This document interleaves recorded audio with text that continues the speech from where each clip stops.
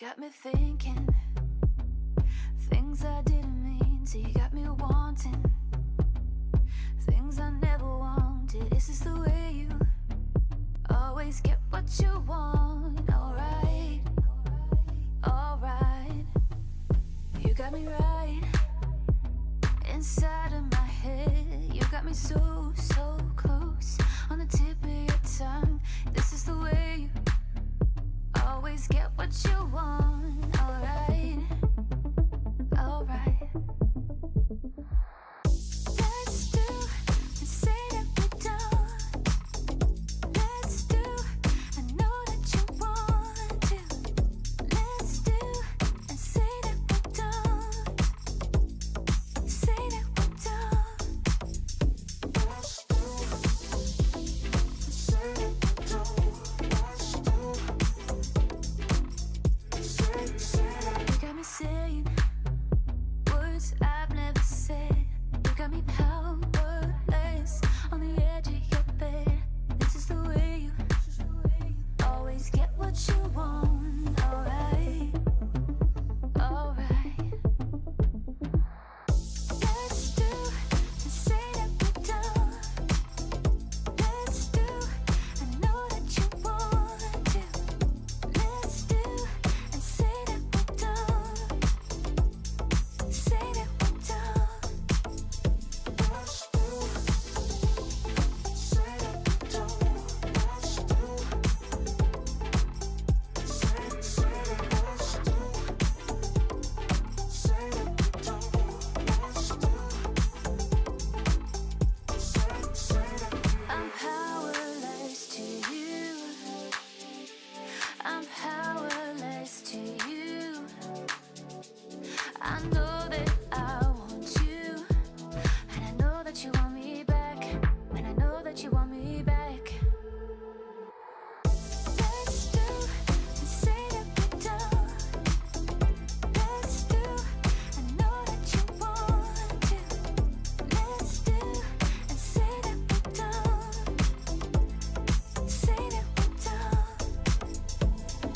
Powerless to you. Powerless to you. I know that you want me back. Know that you want me. Know that you want me. Ding ding.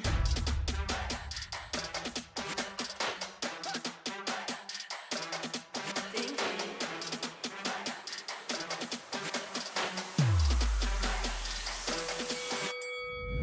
Why you just have that look upon your face with the underestimation? It is so yesterday. 'Cause baby, I can't fly without you by my side. I can do a whole lot more than just look pretty. I know that it'll take some time to say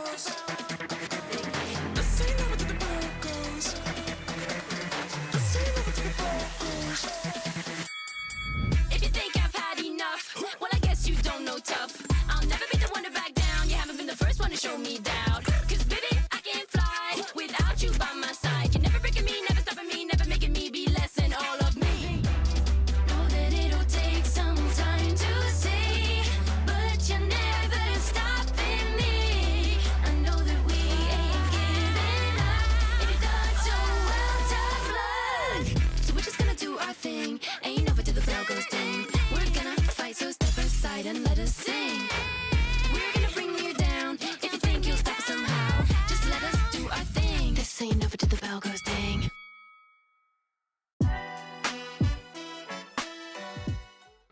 So we already have 4 teams going to the Challenge Finals. Now the question is, who else will be going to the Challenge Finals? Well, we have to see who will go to the last chance qualifier first. My name is Rafael, and you guys are watching the Snapdragon Pro Series Season 5 MLBB. Let's play the intro.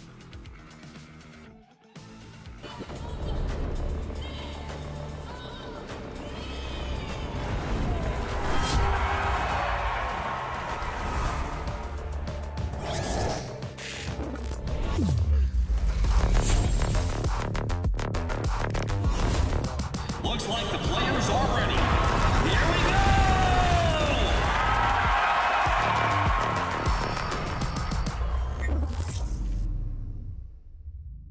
The Snapdragon Pro Series is brought to you by Snapdragon Elite Gaming, Monster Energy, and DHL. We got a lot of amazing matches for you guys today.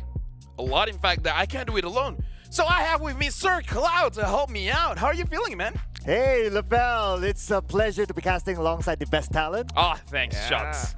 But yeah, either ways, today we have about 5 matches for today where we're going to be selling every single thing to see which teams are going for the last chance qualifiers. And for tomorrow, well, that's going to be the decider. But either ways, we got a big patch going on, and yesterday, not so many changes. Not a lot of teams are willing to experiment just yet. Yeah, but it's also time for the teams to adapt to the patches. So maybe we might see some surprises today.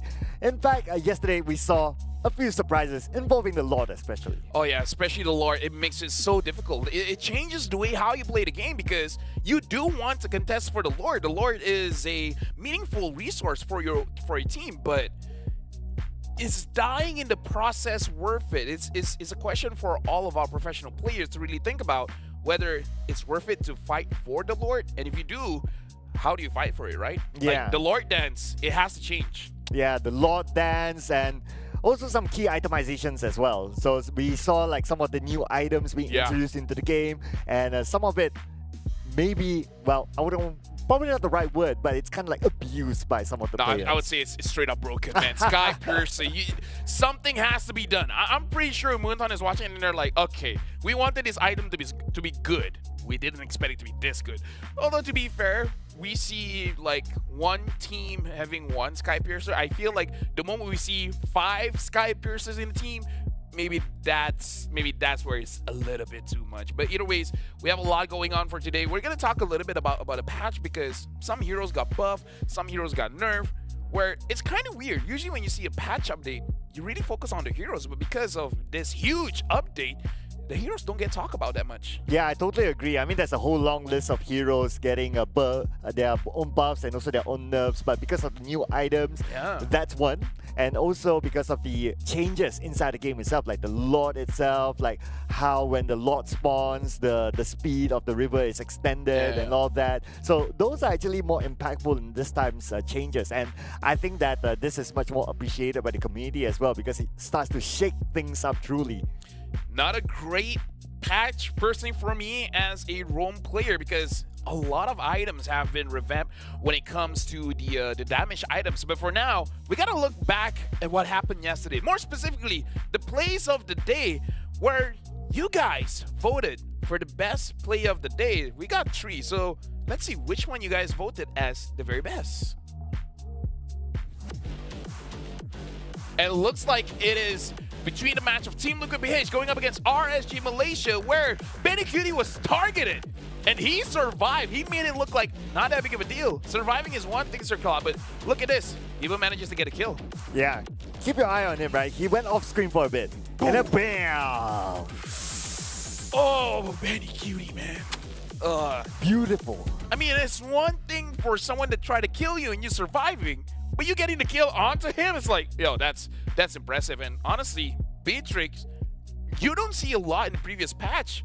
But Benekid is like, now we got to bring it back. Something about this patch changed that made Bitrix perhaps a viable option. But it's also his positioning, right? Like he went kind of off screen as well, and I believe that his opponent totally didn't expect that to happen. Oh, yeah. By the time you know it, it's in your face and you can't do anything about it.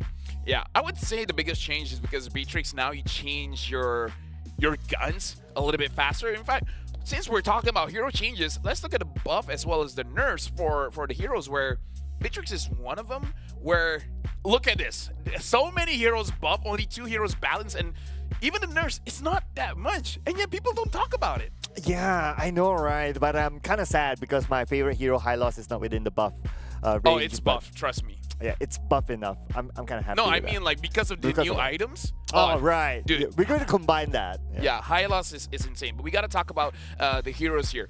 Definitely one of the more amazing changes you guys have to keep focus on is the Hayabusa, because I've tested it, and based on what I've heard from other players as well, Nolan used to be the fastest jungler in terms of clearing the jungle. But now Hayabusa, with the new changes to his first skill having a little bit more damage, make him as fast as Nolan. And Hayabusa is one of those heroes that can abuse the Sky Piercer as well. And other than that, we see that Moonton is trying to buff up a few fighters. We got Aulus, we got Leomord, we got Bane, making them viable to be played in the jungle. So far, we've seen Bane, we haven't seen the rest. And of course, as you guys can see on screen, a lot of mages have been buffed as well, and marksman. We got to talk about the nerfs.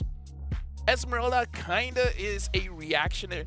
Is a, how do I say this? Like, you buff it in advance because you know that Esmeralda is gonna be a monster with the new Clock of Destiny, with the new Thunderbelt. So I don't know. There's so many heroes being buffed. It's gonna be a tough time for our pro players to keep up. It's like, we gotta test so many things. But I'm also kind of glad to see that Moskov is being nerfed. Yeah. Yeah, because he was super duper strong in the last patch, and with a couple of changes, I wonder if we'll still see Moskov being one of the top picks. But if I were to base that on my rank games, there were still a lot of users that still went for Moskov. Yeah, with that, we got to look at the emblem changes to see what else has been changed in this patch. And we got to talk about Warcry as well as Impure Rage, all right? Because Custom Marksman Emblem, 5% adaptive attack changing now to 16 base adaptive attack makes the early game much stronger for those that wants to use the Marksman Emblem. The Temporal Rain makes for a lot of crazy combos because when you use your ultimate, it decreases all of your other active skills, making a crazy plays. But the one that we've really seen shine is Warcry and Impure Rage, where both of them just give a lot of damage. Yeah, you were talking about the Warcry behind the scenes, that how impactful this new changes is to Warcry. So, what do you think is the best scenario that Warcry will use in this? Warcry is patch? amazing, especially in the laning phase, where you're trying to get as much advantage as you can over your opponents. 8% damage increase for 6 seconds is a lot, and triggering the Warcry, especially a lot of fighters, are having an easier time to trigger the Warcry passive and then just go all in with that additional 8% damage and just winning the lane. Impure Rage as well is good against tanks because it attacks their maximum HP. So overall, great changes to the emblems, and definitely Warcry as well as Impure Rage is the biggest winner here, where I feel like the mages are having fun with it, and fighters slash marksmen as well, because we've seen Roger with the Warcry doing absolute work. So we're still going to have that question, right? Jungle. Yeah. Whether tank jungler or assassin jungler is the thing now. What do you think? I feel like most teams are experimenting with damage junglers, but certain teams where they're still not sure, they're still not all that comfortable, they're going to be playing with the tank junglers. We're going to look at the schedule for today and really see whether the teams feel like tank jungle or damage junglers. We're opening up with Monster Vicious going up against Bigatron Alpha. Afterwards, it's Evil's Holy going up against Evil, Falcon Esports, and Arkihoshi. Yes, and we will have CFU Gaming versus Team Liquid PH. This will be a rematch, ladies and gentlemen. During the earlier stages, CFU Gaming won against Team Liquid PH 2-0. And finally, we'll wrap up the day with Rebellion Esports with, well, let's see who goes through. Yeah, either Monster Vicious or Bigatron Alpha will be going up against Rebellion Esports. But yeah, we got 5 matches in total for today. So that's going to be a good sample size to see whether the teams want to use tank junglers or damage junglers. Because of the new items as well as emblems, it kind of feels like Muntan is trying to push for damage junglers to be in. Doesn't matter if it's assassins, if it's fighters, but again, most teams, they've gotten used to tank junglers, so it's a difficult habit to get out of. Yeah, but with that being said, we might see those tank junglers slowly start to fall off. Maybe like the veterans, so it's always like the staple pick for all these teams. We might see them being moved away, and maybe heroes like Ling might come in. Heroes like the Fanny might come in as well. And with that, our next match is going to be Monster Vicious going up against Bigatron Alpha, but we're going for a short break before we'll be continuing this amazing match.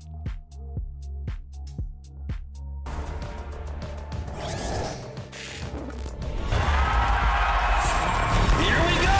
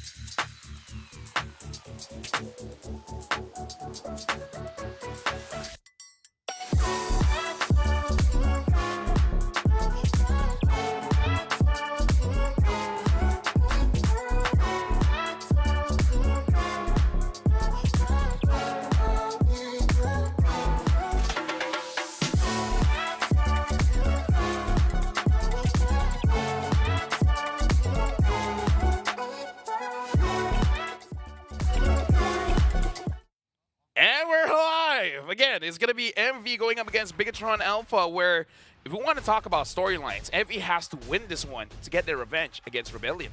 Yeah, and for MV, they are also the team representing Malaysia that is still in the game right now. Of course, we had Yudu Red Giants who already went through, but now all eyes from the Malaysian fans are on MV. Yeah, but going up against Bigatron Alpha is going to be very, very tough.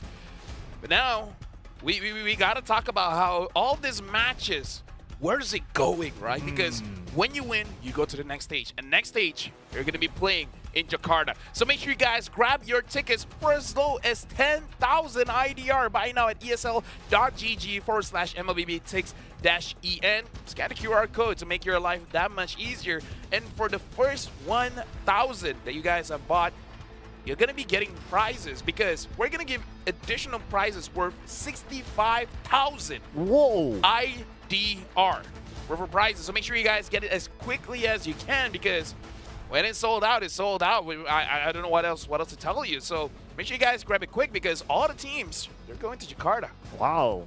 That value? Yeah. Yeah. Oh, supersedes the ticket price. You pay 10,000, you get 65,000. What? Yeah, exactly, right? The math isn't mapping.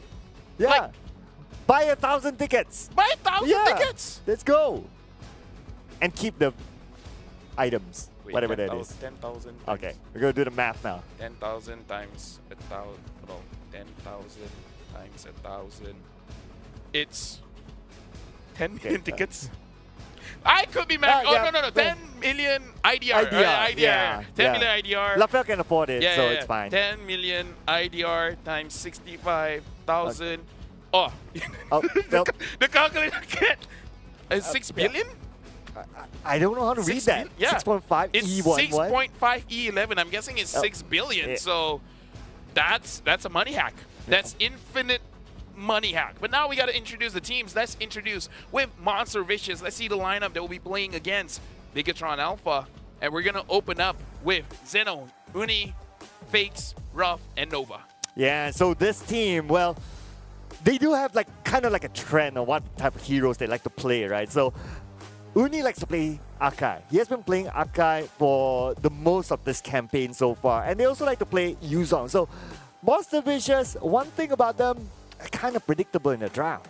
Yeah, but here's the thing, man. New patch, new ways of playing. We got to see whether they're going to be playing the same or they're going to change things up. Now we got to look at Bigatron Alpha. Let's look at the lineup they'll be playing for today, going up against Monster Vicious. It's going to be Zorizo, Super Ken, Moreno, Eman, and Key. So they're not playing around. This is the entire MPL lineup. So this is very dangerous for Monster Vicious. Yeah, dangerous is the keyword, Lafel, because if I base on that draft that they have played so far in the Snapdragon Pro Series, they have not repeated even once a hero.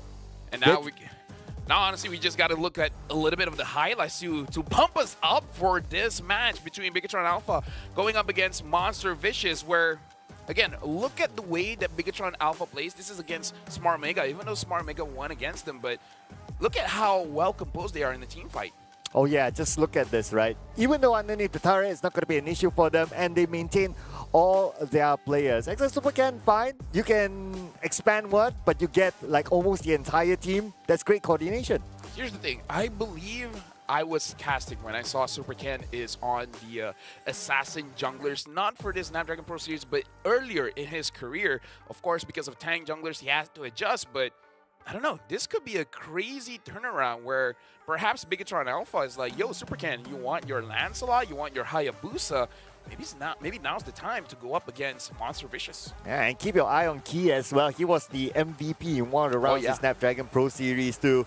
So maybe Ken, maybe Key is going to be the MVP this round. But of course, they are up against Monster Vicious, the team that within the Malaysian scene has always been this team that, even like if you talk about like on tier 2 or like the community level, they have been always very consistent around in whatever tournament. I would say they're even growing because we definitely see the development of Monster Vicious, where with every single time they're playing with each other, their coordination is getting better and better. Even their drafting is getting better and better. But again, because this is a new patch, I would say good and bad draft is kind of subjective because we still don't know what is considered a good draft and what is considered as a bad draft. I mean, like, we still have the idea, oh, if you have a win condition, then it's a good draft. If you don't have a win condition, then it's a bad draft. But nowadays, what is the win condition? Well, one thing, Rafael, you talked about like the possibility of damage jungler or assassin junglers actually coming into this new patch, right? If I were to base on what Uni has played before this, well, majority of it is Akai, like what I mentioned before. But other than Akai, it's like Bharat, it's like Baxia, it's still those tanky junglers. So this patch is also a test to their jungler, whether how versatile he is. Yeah, so far we've seen the Ling, we've seen Hayabusa, we've seen Julian. And the thing is, there's an option for fighter junglers as well. We haven't seen anyone pick it up just... Oh wait, we've seen the Alpha. But other than the Alpha, I don't think we've seen other fighters inside the jungle. Nothing like an Aulus, nothing like a Leomord, nothing like a Balman, Bakito. So it's definitely up in the air. I believe I saw the player's phone. It looks like they're already in the draft, so we're just waiting for the drafting phase here. Yeah, we're about to start real soon. So I'm hoping to see Monster Vicious coming up with more versatility in terms of their drafting, and I hope not to be as predictable as before with the some of the heroes that I mentioned as well, and some of the other heroes that they use frequently in the mid lane. Valentina, Faramis, very, very common for them. Super common. I feel like if you're gonna be predictable, it's definitely gonna be the mid, because Fakes is an amazing mid laner, but that's his ace. If he gets the Valentina, if he gets the Faramis, he's looking pretty good. But if you ban both of those heroes, which both heroes are, in my opinion, definitely bannable, then he might be in a little bit of trouble. Yeah, but speaking about trouble, right? So Ruff, we did talk about like the Moskov nerf earlier on during the new patch graphic, and one of his favorite heroes that is used in the SPS is Moskov itself. Yeah. Yeah. But Ruff is a specimen. He brought the Valentina gold lane. He brought all this great... He's like, okay, fighter, sure. Mage, sure. At this point, I wouldn't be surprised if he brings an assassin. It's like, you know what, Hellkurt, go lane, why not? He is a very talented player that's really just, I would say, being held back just by the draft. Just because people say, oh, you got to play marksman. It's like, okay, sure, I'll play marksman. The moment the coach is like, you know what, we don't need a marksman here, pick up something else, like, bet, I got you. But we got to talk about Bigatron Alpha as well, because, again, they had a dominating run in the regular season of MPLID. They dropped off during the playoffs, so now it's like proving grounds for them. Like, is this regular season Bigatron Alpha, or is this MPLID playoff Bigatron Alpha? Yeah, and it's not like they had the most smoothest of rides inside of the Snapdragon Pro Series as well. Out of the 3 games that they have won, and we're talking about individual games, like they only won once out of a best of 3 series, and obviously they lost the entire series. But what I do like about their game, at least based on that series, is that they don't repeat a hero at all. It just shows that their hero pool is just so wide. Yeah, it's good, but again, is it good because they're trying to counter the heroes that the opponents are showing, or they're trying to be unpredictable, or they're unsure of what do they want to bring themselves? So, because it's always interesting talking to different coaches, everyone has their own philosophy. You get coaches that's like, I won't change my draft at all. If I change, I'll change one thing, I won't change 2. And then you have coaches that likes to change every single time to make sure that they're not easily read. So this is very interesting, where the coaches really define the identity of a team. Yeah, there's no like clear-cut answer to that, Yeah. right? I can totally agree with that. Like it's the philosophy of the coach itself, and it's not only about the coach; it's about the adaptability of the players and how fast they can catch up to certain things, and also whether they are quickly adaptable to situations. Like, what if you want that, but then again, it doesn't work out for you? But nevertheless, Lafel, we're going to go into our draft. Yeah, we got Bigatron Alpha as the first pick and MV the second pick. Bigatron Alpha, they banned out the Faramis, the Angela, as well as the Ling as their first ban. And MV has banned out the Chip, the Louis, as well as the Harif. It looks like the first pick for Bigatron Alpha is the Moskov, and they immediately pick up the Valentina and Grok as well. For MV, they pick up the Roger as well as the Terizla as their first pick, avoiding the Valentina, which is pretty strange. Usually they want to pick that up very, very quickly. And they're also giving Nova the Matilda. Oh, okay. And knowing that this is potentially a assassin jungler sort of patch, so the Fanny has been banned out as well. Totally understandable because it gets to go to the backline and it gets to chase down Matilda. But what I do see a trend here with MV is that they pick again heroes that they're kind of comfortable with. Roger, some might guess it could be in the gold lane, but based on their record, they have played the Roger in the jungle. So this is highly likely a jungle Roger. Yeah, I feel like they really want to see the rest of their lineup. After this, they can pick up a mid laner for fakes, and then after that, they can decide whether they really want to put this Roger in the gold or the jungle. The Farsa gets banned out. I feel like it's a good ban, but yeah, it feels like a very targeted ban against fakes. So now they're really asking him the question, like, are you good with the Novaria? Are you good with the Eve? Are you good with other picks? Because so far, out of everyone from MV, Fix is the one that is very constant in terms of his hero pool. You don't see a lot of changes when it comes to him. Well, there's still like the Faramis that he used often. Faramis got banned. Oh yeah, Faramis is out. Well, then Yeah. Vexana is Oh, probably his yeah. last choice. Yeah, Vexana is still open. I would say it's still good for the draft because you want a body in front of you. Oh, but they're picking up the Julian. So this is going to be okay. a Julian jungle. So they're instantly showing that the Roger is going to the gold lane. All right, I like this. I like this. I asked for it. Wanted to see versatility coming in from MV themselves, and looks like they're showing it. So far, so good. But then the last pick. This will be the question mark for MV. Likely that they might pick up Vexana. It is still open because at this point, BTR will not pick up Vexana. Yeah. For now, they're hovering the Arlet, really thinking about how do you want to get to the back line, or how do you prepare yourself to go up against the Julian, because the Julian can gank you very, very early on. It looks like they're going to settle with a Paquito, and their jungler is going to be a tank jungler with the Barats. Or they could switch it up and actually put Paquito in the jungle. That is the versatility that they have right now. But also, wait a second. Wait. Okay. All right, so let's check this out.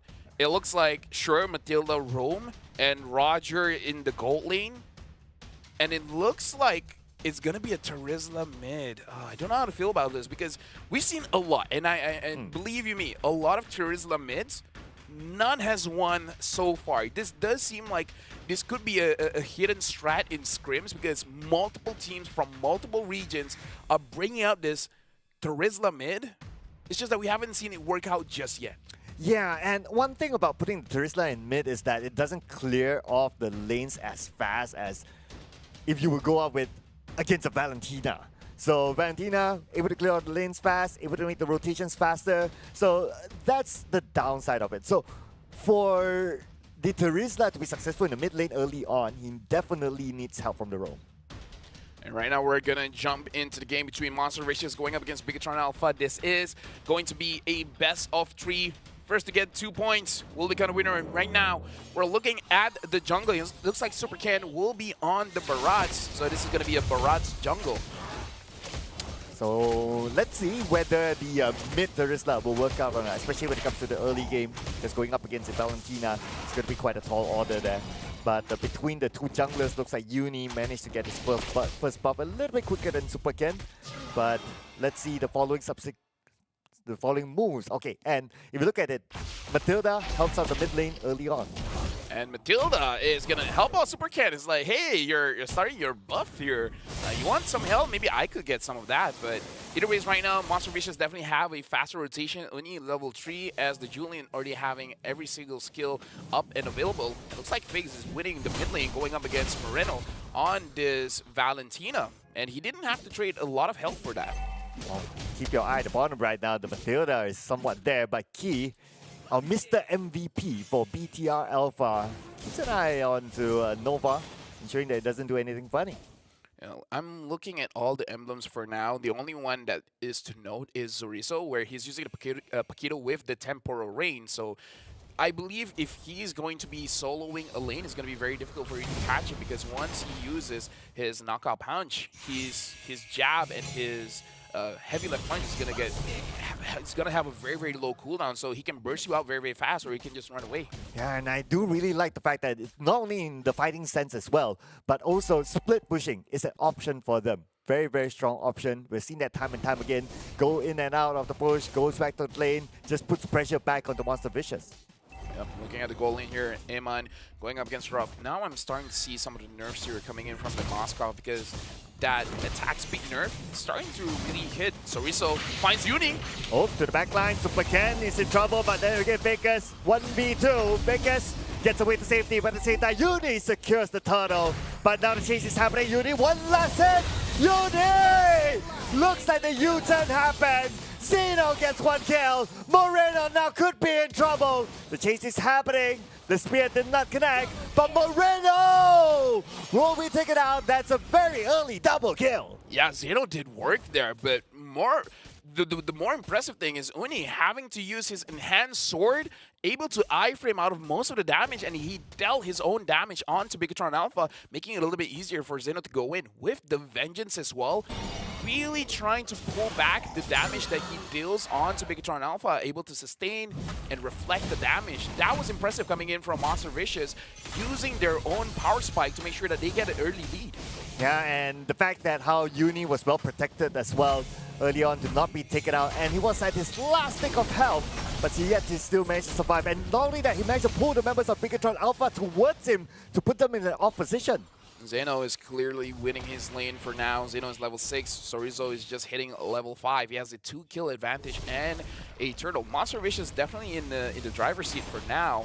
It looks like Bigatron Alpha, their mid lane is actually having a little bit of trouble handling this Terizla, where honestly, I know what you said, but the Terizla clear speed is honestly very good, which makes a lot of sense why he's in the mid. It's just that so far teams haven't been using him that well. Well, so far he hasn't been making big rotations as yet, but we could see something big at the bottom.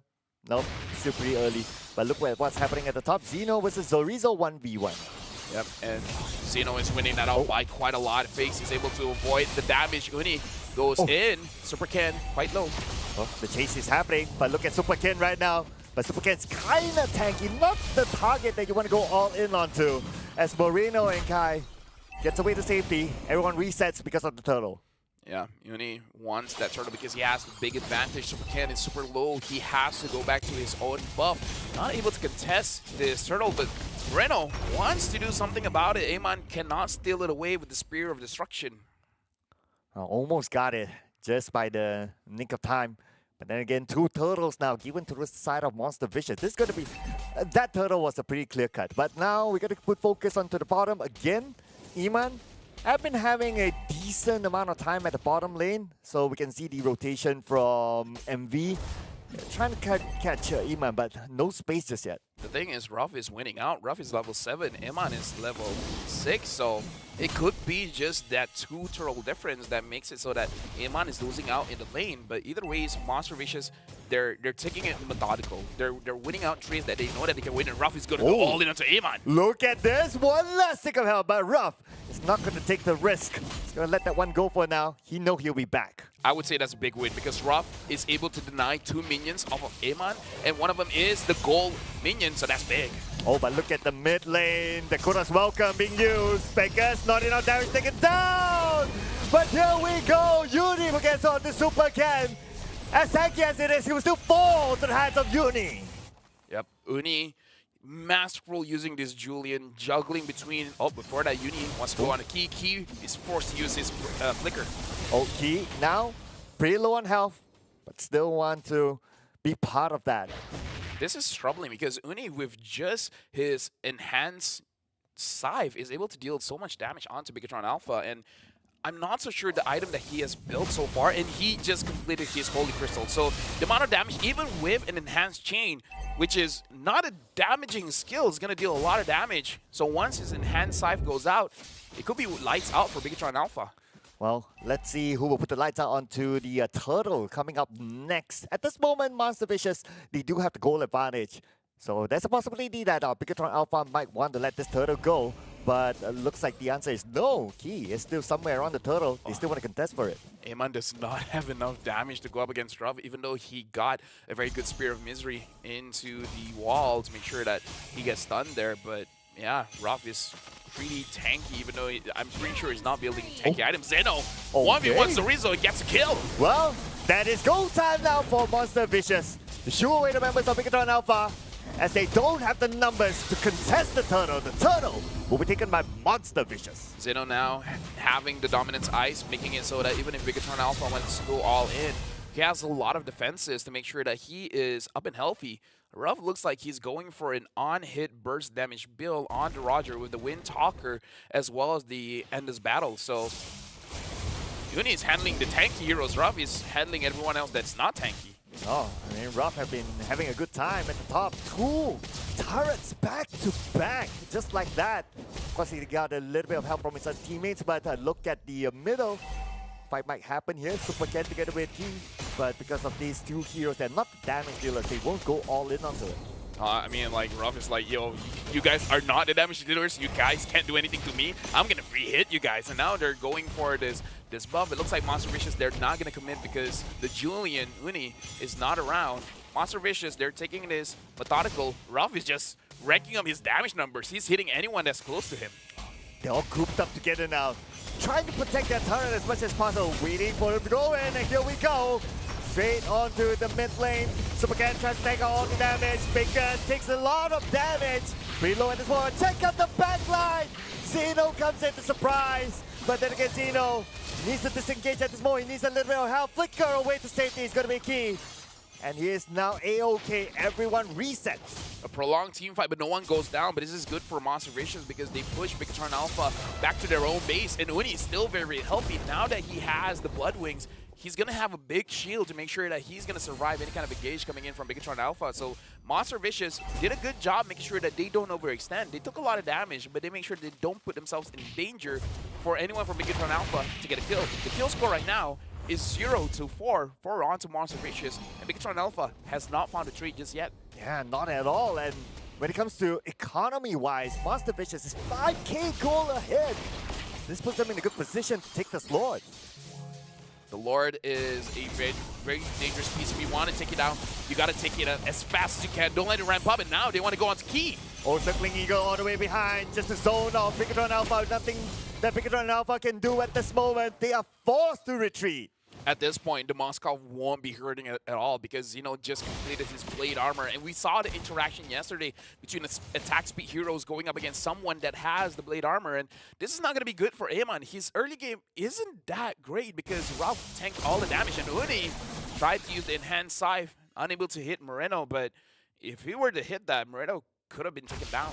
I mean, if they can continue to put pressure on the Iman, he might not even see the light of day when it comes to the late game because Moskov is most effective when it comes to that stage. But if Monsterfish is able to put up this level of pressure on the Bigatron Alpha, Iman will have a hard time. Rizzo gets hit by the enhanced scythe, still doing okay. And now the Great Dragon Spear built up by Ruff. Circling Eagle all the way to the back. Trying to fish out any interesting moves or spells from the side of Bigatron Alpha, but nobody fall for it. But check out the bottom lane as well. Pressure there. Top lane pressure by the Lord. I mean, this is going to be a three-way entrance for Monster Vicious. It looks like they found Iman. They're thinking about it. Where do they want to go all in? They managed to get the mid lane tier 2. He's taking quite a lot of damage. Bottom lane, we see Zeno soloing one turret. Overall, this is a big win for Monster Vicious. Here we go, circling Eagle, but in the penalty zone! Goes in straight onto the back line. Key's being low at this moment. We try to counter back underneath the turret. The turret is still active. The turret did help Bigatron Alpha to secure that one kill, but they're looking for more right now. Ruff seems to be in trouble. The chase is on the Ruff. Nice flicker. Moreno comes in to secure that kill, but Moreno taken out by Nova. A little bit of a trade there, but they're looking for more right now. But check out the backline. Zeno arrives just to shoo them away, saving Nova and Uni. Yeah, overextension coming in from Monster Vicious. They still have the gold lead, but if they were able to get that inhibitor, that would have been 100% worth it because they can trigger the super minion and then start playing the macro game. Try to play around the bottom lane, let the top side push by itself. Unfortunately, that did not happen, so a very good play coming in from Bigatron Alpha. Looking at the items here, a little bit weirded out for me that I do not see the Sky Piercer on Roger. Oh, but then again, focus on the Key. The tank, circling Eagle all the way behind. Key takes a lot of damage, has to back off with a wild charge. And now without the wild charge, with about 20 more seconds to go, they have to challenge for the next Lord.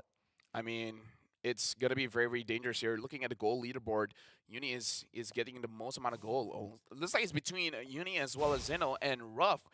Amon is actually catching up, even though they're losing by quite a bit. But in terms of goal, he's down by 1,000, which is bad, but it's not as bad as you would think it is with almost 6,000 gold lead. Oh, check out the damage on the Key, circling Eagle all the way behind, just to open up space. And also to gather information on where the positioning of Bigatron Alpha players are at. We can see Zeno going onto the backline and so opening up the space for Monster Vicious to secure the Lord. And now it's probably going to be goal time. They managed to get Super Cat, but that's not the target that they want. They're going to let Super Cat go because the focus is now back onto the middle. Zorizo was there. He tried to put pressure by doing a slight split push.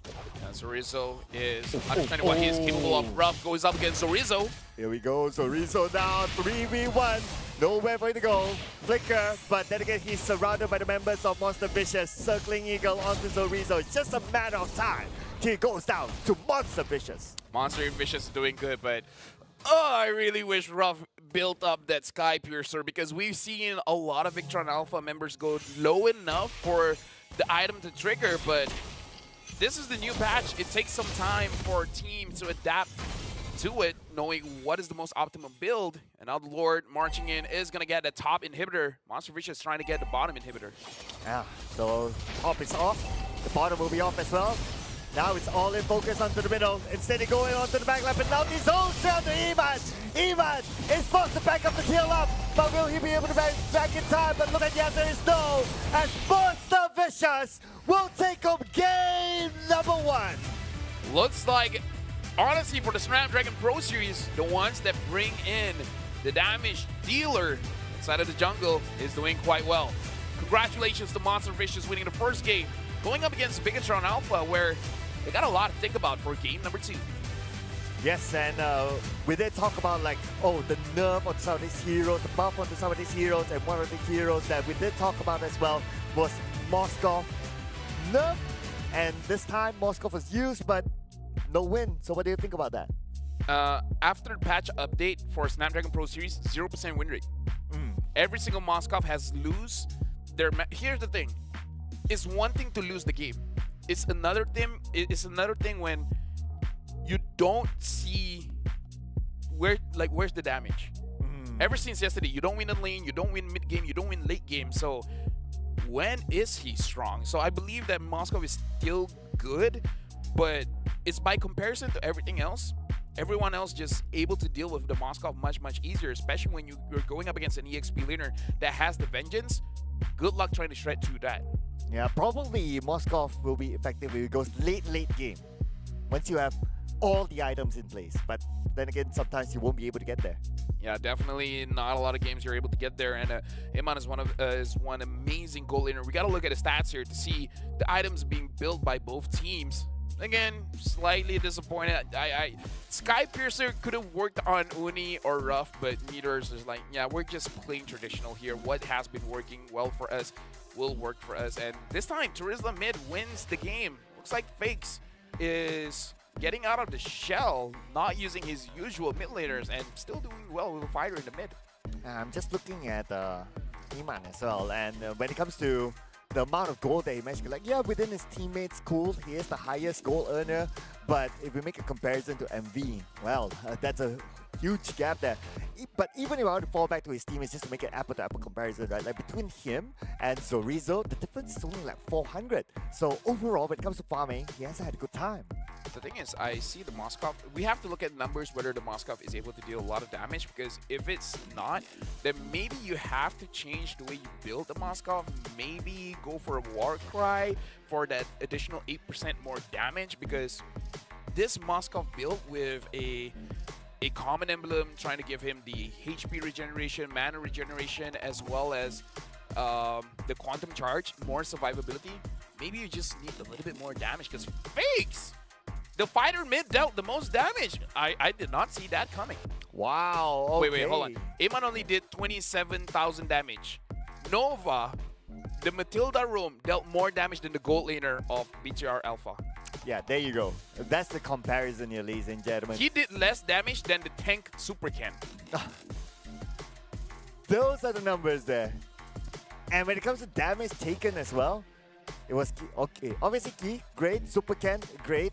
I mean, they are meant to tank out that amount of damage, but then again, one thing is about tanking the damage, but another is about getting the return out of that. Like, you absorb all of that, are your other teammates, the damage dealers, able to counter? The answer is no. Looking at the tower damage, 0 for Spokane, Moreno, Eman, and Key, this just shows that MV won the laning phase by quite a lot. They won the EXP lane, they won the gold lane, and they won the mid lane. So maybe this is why the Turisla mid is good, because it's very oppressive going up against most mage mid laners.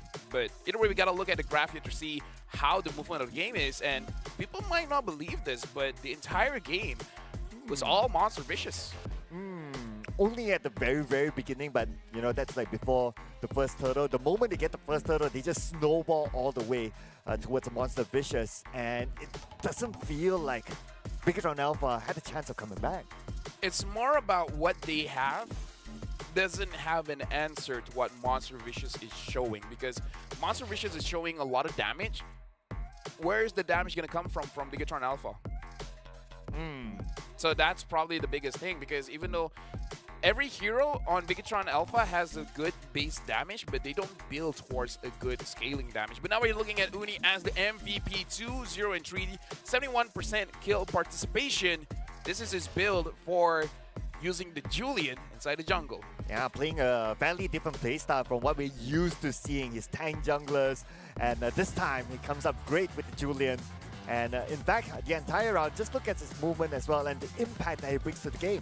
Yeah, looking at his first fight, he was solo and able to use the enhanced sword to iframe against all the damage, and then returning quite a lot of damage. The moment he has his Holy Crystal, it's all good for Monster Vicious. Whenever they want to go for a fight, he can set it up for his team, or he can be the finisher. This is this is the ability of a good Julian player being able to play both styles of play, being the setup as well as the payoff.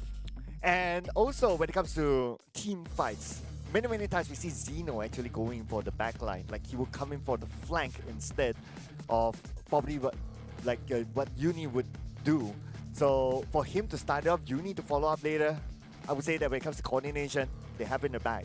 Yeah, the only thing is we see that congratulations to Monster Vicious using a very good draft to go up against Bigatron Alpha.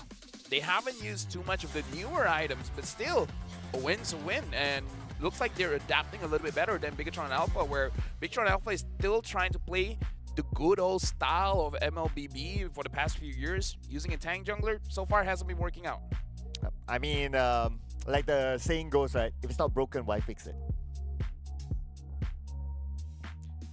I feel like Skypiercer is broken, you should fix it.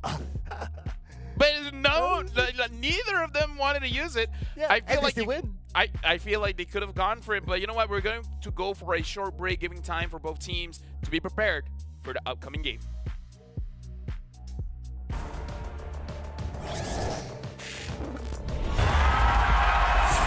Here we go!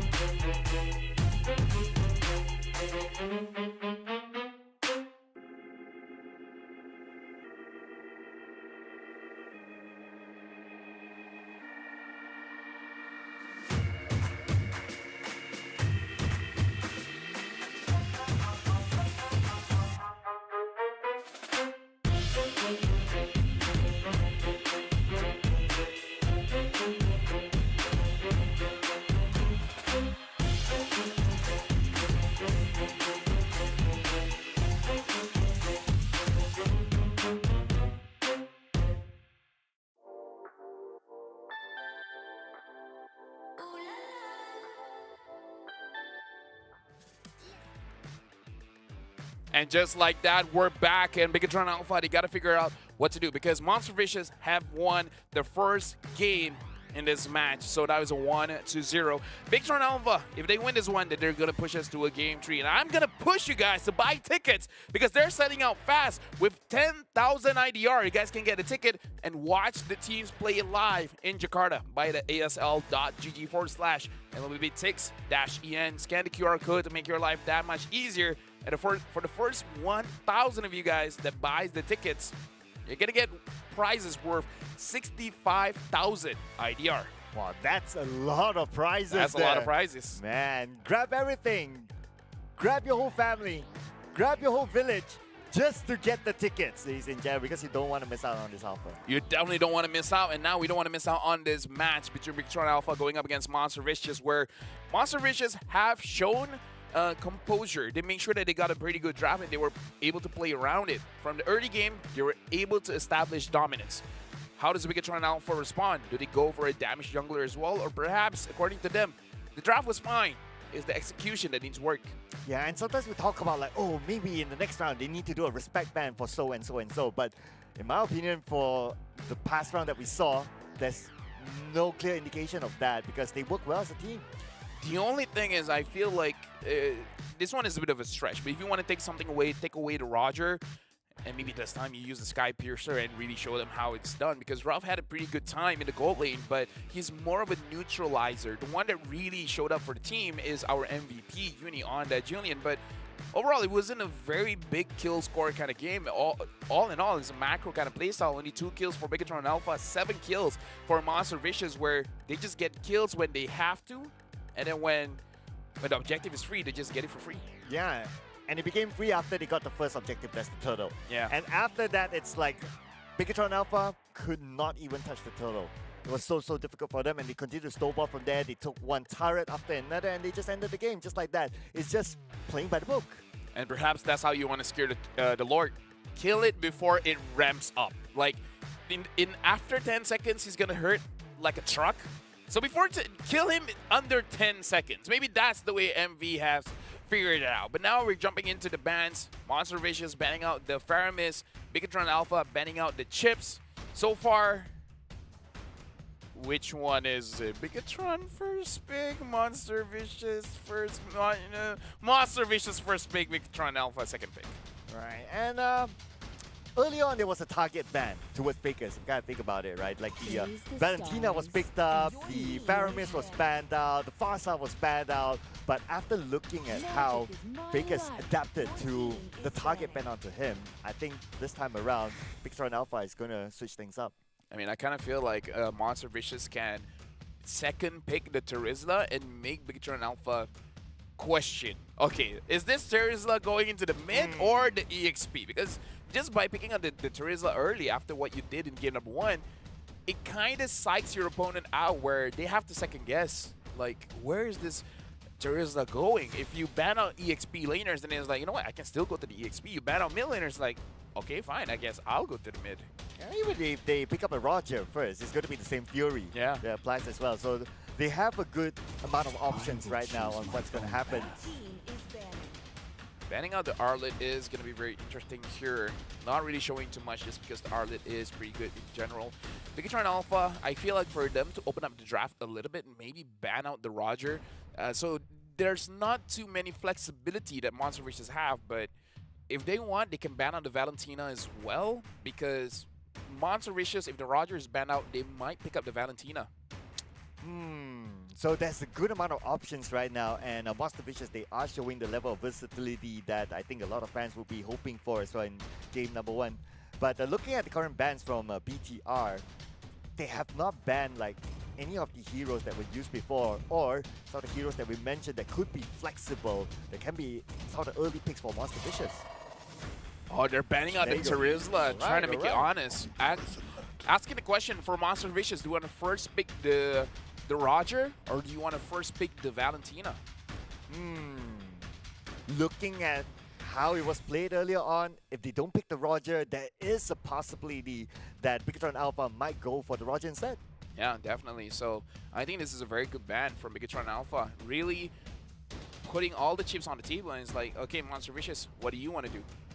Like, I feel like this is a very good ban. You're opening up both options, and then making it so that Bigatron Alpha will always feel like they have the upper hand, because they're going to trade 1 for 2. Or maybe you can Angela! Angela gets picked up, and now... Okay. But now, Bigatron Alpha, they can pick up the Roger as well as the Valentina. Or do we have something else in mind? I feel like you pick up the Roger here. The question is, you may not have to pick up the Valentina early because this Angela could go mid. Okay, Roger picked up. Yeah, I think Roger Valentina. I think it's the safest option. Would you say the Valentina is just to take it away from Vegas, or it is them wanting to play the Valentina then? Nah, it's good both ways, because it's good because it's one of Moreno's best heroes and it's one of Fake's best heroes, so take it away. Now there's an option for the Ling if they want to. The Ling and then maybe pick up a marksman or EXP laner. If they don't want to lane, the Julian is still fine here. But I think the bigger question is that now that the Roger falls into Bigatron Alpha's hand, like what would the best matchup to go up against Roger in the laning phase? Honestly, a lot of burst heroes are still viable now. Clint is picking up in speed, so they're picking up the Edith and the lane. So now they gotta handle the combo, and the Fanny gets picked up instantly. Oh. So it's burst over burst. Please learn the patch. Sky Piercer, let's go. All right, here we go. Now it's just a matter of whether to get the Sky Piercer or not. But just to point out as well, for Uni, he does not always use assassin junglers. I would say actually he uses a lot in his tier 2 days. Right. Yeah. So I feel like he's okay with it. It's just that he didn't have the opportunity to use it, you know? Yeah, and now with the new patch, I guess it justifies him to try to use this a little bit more. Well, this Bigatron Alpha ban out now because the Edith can go to the Roam, can go to the EXP, maybe ban out something like a Brody, because the Brody can handle well against Roger and the Fanny. But they ban out the Moskov. They still respect the Moskov. Although from what we see earlier on, the Moskov didn't stand a chance against Roger in the lane. And I do understand why as well, because the reason why you pick a fighter gold lane is so that it's kind of like a counter to most marksmen. So for them to still ban out the Moskov, okay, that is definitely a respect ban.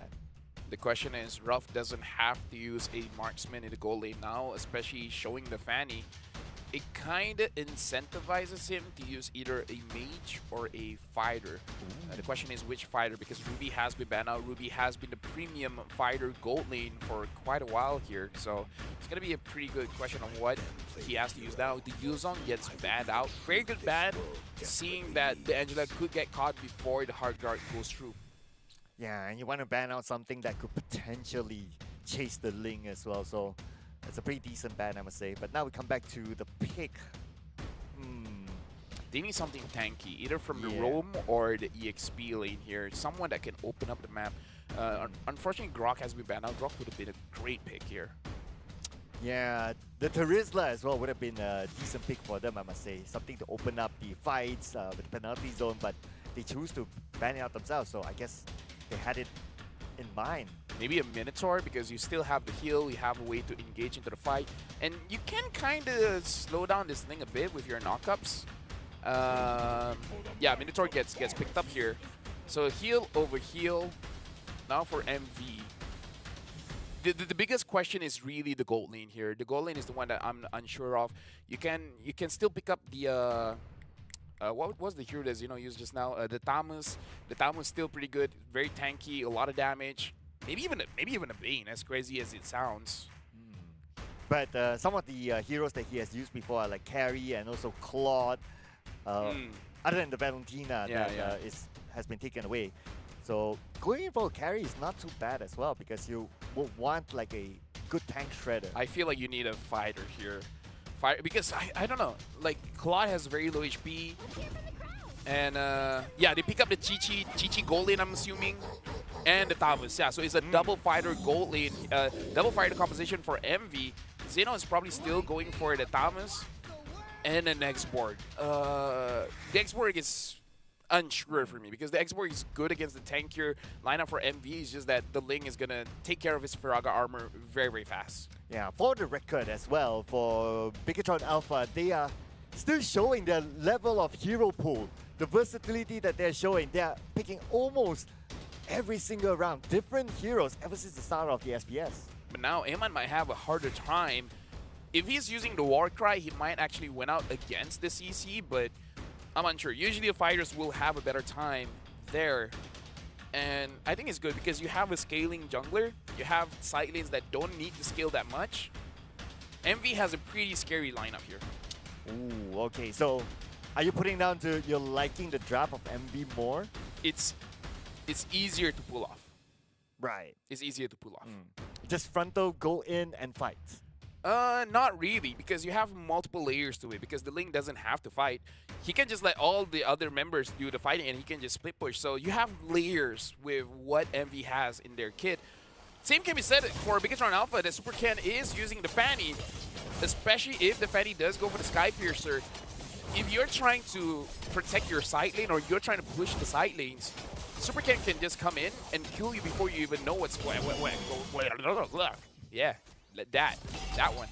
Yeah, so I guess when it comes to composition-wise, both sides have pretty similar composition. You have someone that can protect the front line, and you have someone that can go all the way to the back line and also do a split push if needed. This is interesting because the Ling is using the War Cry, so the burst damage from the Ling before the fight even starts can stack up that War Cry, and then for 6 seconds it's going to deal a lot of damage. Oh, nice flicker there by Moreno.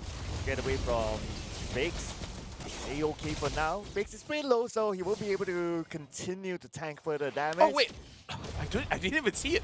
Yeah, Edith is mid. And Ruff is actually having a hard time against Amon. Amon is winning this out. Amon gets first blood. Just like that.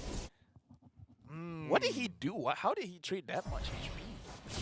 Probably took a shot underneath the turret. Yeah, Face has to be careful here. He has to recall. Bigatron Alpha, this time having a better early game. Super Ken now hitting level 4. The Silence have to be careful. Looking at the bottom lane, so looks like Iman does have the level advantage, 1 level above. But I guess whatever that we learned from round number 1 is that what happens to the first turtle. So we will get to see the level of control that a certain team would have if they can win the first turtle. Key completed his boots. Looking at the items, no one has completed a full item just yet. Key wants to get that level 4, same as Nova. Like Key with, I don't know. So far I feel like Bigatron Alpha have a better, no, I think Monster Vicious have a better comp at securing the turtle, but because Bigatron Alpha, their EXP won out this lane against Xeno, looks like Bigatron Alpha has the better standing to secure this turtle. And Key is already at level 4, so the Minion Fury is online. This is where they need to be super duper careful, knowing that he has the Minion Fury. They cannot group up together now. So maybe that's why they're going to take the time, allow the junglers to get the purple buff, and then they'll see how they're going to roll. Well, the turtle is going to get started. Moreno already pulling aggro, but the aggro goes over to Monster Vicious. Looks like Super Ken is still farming. He probably just wants to steal. Oh no, Xeno. Okay, goes straight onto the back line. Takes a lot of damage all alone. Only focus on the Xeno. The tunnel is still open! The tunnel is open! Allowing Moreno to get the double kill and also the tunnel at the same time, and they're looking for more at this point. Uni with Elastic of Hell saved by Hot Guard. Yeah, Key was the one that actually secures the turtle for Bigatron Alpha. So if the question is the early game here, Bigatron Alpha is definitely the one winning it out, and Ruff goes back in. Amon almost finishing him off. Yeah, dude. Roger, bet it out. Roger is good for anyone. Oh, Ruff is literally having a rough time right now at the bottom lane. But backup's on his way though. But Uni to go in with Key there, with still the Minion Fury, maybe not yet. The Minion Fury is still in cooldown, so I feel like he doesn't have to go just because the gold lane gives you that damage reduction. So even Bigatron Alpha will be hesitant to really push that. As long as the gold plating is still there, they're going to be safe because the damage reduction does a lot of work for anyone underneath it. It's not going to be worthwhile yet for them to go all in. Instead, they need to focus on the farm because right now they're about 2,000 gold difference away from Bigatron Alpha, and they also need to prep themselves up for the next turtle. Right now, Amon is securing all of the scavenger trap, getting a lot of gold out of it. So definitely the highest gold right now. The closest is Moreno, but even Moreno is quite a ways away from it, around for 600 gold difference. Oh, but look at Fakes in the mid lane. Key is just waiting for the right moment. Try to jump on the base, and there you go. Went in, but Super Ken at the bottom lane, putting pressure onto Ruff as well as Nova. But then again, they're not going to go all in just yet. Super Ken continues to put pressure, flickers away to safety. The White Scova, A-okay for now. Yeah. Oh, Xeno. Oh, Xeno taking a lot of damage. Last we saw it, the hard gun onto Xeno. Buy Xeno some time, but then again, for how long? Xeno's pretty low at this point. Uni gets killed to Moreno. Xeno gets taken out. A little bit of a trade between the two. Looking for more. Key as well as Zorizo. Bottom pretty low. But then again, Key easily heals up. Not going to be a problem. Oh, the bottom lane. I'm just looking at, again, Ruff is not having a good time going up against Amon. Amon is pretty angry about what happened in game number 1 and is really bringing out his vengeance in game number 2.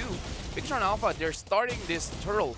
They won the first one. Can Monster Vicious win this second one? Looking at the items, before that, Zorizo, no more Viraga armor. Here we go. Moreno comes in at the right timing. Bane's got to be super duper careful. Super Ken comes in as well and tries to go onto the back line, but he's not going to take that risk just yet. Moreno taking lots of damage. Oh, everyone all in on the Moreno right now. Moreno could be the next one to fall. No, Moreno still survives. Look at the chase onto the back line. And Moreno! What a beautiful U-turn. And now they go in. And there you go. So Rizzo will get another one for himself with the last insanity. Bigatron Alpha. What a total dance that was. Imagine if they had Sky Piercer.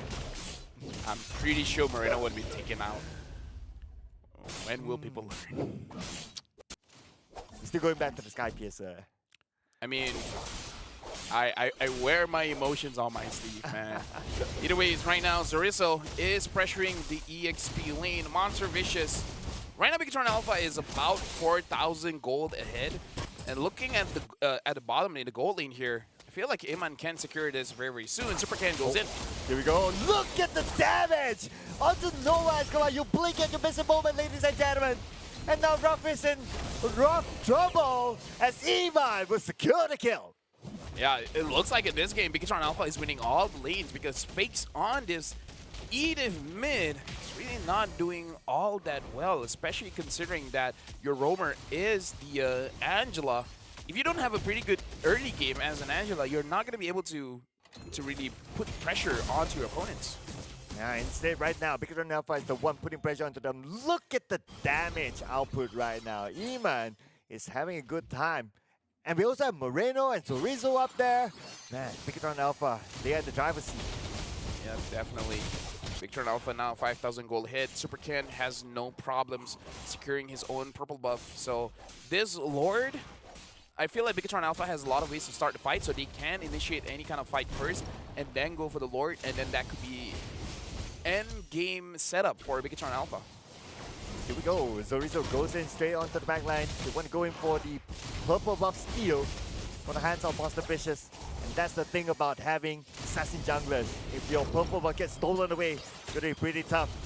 And look at the damage taken by Zorizo. It's not phased at all. Yeah, he keeps on healing the damage that he is taking. He has a War Axe, so a lot of scaling heal for him. Moreno goes in and looks like Uni still secures the purple buff. Now he has the Berserker Fury, so more damage. But he only has the Sky Piercer. Listen to LaFell, ladies and gentlemen. But then again, with the fact that he used the Retribution, this is definitely going to be a free lot for Bigatron Alpha. But look at the bottom lane. Not going to be an issue. It's just them, Super Ken, buying time as he secure the Lord. Yeah, but Super Ken has 3 items at this point. He has the Blade of Heptases, the Sky Piercer, as well as the Malefic Roar. So even the tankier heroes for Monster Vicious, they have to be careful because there's a lot of penetration on the Fanny. So I feel like Bigatron Alpha, they have a lot of ways to have a big burst of damage. He just needs one really good setup, and it's going to be all over for Monster Vicious. Here we go. On to Key, not the target anyone, but here we go! All the way to the back line. Underneath the turret, not going to be an issue. Uni takes one out of Key. Now Zorizo will be the next target. Last Insanity will be used to shoot him back in. Super Ken is waiting behind for the right moment to fly in. Steel cables from the side. Look at Super Ken on the right side of the screen, ladies and gentlemen. Could potentially come up with a surprise, and Monster Vicious, they're aware of it. So they get back into the base. The Lord is pushing down bot. No one is defending the bot turret. The mid is being taken by Bigatron Alpha, and the top lane is going to get dealt with just by minions. Bigatron Alpha, they're zoning away Monster Vicious. There's not much that they can do because they don't have a lot of clear spirit here. So the minions coming in, only Uni can clear it up fast. Last Insanity on the rough, forcing him to go back. But looks like Iman will get a kill on the Fix. And here we go, Super Ken has a run. Uni will be taken out by Super Ken. That is his arrival, ladies and gentlemen, introducing himself to Monster Vicious. Yep, Super Ken again, as I said before we start the match, he is an assassin user. Looks like game number 1, they were trying it out. It's like, maybe tank jungle still works. And then Super Ken is just like, yeah, just give me an assassin. Yep, and all the way to the back, Iman gets a double kill, and this is where Bigatron Alpha will close off the game, bringing us to game number 3. Yeah, Bigatron Alpha understands what happened in game number 1. Not enough damage. So what to do for game number 2? Overload on the damage. Congratulations to Bigatron Alpha equalizing the match going up against Monster Vicious. And now we're going for game number 3. And about the Sky Piercer. 2 people from Bigatron Alpha has the Sky Piercer. There you go. There you go. Yep. That's why they call Lafayette says. Yeah. When Lafayette says, you listen. Yeah, it's cheap. It's 1,005. Even if the boots is 700 gold. 2 boots equals 1 Sky Piercer. Okay, technically 1,400, but whatever. But either ways, congratulations to Bigatron Alpha. This time they're like, okay, we show you how to use an assassin, and they use it very, very well. So whatever Moonton is doing, they understand that this is how you push for a more damage-oriented jungler. Change up some items and make the Lord very hard to contest. Yeah, so people don't like drag on to the late game hoping to get the late Lords and all that. You know, just you have the damage, go for it, finish up the game. Yeah, the moment you can do something about things, just keep on doing it, right? After this, we'll be looking at the stats, looking at the items built by both teams. I think there was 2 Sky Piercers. I could be wrong, but I think there's at least 2. But the Terizla mid looked good. Edith mid, not so much, because the clear speed is abysmal. It's not that Edith has bad clear speed. Edith has very good clear speed, but whenever you do want to clear it out, you will take a lot of damage. Yeah, and you mentioned something interesting as well about the Angela needing a good early game, and Nova Escobar did not have a good early game. Yeah, I know. Now let's look at the stats. Let's really dive in the itemization, and let's see, 2. 1 on the Roger and 1 on to Super Ken. Though we have to note that Amon built later after he built his Trinity items, then he built the Sky Piercer. MV, Uni having the War Cry is pretty interesting. I believe we've only seen it in action maybe 2 or 3 times, but the burst damage is still not enough, especially because his first item is the Husk Claw. So personally for me, I think it would have been a little bit better to go for the Berserker Fury, because the Berserker Fury has reduced in its price, so you can build it up much easier or much earlier. And I don't think you need all that much healing in the start of the game. Maybe just go for pure damage. Would have been a better result. So based on what Uni has bought, right, what would you trade off for Sky Piercer? Husk Claw. Right. Yeah, so Sky Piercer first, Berserker Fury, you're in business. But he went for the Husk. He went for the standard build instead. He went for the survivability build, which I feel like you're the damage dealer. You should deal as much damage as you can. Not saying the Husk Claw is a bad item. It's just that I feel like Husk Claw is more of a third item kind of item. Yeah. If they want to be... Yeah, if you don't want Sky Piercer, they just build Berserker Fury first. I kind of feel like you get more bang for your buck with first item Berserker Fury compared to a Husk Claw. So check out the new items, ladies and gentlemen. It's going to be a game changer. But all these stats are also game changing for Bigatron Alpha, that is. And obviously, the stats do favor them. Look at the damage dealt by them. I'm looking at the tower damage 0 by Envy. Like Bigatron Alpha, just not at least Zorizo was able to deal some damage onto the towers, but Envy could not deal any damage at all. And Ruff did not have a good game. He did not play the game at all. We rarely see a gold laner having the highest damage taken per minute. 8,325 damage taken per minute by Ruff. He was not having a good time. This Roger needs to be taken out. Yeah, and they had the first pick, but they let the Roger go. So, yep, I guess lessons learned from this time, because they're still round number 3. But I feel like they were worried if Super Ken gets the Ling, because Super Ken is pretty good on Ling as well. So they first picked the Angela, so that they don't give that option over. But looks like they weren't ready to bring it out themselves. Yeah, but we did see it was very apparent that the Roger was very dominant from the early stages onwards. Like, how many 1v1 kills? Solo kills? Like at least 2 or 3? I believe 6. 6. I don't think he always gets the kill, but he always gets it low enough that he could get the kill. Right. That's good enough then. And we're gonna look at the graph here, and basically the same as game number 1, except this time it goes over to Bigatron Alpha. I would say the curve is more Downward? more chanty, More pretty? prettier. I don't know. It's like it doesn't have that big of a spike. You know, it's like very gradual kind of advantages, nothing too crazy. So they're just taking any advantage that they can. They're not really forcing things out. In other words, it's a slow death then. Yeah. But I mean, we could see it as well. I guess the kind of like the first game feel that even, but this time around is Bigatron Alpha. They went for objectives. They don't get that many kills, but they get kills when they could get it. I would say it's the same. Like, yeah, I don't know if it's because of a new patch thing, but we have very one-sided games where it's just like whoever has the better draft wins the game outright. So I don't know. This does prove that even though they're professional players, adjusting to the new patch is proving to be a struggle. And this guy is definitely not struggling. Our MVP this round, which is Iman, 504 KDA. And he is our MVP this round, and he had it from the beginning up until the end. I would say the highlights is just looking him at lane. There's no way that Ruff could win. And the thing is, sure, Roger is a marksman fighter, but usually pure fighters would win out in a lane, but Ruff could not do it.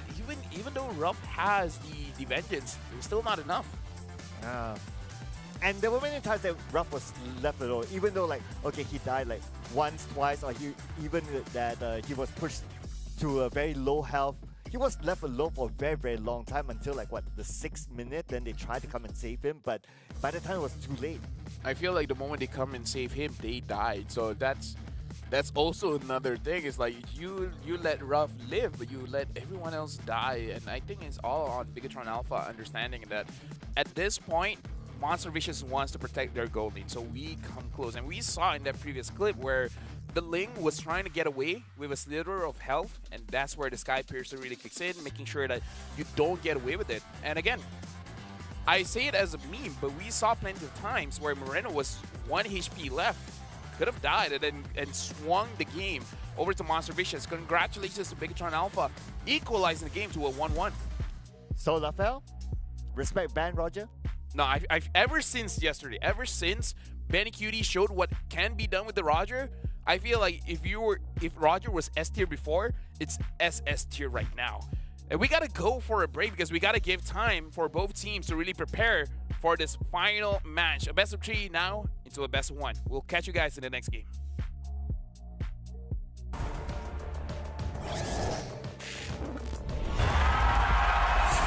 Here we go!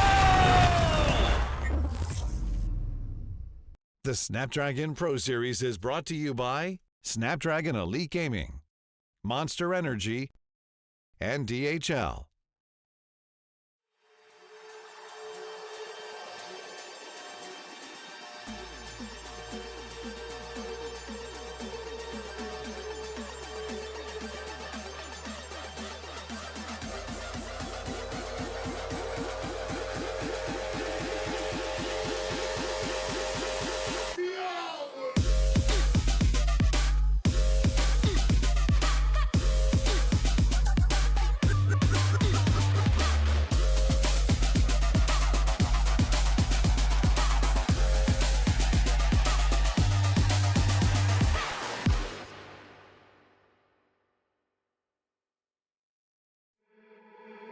You got me thinking things I didn't mean to. You got me wanting things I never wanted. Is this the way you always get what you want? Alright, alright.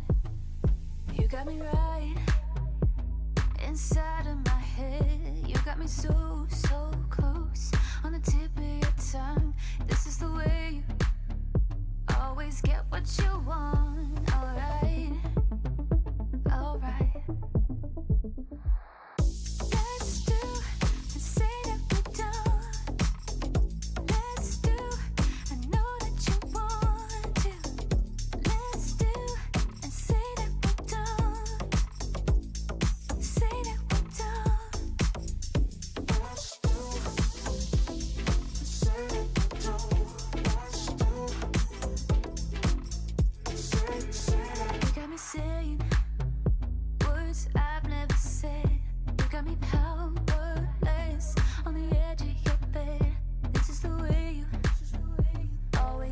what you want, alright. Now we're looking at the final game between the match of Bigatron Alpha going up against Monster Vicious, where game number 1, Monster Vicious won with a Julian. And then game number 2, Super Ken brought out the Fanny as the jungler and won game number 2. Emma is looking very strong with the Roger.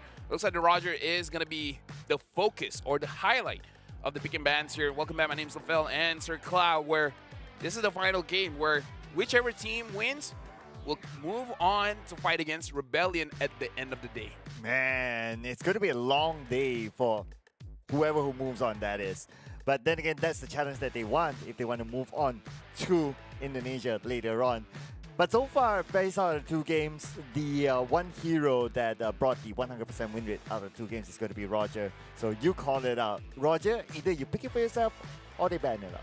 Yeah, because Roger was already very strong. He was a nerf in this patch, and the items just make him stronger. The emblems just make him stronger. So, yeah, it's one of those things where I feel like after you felt the pain, then you're like, okay, you know what? Respect.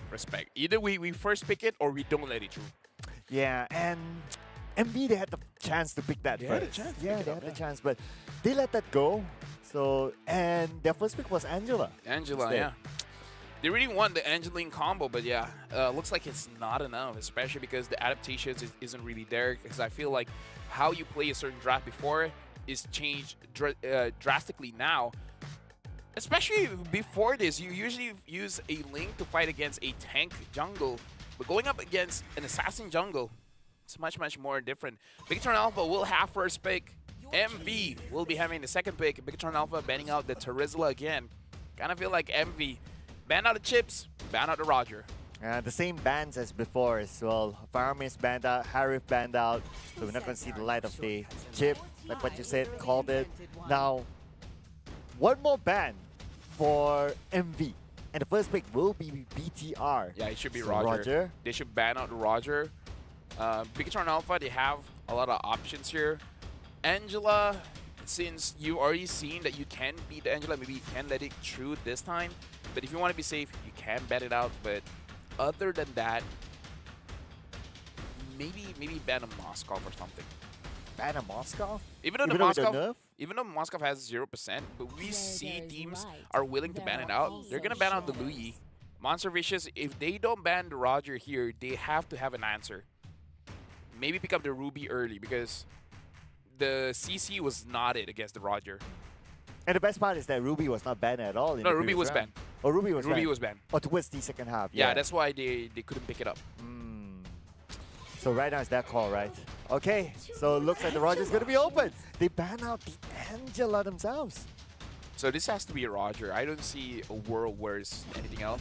And then MV, I'm thinking they pick up a Valentina, like Valentina Arlet, something that can work well with the Valentina. The Arlet can be, you know, Rome or EXP. Yeah, Valentina Arlet. So now for Bigatron Alpha, maybe the Fanny again, like it's let through. And maybe the Minotaur, or what other mid is strong now? I'm strong. Real strong. Yeah, So Fanny. it looks like we're going to see the Fanny again.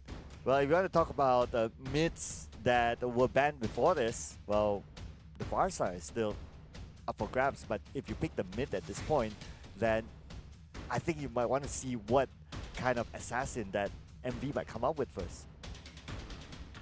Roamer, EXP, or mid. Oh, looks like they're picking up the Ruby. So they're Okay.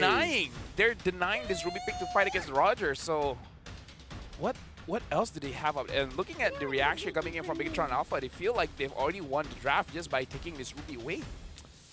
What else do you have here? Oh, the Valentina could go gold lane. Okay.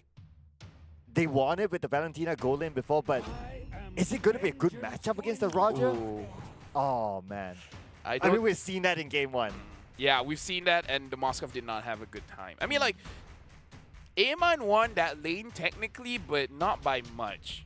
I don't know how. This is a toss-up.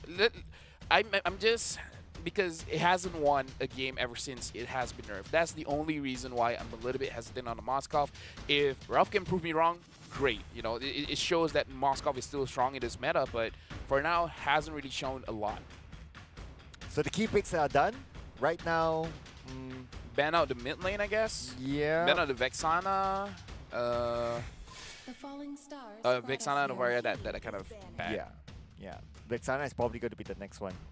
Yeah. But then again, for BTR, their goal is now to ban out The jungle. the jungle. So maybe the Ling. Oh, they want to ban out the roam because they're thinking that this early is going to the EXP. If they want to ban another one, I guess a Minotaur could be a pretty good ban. If not, the Minotaur, yeah, not a lot of good roamers now, especially because all the new items kind of pushing roamers out. Yeah, I don't know. What do you think about the Hayabusa? I think the Hayabusa is okay. If only they, like, legit, I'm not memeing, if they build the Sky Piercer, it will be fine. Because going up against a Roger and a Ruby, where it's hard to one-shot these heroes, because Roger, once he goes into his wolf form, he has additional defenses and he has a shield. You need an execute mechanism to take him out. If not, he's gonna run away with 1 HP. Yeah, so it looks like the Kadita is out now. Lo Yi is out. So I guess the next best will probably be Vexana for Bigatron for them to pick up soon. Because you gotta think about it, like, you have a Vexana, you're able to have a lot of good control in team fights. I always feel like there's one mid and I'm always forgetting. I just don't know which mid is it. Weird, but Nana even Nana would be fine. Has been balanced, less damage but more crowd control. Now what's gonna be the next pickup here? The jungler, I don't know whether they want to go for. If they want to go for tanky junglers, there's still the Baraz, there's still the Fredrin, there's still the Akai, which, like you said, Uni has used the Akai quite a lot. If they want to go for damage, Ling is still open, but if you want earlier, it's probably a Julian here. What about the roam? The Matilda is still open if they want the Matilda, but I'm just worried that they are not tanky enough with the Matilda. And I think one thing they need to solve is also about the damage output. They cannot rely too much onto Moskov, because Moskov will only be online with the damage at the late game. Oh, Yuzong. Yuzong first, okay. So this Arlet is going to the roam position. If that's the case, then to make their comp pretty strong, they might want to pick up a Fredrin, because the Fredrin combos well with the Arlet as well as the Valentina, making it so that Arlet has a lot of vengeance stacks. So for Bigatron Alpha, they're looking at the mid here. I guess the Farsa would be fine here to fight against the Moskov. It's just that, okay, Farsa is good against the Moskov, but it's tricky against the Yuzong. But they pick up the Farsa and they're picking up the X-Borg once again. Okay, and Farsa, we're going to see a debut this time. Today, at least. They played the Farsa before this, but they lost that game when they played that Farsa. But of course, that was a totally different game altogether. And so right now, we're going to look at the jungle. Tank jungle, fall back to tank. I kind of just want him to go back to the Julian, because the Julian worked out in game number 1, so why not? But Fredrin makes the most sense here with the Valentina as well as the Arlet. It makes your mid trio very strong. Okay, so Julian it is, but no, Fredrin. they're going to fall back to something comfort. Not comfort in SPS. We haven't seen the Fredrin being used by MV yet, but still, it's a tank jungle. No, the Fredrin works so well with the Arlet and Valentina. This is like a good mid-trio combo that we see multiple teams have mastered, which gives you a lot of pressure in the mid lane, as well as the turtle take. So the draft coming from MV works better in the early to mid stages of the game. But again, Bigatron Alpha, we've seen how fast Super Ken is on the Fanny, so he can dominate one lane. Maybe he can dominate the EXP lane for his for Sorizo, making it so that they can't really contest for the turtle. And then let Amon 1v1 rough and then just have a good day. So do you think that the Monster Vicious did enough in the drafting phase to overcome the Roger? Really. Not really. I don't think so. There's not a lot of answers for the Roger, personally for me. It's going to be tough, and plus they had the Ruby on their side as well. But let's see, it all boils down to execution. The draft is one thing, the execution is another, as we head on to the decider match between Bigatron Alpha and Monster Vicious. Right now, Uni is starting on the purple buff, same as Super Ken. So it looks like junglers will not be moving towards each other. They'll be moving on the opposite side of the map. Super Ken looks like he is going to secure his jungle first. Yep, for Uni, and he is going straight for his orange buff. Because of the previous patch, we won't see any Fannies really diving into the opponent's jungle. Looking at the emblem set here, everyone is still using the good old. Nothing too new here for the emblems. Well, we might see a early execution. No, not yet. So both sides playing this very, very safe. It's as if they know that, okay, this is the decider match. Whoever loses will go out. Whoever wins will go on by the end of the day. Looking at the bottom lane, so far Iman has been having a decent time, but no big difference yet. Yeah, he's winning in the lane, but Ruff doesn't care losing the lane because he can participate in the fight once he hits level 4. So he's trying to freeze the lane here, making it so that Iman has to fight for his minions. So overall, good discipline by both gold laners, trying not to overextend in the gold lane. Wow, Monster Vicious, they're stacking up the mid lane, putting extra pressure onto Moreno. Supercan has survived, but Supercan is probably just going to be passing by as he's still looking to farm and prepare himself for the first turtle. Zorizo is about to hit level 4. Even if the gank is successful by Monster Vicious, I don't see them killing Zorizo just yet because he has full stacks of Raga armor. But it's good just to give space for Zero to hit his level 4 as quickly as possible so that they have an advantage around the turtle. Speaking about the turtle, Monster Vicious is going to start it off first. But Key is there. He's still all alone though. I wonder how much time he can buy now that the Black Dragon form is called upon. It's being zoned off, and the first turtle will definitely fall to the hands of Monster Vicious.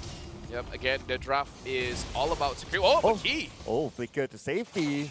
Had to expand that, but it's going to be worthwhile. No flush split yet after about 2.5 minutes. But this is the draft that Monster Vicious has got for themselves. This is what they want to do. They want to get all 3 turtles because having the Fredrin already gives you a big advantage over the Fanny whenever you want to fight for objectives.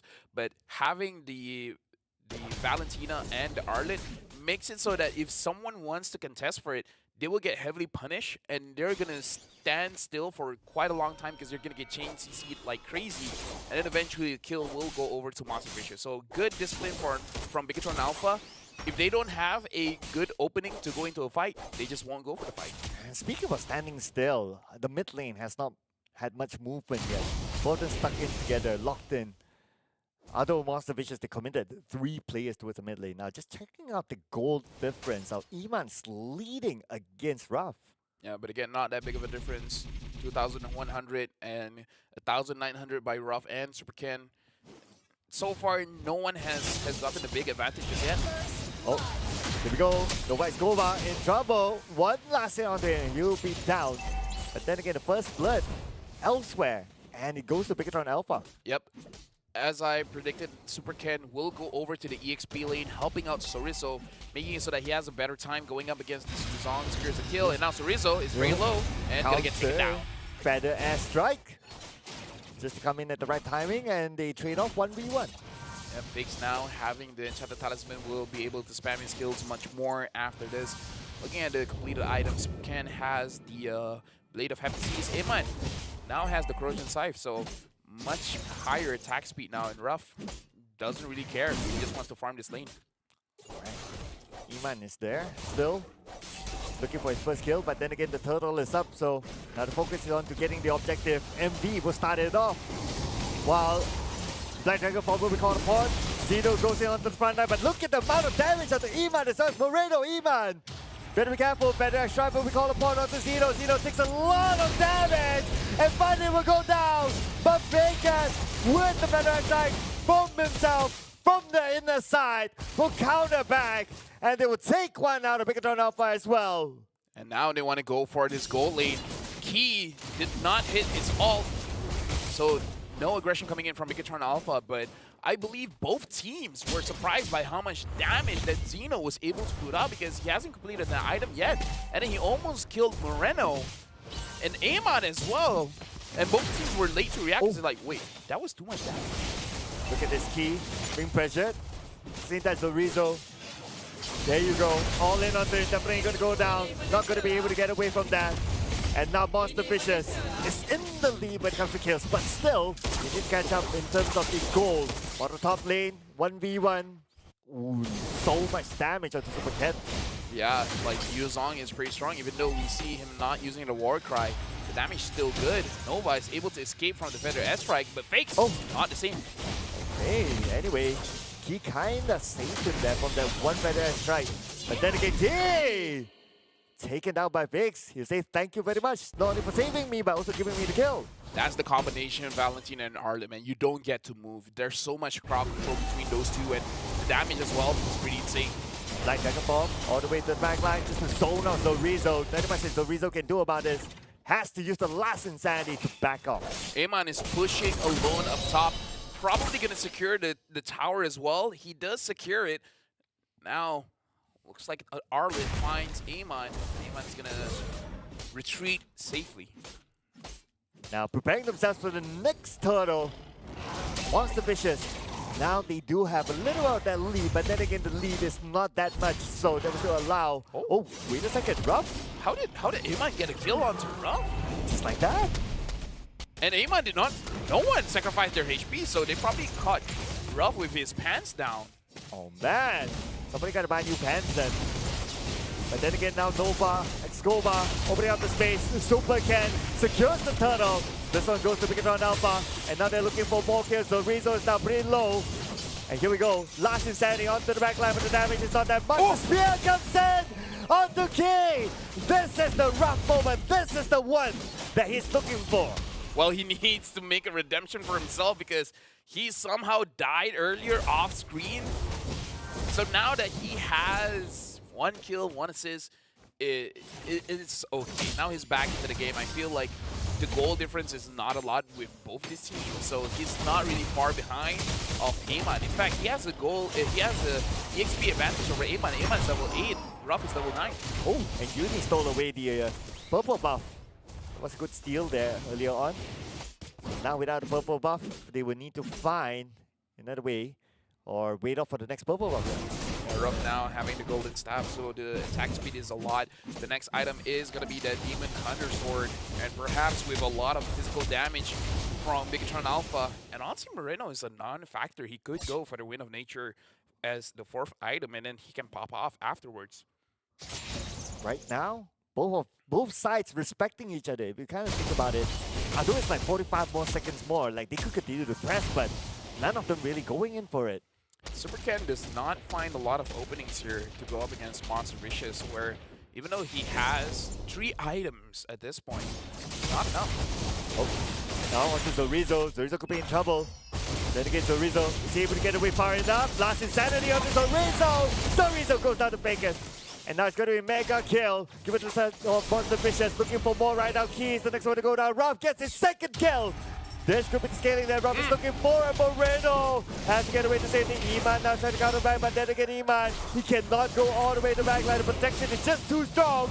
And the protection will go in as the offensive to take down Iman. Wow, looks like all it takes is Ruff to get his hand on the Moskov to show us that the Moskov is still good. Amon, even though God the Roger is not as oppressive in game number 1. Perhaps it's just the Roger is very good against the CC. And actually, Zeno dealt more damage onto Super Ken than Super Ken did onto Zeno. Oh. And we look at that. After all that fight, and the amount of kills that Monster Vicious had, but it's still only about 800 gold difference. It's not that big, so Bigatron Alpha can still make the comeback. This is scary. A Lord Dance. Look at Uni. He's a tank, and look at how fast his HP is going down. Look at this. Nova taking a lot of damage at the same time. Fendash will be called upon. Nova Excova flickers away to safety. And now his position is swapped by the Black Dragon Bomb by He's Zeno. getting taken down. Zeno now. Looks like the Lord will be slain by Unistel. Now it is go time for Bigatron Alpha. They know that Monster Vicious used a lot of skills. And they will allow Iman to get a double kill out of all that. I feel like that was not worth it for a neutral Lord. You let 3 members die, and for Bigatron Alpha, only 1 person gets taken down. So, yeah, Whenever they started that Lord, didn't feel good, man. I had a bad feeling about it. So this is also something to do with the new patch about do you want to go for the Lord or not? No, I feel like 50-50, don't go for the Lord. Anything below 80%, don't go for the Lord, man. With the fact that the Monster Vicious, they started the Lord first. And, well, they still got it at the end of the day. But let's see how much they can get out of this Lord. But good for them that they're still putting a lot of pressure on the beginner alpha. Just look at the jungle on the left side. And also, if Monster Vicious can steal away this purple buff, it's going to be big. Because you've got to stop Super Ken from getting those purple. Amon completed his Demon Hunter sword. Ruff has his Demon Hunter sword as well, so both gold laners are as strong as they can be in terms of damage. Now the items is all about survivability, or if they want more damage, they can go for a Malefic Roar to make sure that the tankier members are taken down just as fast. Nova, Final Slash, not hitting onto Key. Bigatron Alpha have lost nothing really. They lost the top turret, but it's not that big of a loss. Oh, Super Ken got to be careful there. No purple buff on his side. Don't want to get caught out. But you need to get a bit rough. They should be able to secure this turret, but okay, Bigatron Alpha is not going to make it easy for them. Zeno is 0-3-0, but he has, despite the KDA, he's actually doing quite well. Zorizo now, very, very low when it comes to his Firaga armor. And Black Dragon form used. Oh, here we go. Straight on to the backline. Black Dragon form. Tries to find Key, but then again, they found another better target. That's going to be Rizzo. He'll fall to the hands of Zeno. Feder tried to call upon, but then again, Monster Vicious managed to get out of it. Nice and safe. Oh, Super Ken, Oh, Super Ken, Super Super Ken. Ken, Super Ken, waiting. Oh, ooh. Nothing. He has the Blade of Despair, but it's only really good if the bush was opened by a squishier target. But the fact that the more tankier ones move forward, he opted not to go for it. Super Ken has a lot of damage now. It's just that 2-0-0, he hasn't been involved in a lot of fights. Yeah, and one of the reasons is that his purple buff was constantly stolen by Monster Vicious. And they know that if you have a jungler assassin on the other side, that is one objective that you must take. And that is exactly what Monster Vicious is doing right now. Trying to steal it away. Uni managed to land the retribution. Feder trying to be caught upon. Uni will be in the front line, still take out the damage, but check out the back line. Super Ken is there. Secure the kill. Onto the back line. Nova Xcoma is kinda low in this ball. Super Ken's not going in for it just yet, but wrong! At the front line, is going to push away the members of Bigatron Alpha, and they're going to look for more kills as Key will go down. Super Ken shows himself, but there's nothing much he can do. Rough, good not to overextend there. Even though it was a good angle, he was able to chip Key with his Blade of Destruction, his Spear of Destruction. He made sure that the moment he's out of range, he's not really going to go for it. Now, Envy, they're starting the Lord again. So this time, Rough is the one starting it. Uni has to be careful because his HP is getting taken down very, very fast. Oh, here we go. Last Insanity all the way onto the backline while the Defender tries being called upon. Nobody's go by with the last tick of Palp has to get away to safety. Nobody went down in that fight. But then again, the one that got the Lord Was Let's Monster see. Vicious. Monster Vicious. At least they still got it when they started it. I like that now it's just like, it's not a Lord dance. You just have to be very decisive, whether you want it or you don't want it. If you don't want it, don't even start it. If you start it, you got to finish it. Yeah, because of that 10-second rule. Yeah. I can Yeah, call that's a 10-second rule Yeah. now for a Lord. Yeah, that's a good point. Yeah. But now Super Ken, okay, he's pulling away the members of Monster Vicious, but they know that it's not going to be worthwhile for them to go in for the chase. Instead, they're going to stay objective to take down the next turret. Yeah, they're posturing at the bottom side of the map. They want to get this bottom inhibitor. Looney is the only one escorting the Lord at mid. Now Black Dragon form goes in. Zorizo quite low. At the same time, Feder trying to be called upon just to shoo away the members of Monster Vicious. But the Lord under the middle takes down the turret. I would say that's objective done by Monster Vicious. Yeah, they got one inhibitor. I'm pretty sure they want a second one. But something about how Bigatron Alpha is positioning made them not all that trigger happy to go for the fight. One good thing about Monster Vicious is that they're playing around the Black Dragon form very, very well. If the Black Dragon form is used by Zeno, you get something out of it. If it's on cooldown, then don't force anything out. One thing I noticed about Super Ken now is that he is trying to open up the space, doing a little bit of split push, and he's being cheeky around the map. So gotta keep an eye on what he's gonna pull off whenever fights happen between Bigatron Alpha and Monster Vicious. Yeah, I feel like that's his only option because he lost his window quite a few times. now Super Ken is full build. He is 2.5k ahead of Uni, but again, as a tank jungler, you kind of don't care if you're behind. It's more crazy that Super Ken is full item, but Monster Vicious has been moving around as a team, making it so that Super Ken does not have a clear target for him to focus down on. So all the damage items in the world, you can't kill anyone just by them moving as a team. Well, we might see the next kill soon. Depends on who makes the first execution, but about 30 more seconds before the next Lord, so both sides gonna play nice and chill. I am still curious to know what Super Ken will do, whether he will join it or not, but at first, the purple buff will be taken away by Monster Vicious. They will try to attempt to do that. Now, here we go. A little bit of flickering happening here. As now they try to push away the members of Picketon Alpha. Ruff will get onto Key. That's going to be their opening. Oh, Iman is in trouble. Zeno will get one. And now, Monster Vicious, they have the driver's seat at this moment. They must take 2 out of Picketon Alpha. Yeah, and Ruff is still full HP. Looks like Monster Vicious, they're going for this Lord. Understanding that Bigatron Alpha can't really contest this, Uni is half HP, so they gotta make sure that they take this Lord down before 10 seconds. Well, looks like Super Ken is going to let this go, so the Lord will definitely fall into the hands of Monster Vicious. But again, keep your eye on how far is he going to be able to go at the top lane. And Monster Vicious, they realized that. That's why Zeno went up just to block him off. Yeah, because a lot of movement speed for Monster Vicious now. Zeno has the Queen's wings as well. And that's a tongue twister. Queen's wings. Yeah, say that 5 times fast. Super Ken finds Ruff. But it looks like Ruff will not move towards that bush. Super Ken is going to deny the minions there, but the Lord is still pushing in mid. Here we go. The Lord has survived though. So it's a matter of time right now, but Monster Vicious playing this very disciplined. Going to take down the top lane. Black Dragon Ball will be called for. Zone off the members of Picketon Alpha as always. Trying to find the next target. Federax time will be called upon from the back line, and Key will be in trouble at this moment. Last Insanity! Onto Key, we'll take it out, and on the side, Rob will get a double kill just by himself. And this is where Monster Vicious will close the game and will take on game number 3. Monster Vicious will have their revenge match going up against Rebellion. Bigatron Alpha not having good luck here. Looks like it's gonna get taken down. That's all she wrote. That's all for Bigatron Alpha in the Snapdragon Pro Series Mobile Legends Bang Bang Season 5. Man, it's been a rough ride for Bigatron Alpha this season. Ever since FPL Indonesia. #1 of regular season in MPL ID. Looks like gonna get taken down. Well, thank you so much for playing. Mirko, sorry man.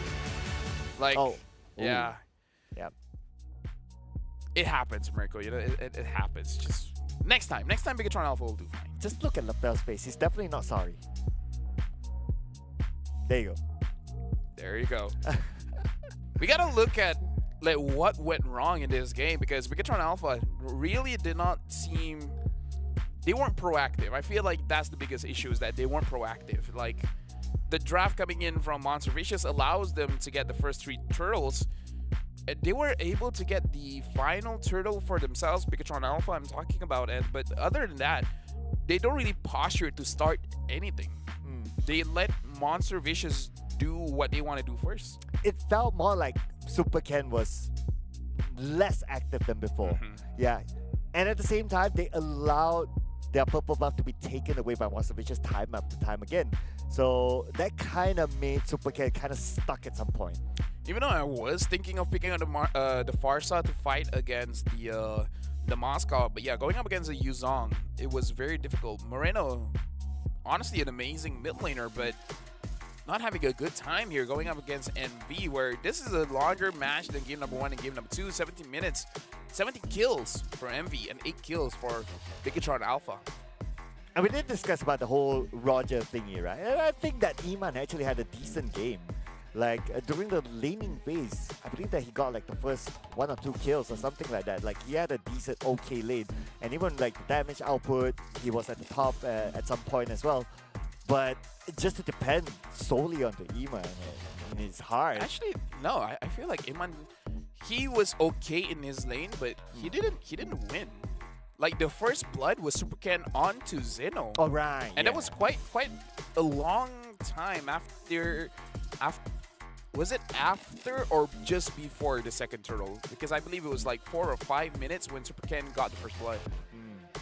Yeah, this was the longest wait of the first blood, as of today, that is. But yeah, I guess even though it's a similar build like what Super Ken did before this, yet this time around it's all about the execution.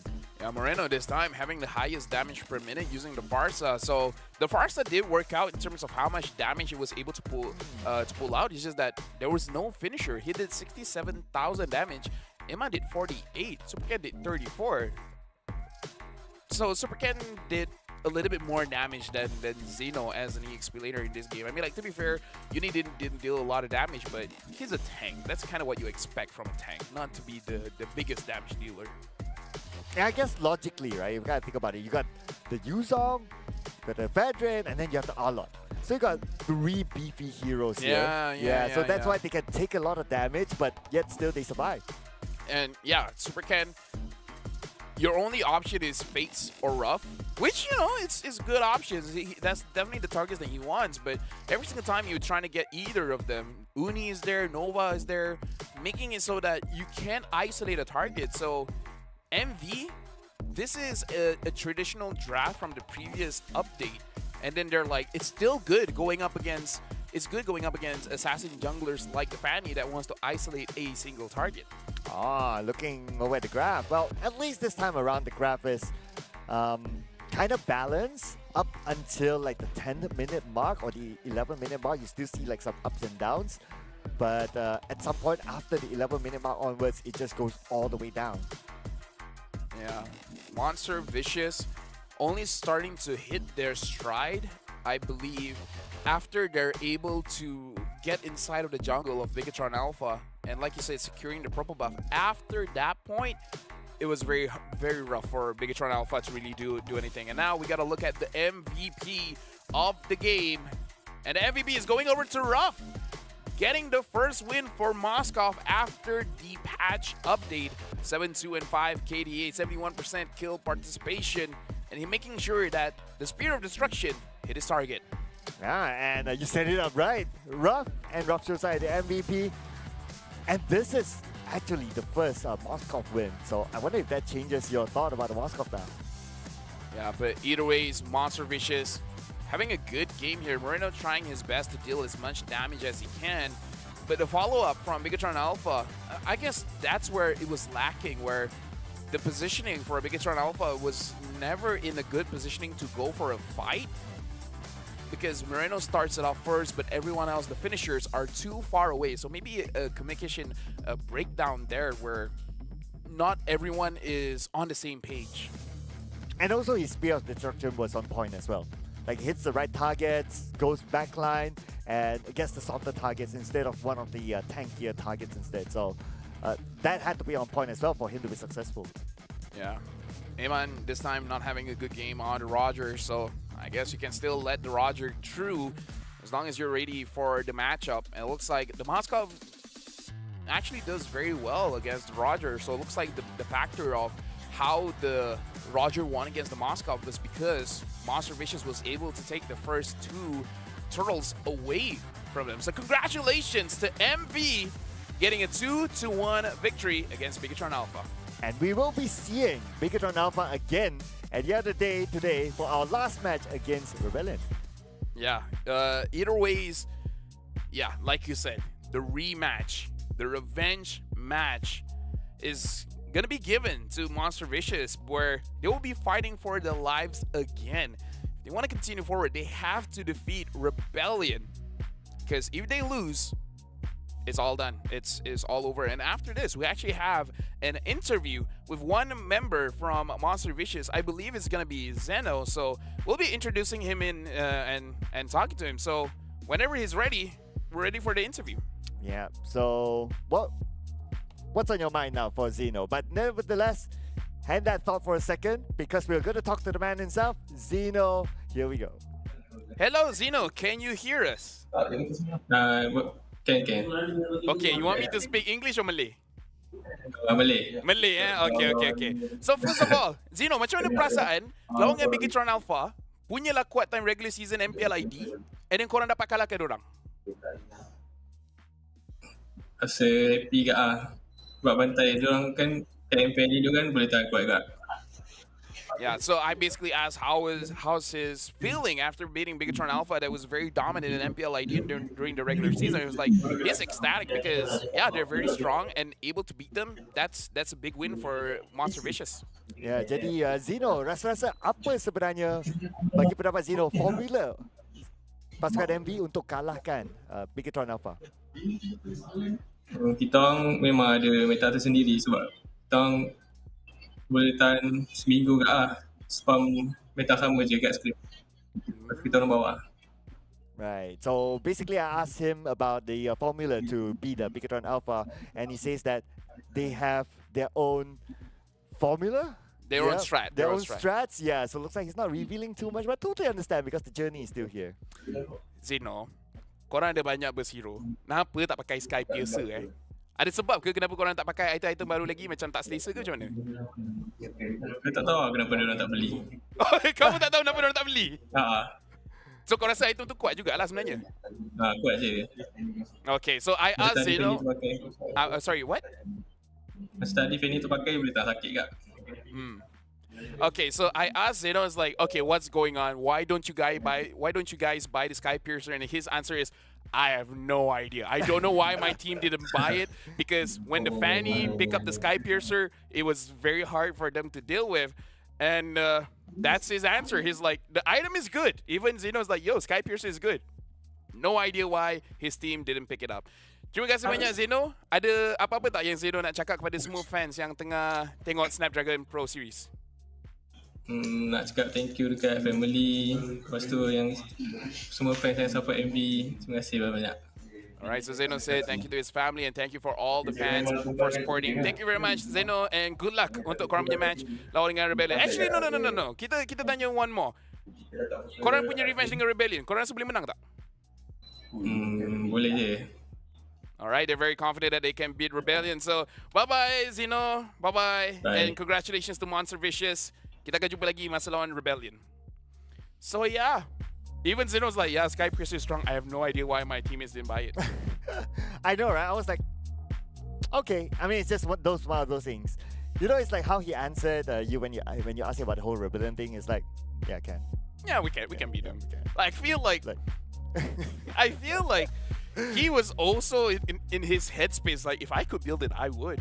Yeah. You know, but he got the heroes that didn't allow for it to be built. But you never know. You never know.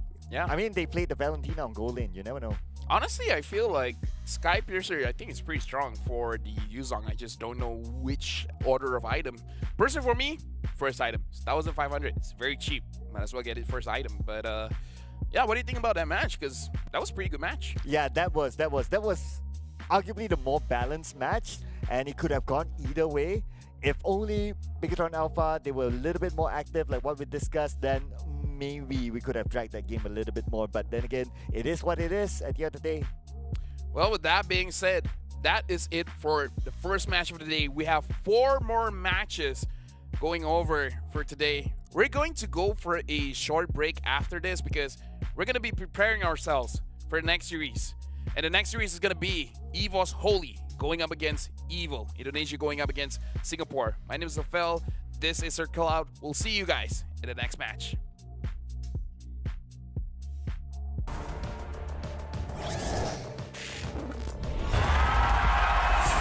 Here we go! The Snapdragon Pro Series is brought to you by Snapdragon Elite Gaming, Monster Energy, and DHL.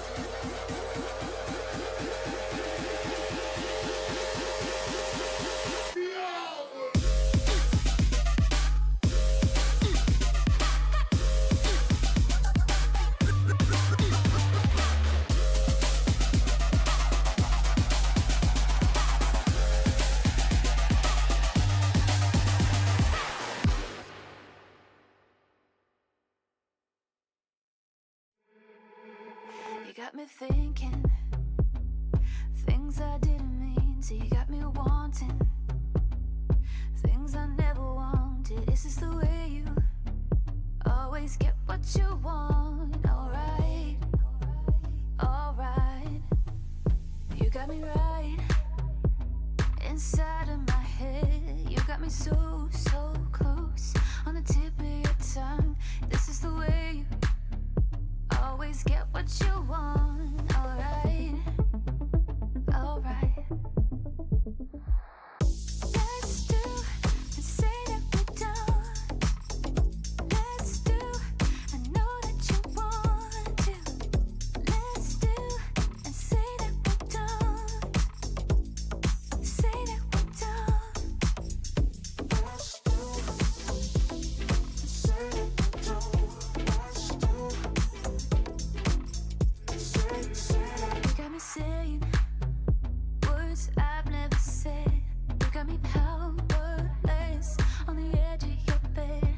This is the way you always get what you want. Alright, alright.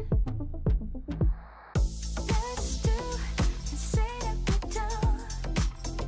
Let's do, I know that you want to. Let's do and say that we're done.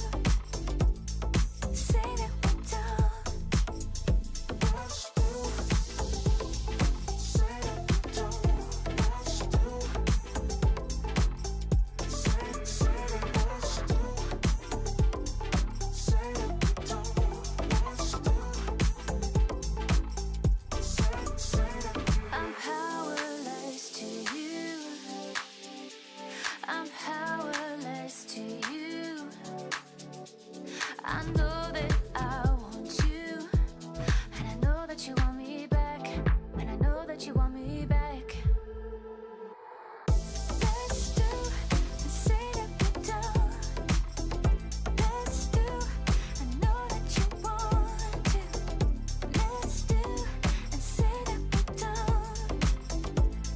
Say that we're done. Powerless to you. Powerless to you. I know that you want me back. Know that you want me. Know that you want me. Ding ding.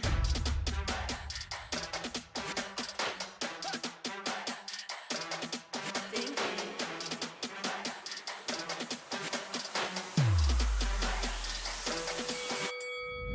Why you just have that look upon your face with the underestimation? It is so yesterday. 'Cause baby, I can fly without you by my side. I can do a whole lot more than just look pretty. I know that it'll take some time to see, but you're never stopping me. I know that we ain't giving up. If you thought so, well, tough luck. So we're just gonna do our thing. Ain't over till the bell goes ding. We're gonna fight, so step aside and let us sing. We're gonna bring you down. If you think you'll stop us somehow, just let us do our thing. This ain't over till the bell goes ding. This ain't over till the bell goes. This ain't over till the bell goes. This ain't over till the bell goes. If you think I've had enough, well, I guess you don't know tough. And we're starting with Group A, Evil's Holy going up against Evil, where again, winner moves forward. And I gotta say, the clear favorites for this one is gonna be Evil's Holy, the runner-up of MPL ID, going up against Evil here. It's gonna be an interesting match if Evil can win this one. Now, if I want to put on something on the table, right?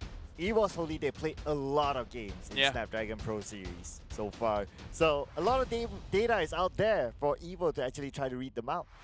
It's one of those things, just because you can read doesn't mean you can execute. It's going to be very difficult for Evil for sure. My name is Tofel, and alongside with me is Sir Cloud. Looking at this game, so far we've seen quite a few changes for today, where Moskov didn't look good yesterday, but Ruff was able to get a victory. Same with Uni using the Fredrin. Fredrin can still be used. And you guys can still get tickets worth 10,000 IDR. Make sure you guys get it quick because it costs 10,000, but it could be worth 65,000 if you guys are the first 1,000 to pick it up.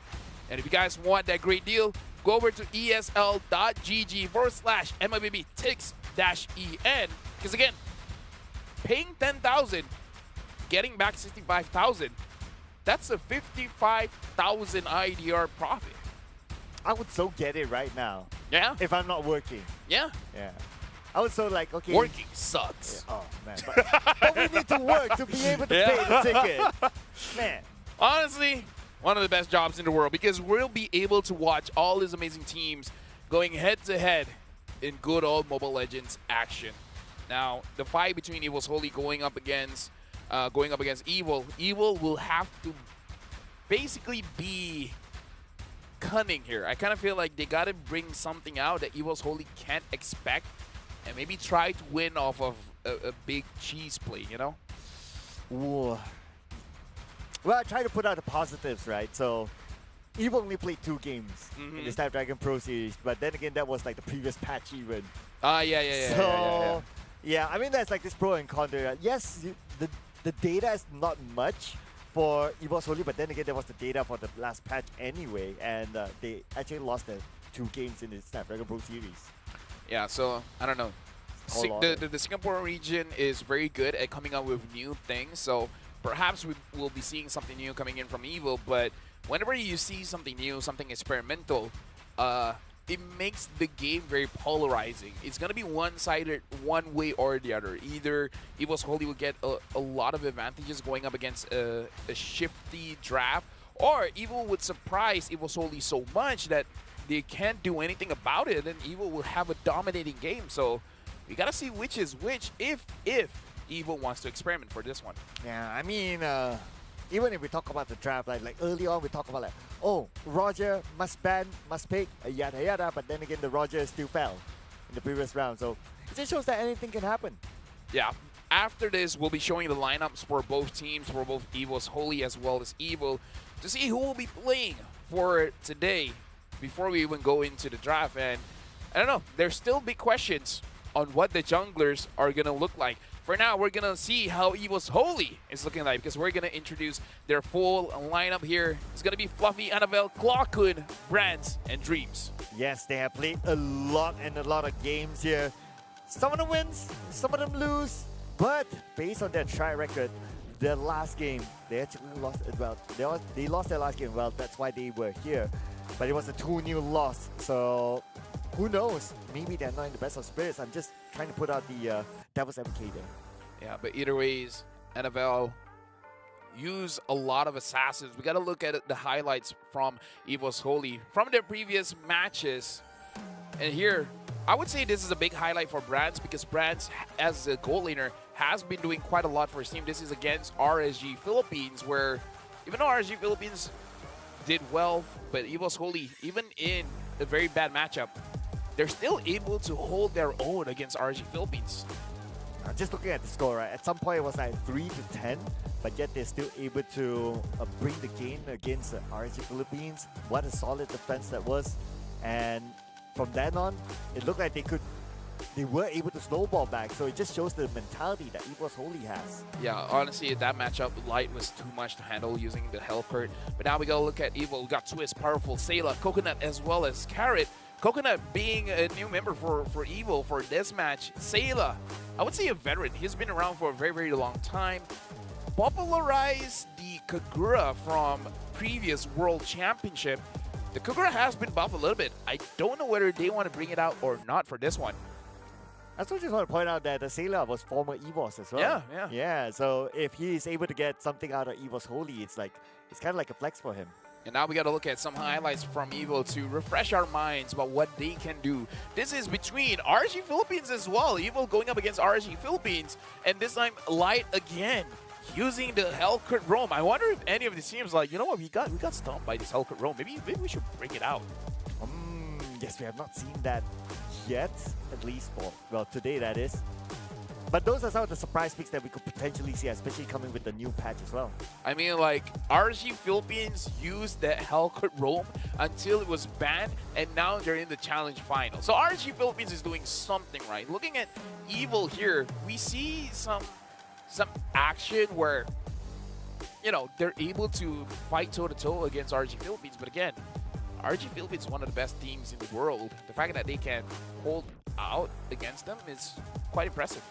Yeah, and we can see that they had a good start, at least in this preview round. But then again, it doesn't matter how you start, it matters how you end at the end of the day. So let's see, they can bring it onto the table next. I would say the Sela is definitely one of the more, like I said, a veteran player. He can really push his team in the right direction to go up against a very established team like EVOS Holy, where honestly for EVOS Holy, the entire lineup is stacked. Clockun is an amazing player, Annabelle is amazing, assassin player, Brand's up and down, but now he's on the up and up. He's doing very good in the gold lane. Yeah, I mean, overall they got 3rd place in MPL Yeah. Indonesia. So I don't know, second place. Second place. Oh yeah, second place in MPL Indonesia. So I mean, that's a big stat by itself, going up against Evil. So it's really the story of the what do you call that again? David versus Goliath.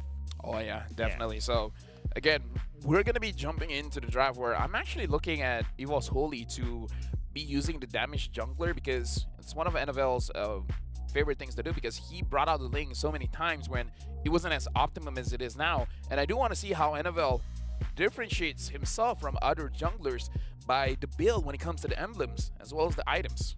Now, if I would look at like some of the games that he has played in the Snapdragon Pro Series, he's pretty versatile. He can play a tank jungle, he can play an assassin jungle as well. He has played like the Ling, and then on the other end, he has played like the Fedrin, like the Baxia. In between, he has played like Alpha. So this guy is pretty flexible when it comes to the jungle. I remember his alpha and I don't like it. No more. I feel like the games that EVOS Holy lost is when NFL did not have a good time. So create a draft that really funnels a lot of resources into NFL, and I think they can do well. But if they don't want to do that and they want to give him a tank jungler, funnel it onto Brands. And I feel that could have a very good end game as well, because Brands, after 2 items, his positioning has been very shaky throughout his career, but he can deal the damage. And then once he dealt the damage, it's up to the rest of his team to clean things up. And one thing about Brands is that he loves his Roger.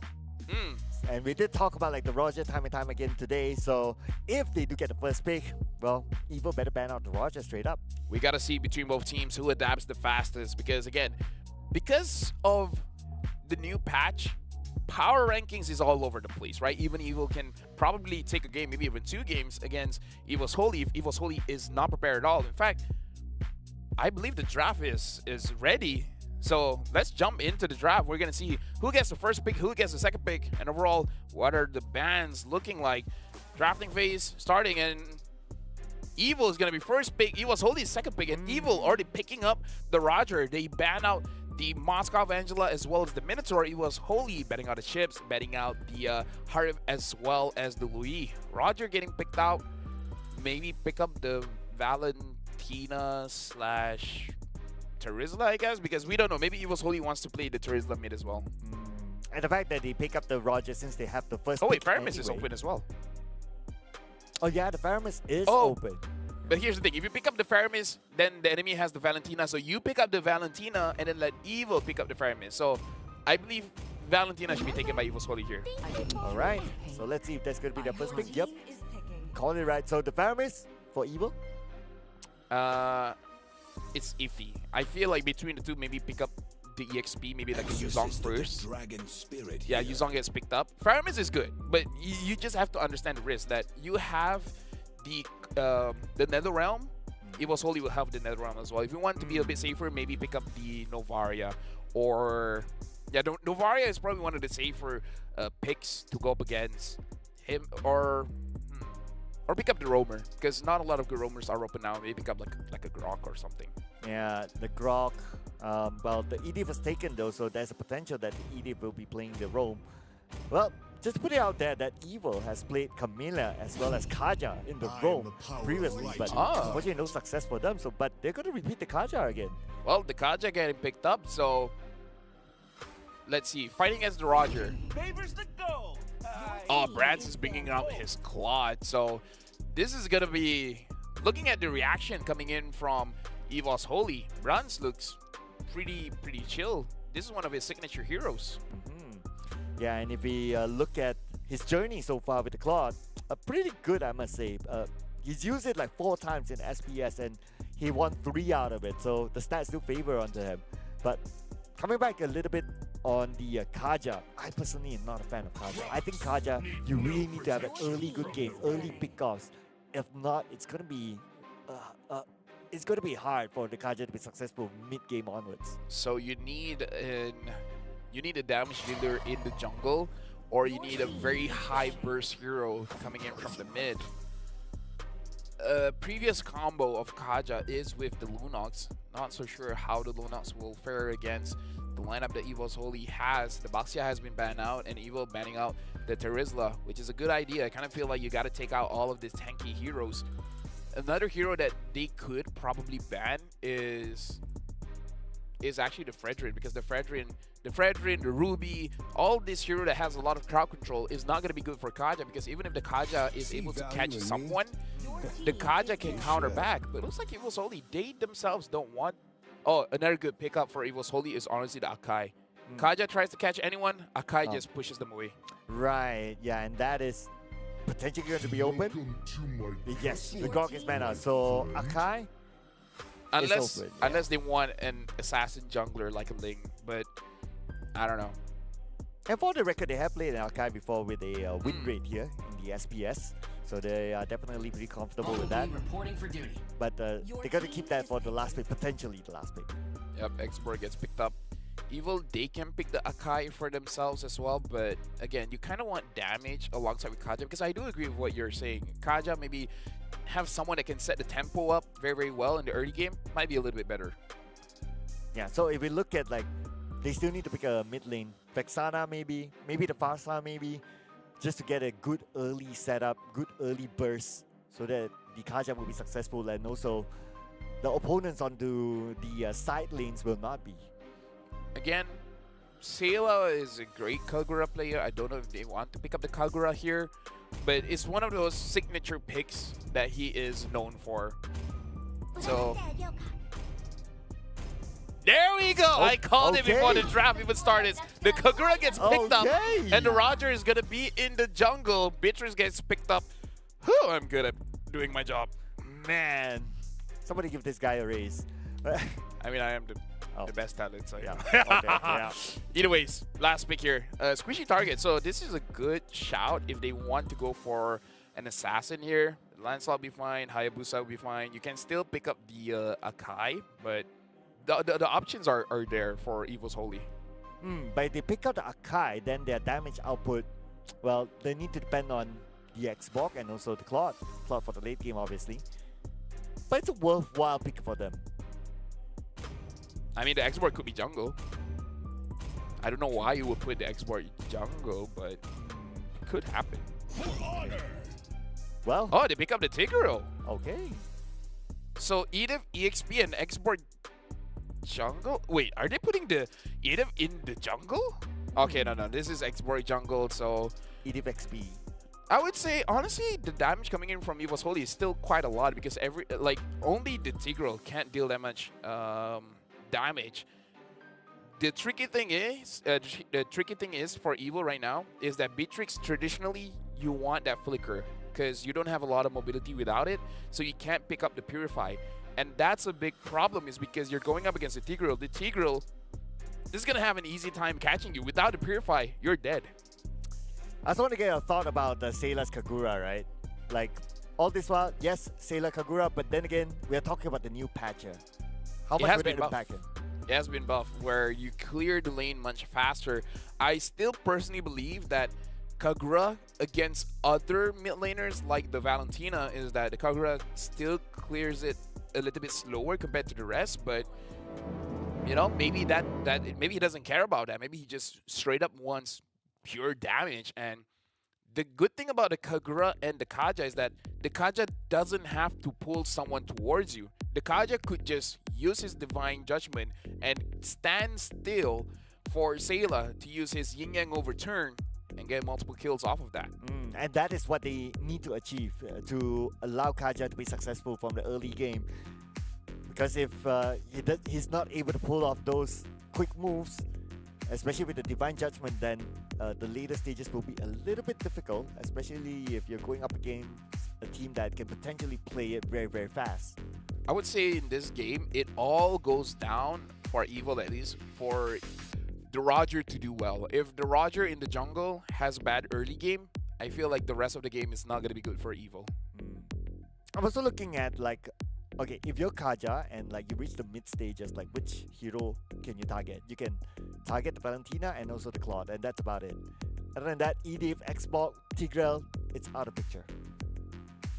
If you can burst down the Tigreal, then it's okay to take down the Tigreal, because the only bad thing is that if you catch the Tigreal and the Tigreal doesn't die and then he uses his implosion on you, that's a bad trade. But if you're able to kill the Tigreal, because the Tigreal is the one that can kill your Beatrix, then it's worthwhile to kill the Tigreal off. So the question really is, can you burst the Tigreal fast enough? Because if you cannot, then I would say the draft is won by Evil's Holy. If you can take out the Tigreal very, very fast, you don't have an engager, because looking at the lineup for Evil's Holy, besides the Tigreal, it is going to be on the Edith to start things off. So if you don't have an engager, then Evil has a very big advantage. And for Tigreal, for Dreams to know that, and I'm sure he will definitely realize that, is that so that he will build towards magical defense more, so that he won't be bursted down that early. Like, have that in place at the start, and if you don't give the advantage towards Carrot, then they can continue to snowball on and Carrot will be left behind. And there's nothing much you can do by the mid stages onwards. I would feel that is the correct assumption if Roger is not doing well. If Roger is doing well and Kagura is doing well, then it's like, okay, what do I do now? Do I build magic resist? Do I build armor? Which way do I go? So if that's why I say the moment Powerful on this Roger is having a bad day, the entire team is gonna have a bad day. Welcome to the first match between Evil going up against Evil's Holy. Looks like Powerful will be starting the orange buff, Annabelle will be starting the purple buff, so they're starting on the same side of the map.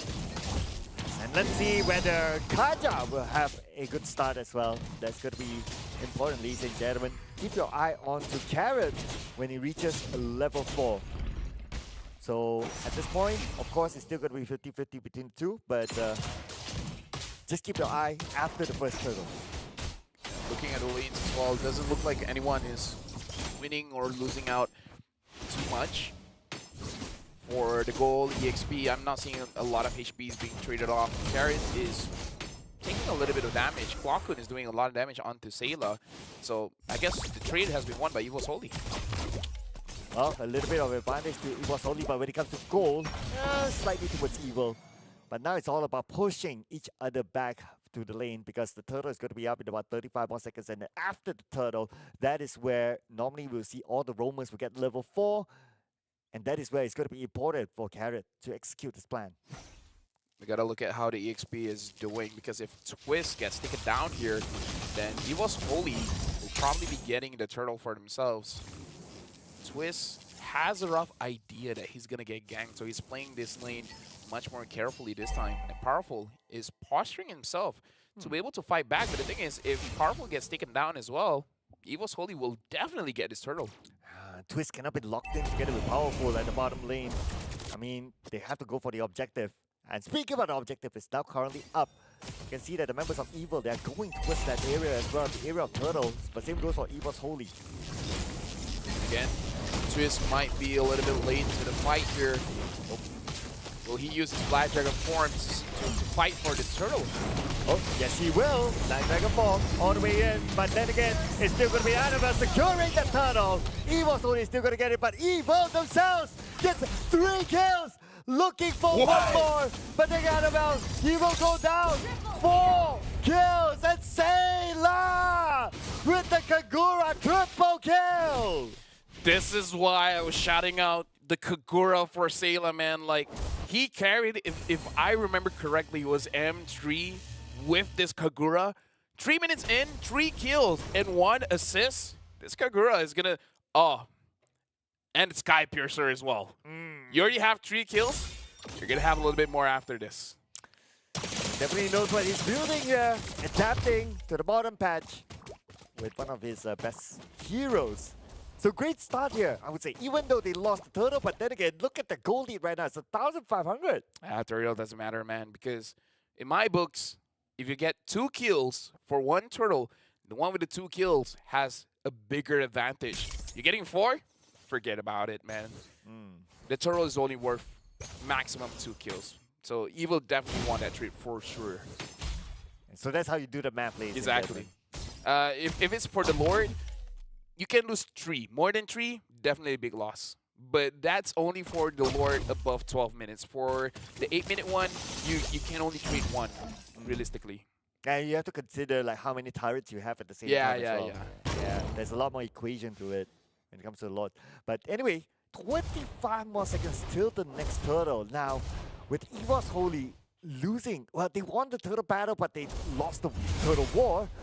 I wonder if they still would want to go for it. They probably might want to challenge Evil. I feel like if they're able to hold the Yuzong down the EXP lane, I think it's fine. Because Yuzong was actually a very big factor for how they won that fight. Because he was able to use his Petrify onto multiple targets, stopping them in their tracks, allowing Sayla to deal majority of the damage. Sayla is using an Execute as well. So Execute plus Sky Piercer, I kind of feel like it's overkill. But you know what? If it wins you the game, it wins you the game. Well, let's see if they can win this turtle. It's the next objective. So far, the turtle dance is happening. Both sides not really committing just yet. And EVOS Holy would say, oh, well, you don't want it. We'll try to put it onto our side. But then again, Dreams! Explosion! But it's only 1 target. And they took out Carrot. 1 is going to be enough since it's only the 2nd turtle. Yeah, Carrot is so worth it because, again, when you're going up against a composition where the roamer can set things up, you kind of want to take down the roamer first because once the initiation is no longer available, everyone else is non-factor. Oh, here we go. This could be a factor here. France with a blazing duet. Tries to get something out of this, but no trade at all between the two. In fact, they got a gold crown. Evil's Holy is fighting back for gold advantage. Evil only having 600 is not a lot here, but their comp scales very well because in the ultra late game, the Beatrix will scale harder than the Claude, and I haven't seen Kagura in this new patch, but I kind of assume that her damage output is going to be higher than the Valentina once all the items have been completed. Well, we also need to see like how EVOS Holy will counter that as well, especially with new items available, with the other heroes as well. A nice steal there by Evo. Gotta give it to them. Yep, good job on Coconut. For now, it looks like there's no real advantage here. Gold. Oh, hold on, big up Fluffy. Okay, there you go. And Powerful has survived though, but no big commitment because both of them are tanky and beefy. You don't want to go all in just to use your skills and the potential to be countered. I don't know why they use Flicker for that. I mean, like, if you can get it without using the Flicker, I say it's worth it, but with the Flicker, it's really not worth it in my books. Yeah, now they have to play without the Flicker when the next turtle comes up. So it's going to be a slight disadvantage for Evil there. Not able to pull off the Divine Judgment Flicker. They'll probably have the Divine Judgment later, but then again, the Flicker is still too far away. The troll is going to spawn in 10 seconds, so Evil, if they want, I feel like they're okay not winning the turtle. They just need to win overall in terms of kills. Right now, it's 4-1. As long as Coconut doesn't get caught, I think it should be okay. Give space for Powerful to get majority of the kills. But nah, EVOS Holy is taking this down so fast. Oh, implosion onto Powerful. Nowhere to go, nowhere to hide. Powerful will be powerless against EVOS Holy as they not only take it down, but they also secured the turtle. Carrot, don't use it. Okay, he used it onto Fluffy, but I don't think it's enough damage here.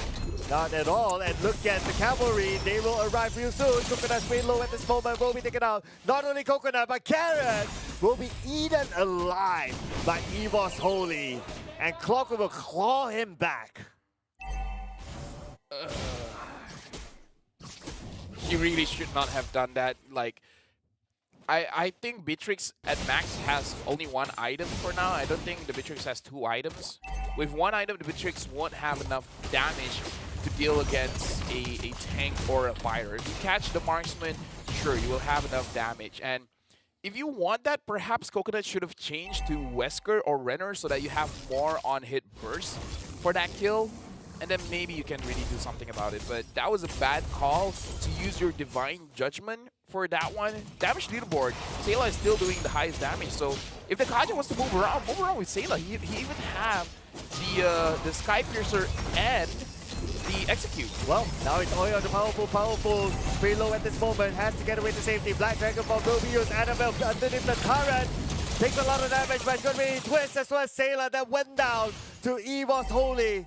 With only 3 players left, EVOS Holy will continue to put pressure onto Evil. Yeah, but Brands is able to get the top turret. Looks like he wants to go for the second one as well. Brands now having the golden staff. In terms of options, EVOS Holy with almost 4,000 gold here has a lot of options. Clockun now having the Blood Wings. He's going to be able to survive even if he does get caught by the Kaja. Taken down here by EVOS Holy, and by taking out the mid turret, opens up a lot more space for them to take this Lord unchallenged by Evo. Oh yeah, definitely. They see Powerful down in the bottom lane. They know that this Lord is essentially free. Looks like Powerful will not be able to get that turret. If he was, then that's good. Carrot, don't be there, Carrot. Okay, spotted out. That's it. Yeah, quick moves there by Clockwork to steal away the Divine Judgment and feed in with his own carrot. Yeah. So Evil is definitely having a harder spot here. I feel like they need to wait onto Twist. Let Twist be the initiator, and then let Carrot just wait. If Brands goes in with a Blazing Duet, maybe use your Divine Judgment. The only problem is if you use your Divine Judgment on the Claude, his Blazing Duet still goes off. You don't actually stop the Blazing Duet. But who's going to stop the Lord? But implosion! Straight onto the backline! Blazing Duet! Cold Spot as well! And with that, you blink and you miss a moment, ladies and gentlemen. EVOS Holy secures 3 kills. And not only get that, they're probably going to secure the 4th kill. Karen has to flicker away to safety. He is now safe, but can't say the same for his top turret. Right now, Sayla is trying to 1v5 here, but it's not going to happen. Like, your moment is done. Game 1 goes over to EVOS Holy.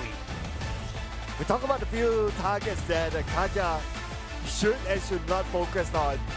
But Kaja focused too much onto Edith. Fortunately, the Divine Judgment used time and time again onto Edith, but then again, the result, we saw it, didn't work out. There's so many mistakes there being done by Evil. One of them is actually how Sayla was left alone to clear the minion wave. And like I said, there's a big buff onto Kagura, making it so that the Kagura can kill the minions faster, but not fast enough. Not when you compare to Valentina. What's up to RBM Caster? Shoutouts to Dean and Riz Pew Pew. But you don't have enough damage to take down a wave with one skill. You should let your roamer help out your mid laner, because you want to enable your mid laner to go anywhere else and try to get kills after that. Seriously, if you rewatch the game, every single time there's a turtle fight, Sayla is mid and trying his hardest to just clear the minion, and until the minion is cleared, he doesn't want to move away to help out with the turtle. So the Kagura was a non-factor because no one helped him farm, and even though Muntan has buff, the clearing speed is nowhere near enough. Yeah, and there I have a lot to say about that. I mean, Yeah. just, whatever. Oh man, there were a lot of missing pieces there. I think we can see that as well. And of course, that snowballed to, like, you know, it's even hard to talk about like the other late game heroes who were not enabled at all. We gotta look at the stats here. I want to see how much damage was able to be dealt by Evil, because Evil's Holy definitely did a lot here. Looking at the gold here, Sayla has 5,574 gold, Kwakun has 6,417. And this is the thing, Sayla got 3 early kills and 1 assist, and nothing after that. It essentially is Evil grabbing the first turtle and doing nothing with it afterwards, where I feel like Carrot moving with Coconut all the time, I feel like was a bit of a waste. If Sayla, Powerful, and Carrot move as a 3-man unit, look at the amount of burst that they have. They could have gotten a lot in the early stages of the game after they got a turtle. And it was wasted. And it was a moment as well that the Twist and Coconut was sticking together, like at the side lanes. So that was also like kind of like, okay. Could I open up a little bit more, like allow both heroes to farm because both of them need the farm, but then again, maybe it's also about the comfort of sticking together at some point. I understand you want to protect your Beatrix because the threat of a Tigreal is very real, because your Beatrix does not have a Purify, but I feel like they just don't. They're not playing towards the strength of their comp. Having a big burst in mid and jungle, and having a roamer that can isolate a target, they could have ramped up so hard in this game. It's just that they miss all of the opportunities because they were looking for farm when they did not need to. And Coconut had 0% team fight participation. I mean, they got 4 kills, but then again, I expect Beatrix to be involved somewhere somehow. Damage there, obviously, it's all onto EVOS Holy. I guess it was a very rough round for Evil. And I think that based on what we have seen so far, it is more of them not taking control of their destiny. Yeah. I don't know. I have so much to say, but at the same time, we don't have enough time to talk about it here. But long story short, for Evil, it's just that they got to figure out what's their win condition, because they didn't play towards their win condition, and I feel like that's the biggest mistake. Evil, they had a lineup where they could open up the map quite comfortably going up against the Kaja. This Tigreal last pick was essential for their victory. So I really like that they switch it up, put Xborg in the jungle, and let the Tigreal roam around the map, causing problems even if the Tigreal is not there. We can look at the graph here, and after the turtle, after the triple kill for Evil, look at the big spike that they had, and they hold on to that for quite a while, up until the 6th or 7th minute of the game. But yeah, they let Evil's Holy scale up, get 2 turtles after that, and then after that it's all over. It's all Evil's Holy. Yeah, the 6-7 minute was also the part where they had a good amount of kills for themselves, and that's where they just allowed the whole situation to just snowball all the way. But anyway, we're gonna reward the MVP this round to Brands from EVOS Holy. Clean win for him, 403 KD8. Yeah, and he was playing this very carefully. He used the common emblem alongside tenacity to make sure that if he was somehow caught, he'll be fine, he'll be safe. But there was no situation in this game where Brands was in any kind of trouble. The one that could kill him was possibly Sayla, but Sayla did not have a good yin-yang overturn onto anyone except for the first one. We're gonna look at the highlights here, and look at this. Look at the initiation by the Yuzong, able to collect everyone together and then allow Sayla to deal the majority of the damage. This is a good start. I don't know why they don't keep on doing it. Yeah, they just lost momentum after that. So great triple kill, I'm sure. At the camp, look at this, right? They're laughing, they're having a good time. Look at where but Sayla is. Yeah. Sayla is in mid.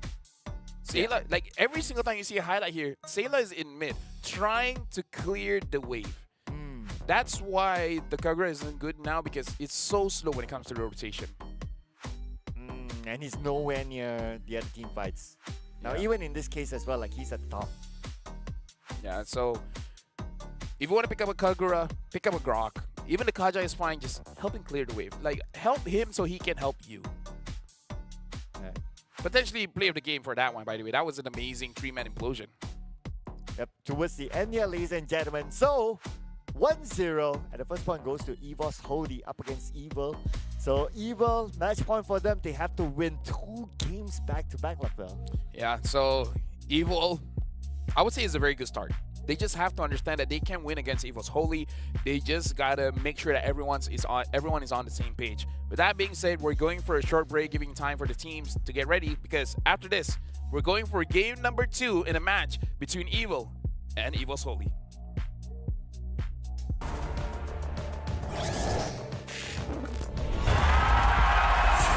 Here we go!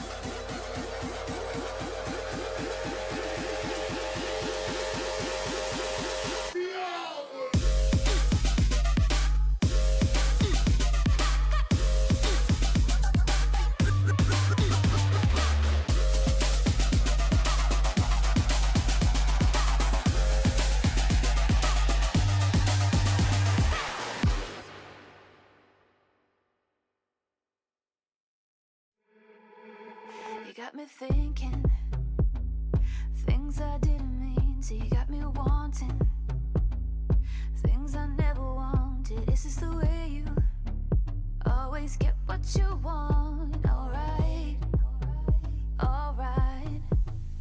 You got me right inside of my head. You got me so, so close on the tip of your tongue. This is the way you always get what you want. Alright, alright. Let's do and say that we're done. Let's do, I know that you want to. Let's do and say that we're done. Say that we're done. Let's do and say that we're done. Let's do. You got me saying words I've never said. You got me powerless on the edge of your bed. This is the way you always get what you want. Alright, alright. Let's do and say that we're done. Let's do, I know that you want to. Let's do and say that we're done. Say that we're done. Let's do, say that we're done. Let's do, say that let's do.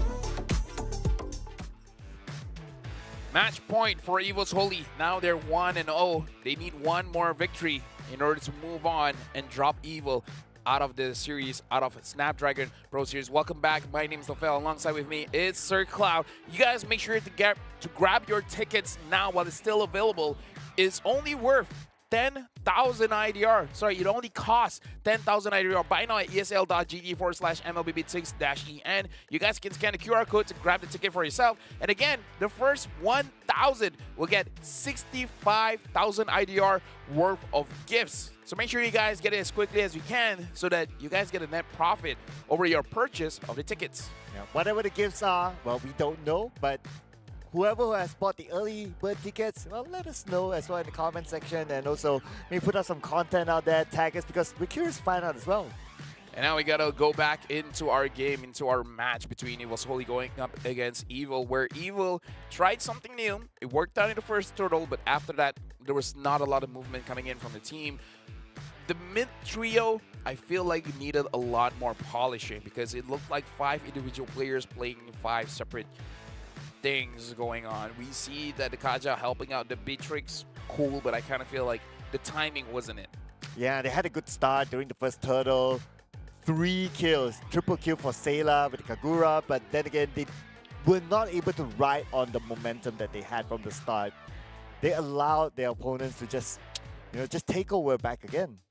Well, something that has to be said, that Tigro last pick was essential for the victory. So it's something that Evil has to be careful of, because the engagement coming in, they could literally not see it coming, and then we see a 3-man implosion. So the draft is definitely going to be very, very critical here, where the Roger was let through, but the power of the Roger is not showcased at all. Right now, let's jump into the draft. So in our following draft here, I wonder would there be a respect ban for Kagura later on? No, but definitely not. yeah, Definitely not going to be worth it. I mean, just able to get a triple kill in the first turtle, I feel like it's definitely not worth it. Because as a mid lane, you want to move to the side lanes as fast as you can. If it takes you 3 days and 4 nights to take out the minions in mid, it's not worth a ban. 3 days and 4 nights. Yeah. Okay, that's like forever. Yeah. But anyway, okay, so we're going to see some of the common bans here. In fact, we're going to see some of the same bans, including Angela as the first ban for EVOS Holy. So I want to pick your brains a little bit, right? So why do you think Angela is the first ban?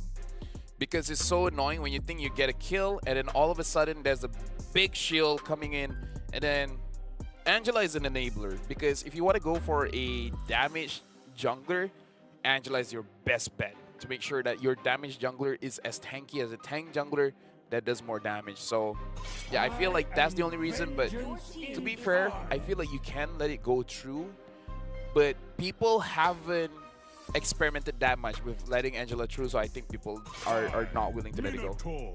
Oh, okay, Minotaur ban. So the Roger is still open. Potentially might be taken by EVOS Holy. They just want to run down the lane and straightforward pick. I feel the problem with grabbing the Faramis is that the Valentina is there. So either pick up the Valentina or pick up the Faramis. Either or is pretty good. What else is good? I'm thinking going up against the Roger here. Ruby's pretty good. It's open still. Yeah, but if they want to do that, they need a damage dealer in the jungle. But based on what happened just now, I'm not too confident. So they pick up a Fredrin, a tank jungler, and yes, they pick up the Valentina. So none of this is going to face off against Roger at the goal lane at the start, at least.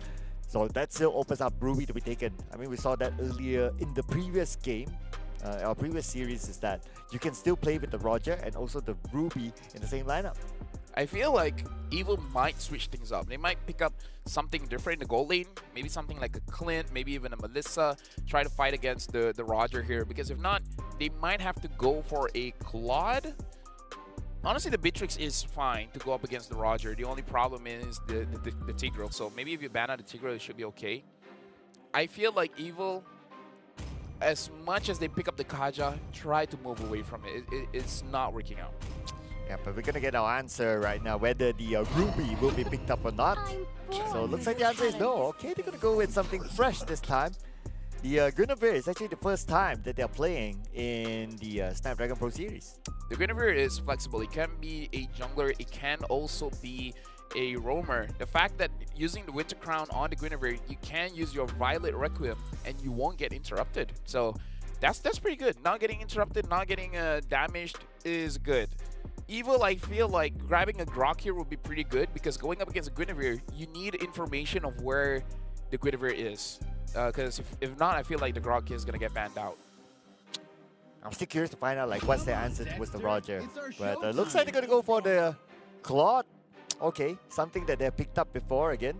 So Eva is going for comfort pick still, if we kind of look at it. So now for... The thing about EVOS Holy's lineup is there's a lot of flexibility. The Teresa can be XP, can be mid, the Roger can be gold, can be jungle, the Guinevere can be roam, can be jungle. So it makes it very difficult for Evil to really ban anything out. And usually people would ban out something like the Novaria, something like the Faramis. But again, because of that Teresa, it makes it a little bit more difficult. But I would say banning out the Novaria might be pretty good. Yeah, that would having a Novara would give them a lot of vision as well. So you want to cut that out, especially when it comes to you want to take the objectives. Turtle, Lloyd. But looks like they're not going to go for that. They're going to go taking out the Nolan instead.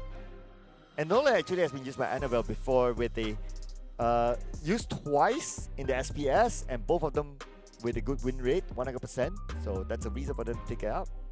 They battled the X board, should they bat out the because Yuzong was used, it's an okay ban, but I feel like the Yuzong was not that big of a factor, so they're banning out the Edith. The Yuzong is still open if they want to still try and go for that, but I almost feel like even a Thamos would work quite well here. But, you know, Yuzong is a safe pick if you want. For Evo, they still don't really have an answer for Roger. So, I mean, Arlet is open if they want to try that. Arlet? Ruby is also open as well. I feel like they don't need a Ruby anymore because they already pick up the Claude. And the Ruby is good going up against the Guinevere, but I feel like it's... Actually, yeah, against the Guinevere, it might be good. So there could be like 2 reasons right now for them to pick up the Ruby. Yeah, there you go. Ruby picked up. Now for Evo's Holy. The Terizla is going to go mid or EXP. By this point, I kind of feel like you can be... Like, going up against Evo may be a bit risky. Framis is still fine. Lilia is pretty good to go up against the Fredrin. Not as good to go up against the Valentina, but, you know, pick your poison.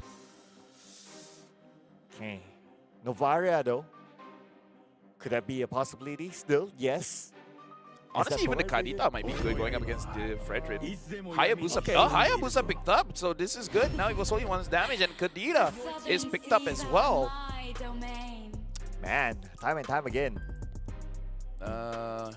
What else here for Evo? Okay, because...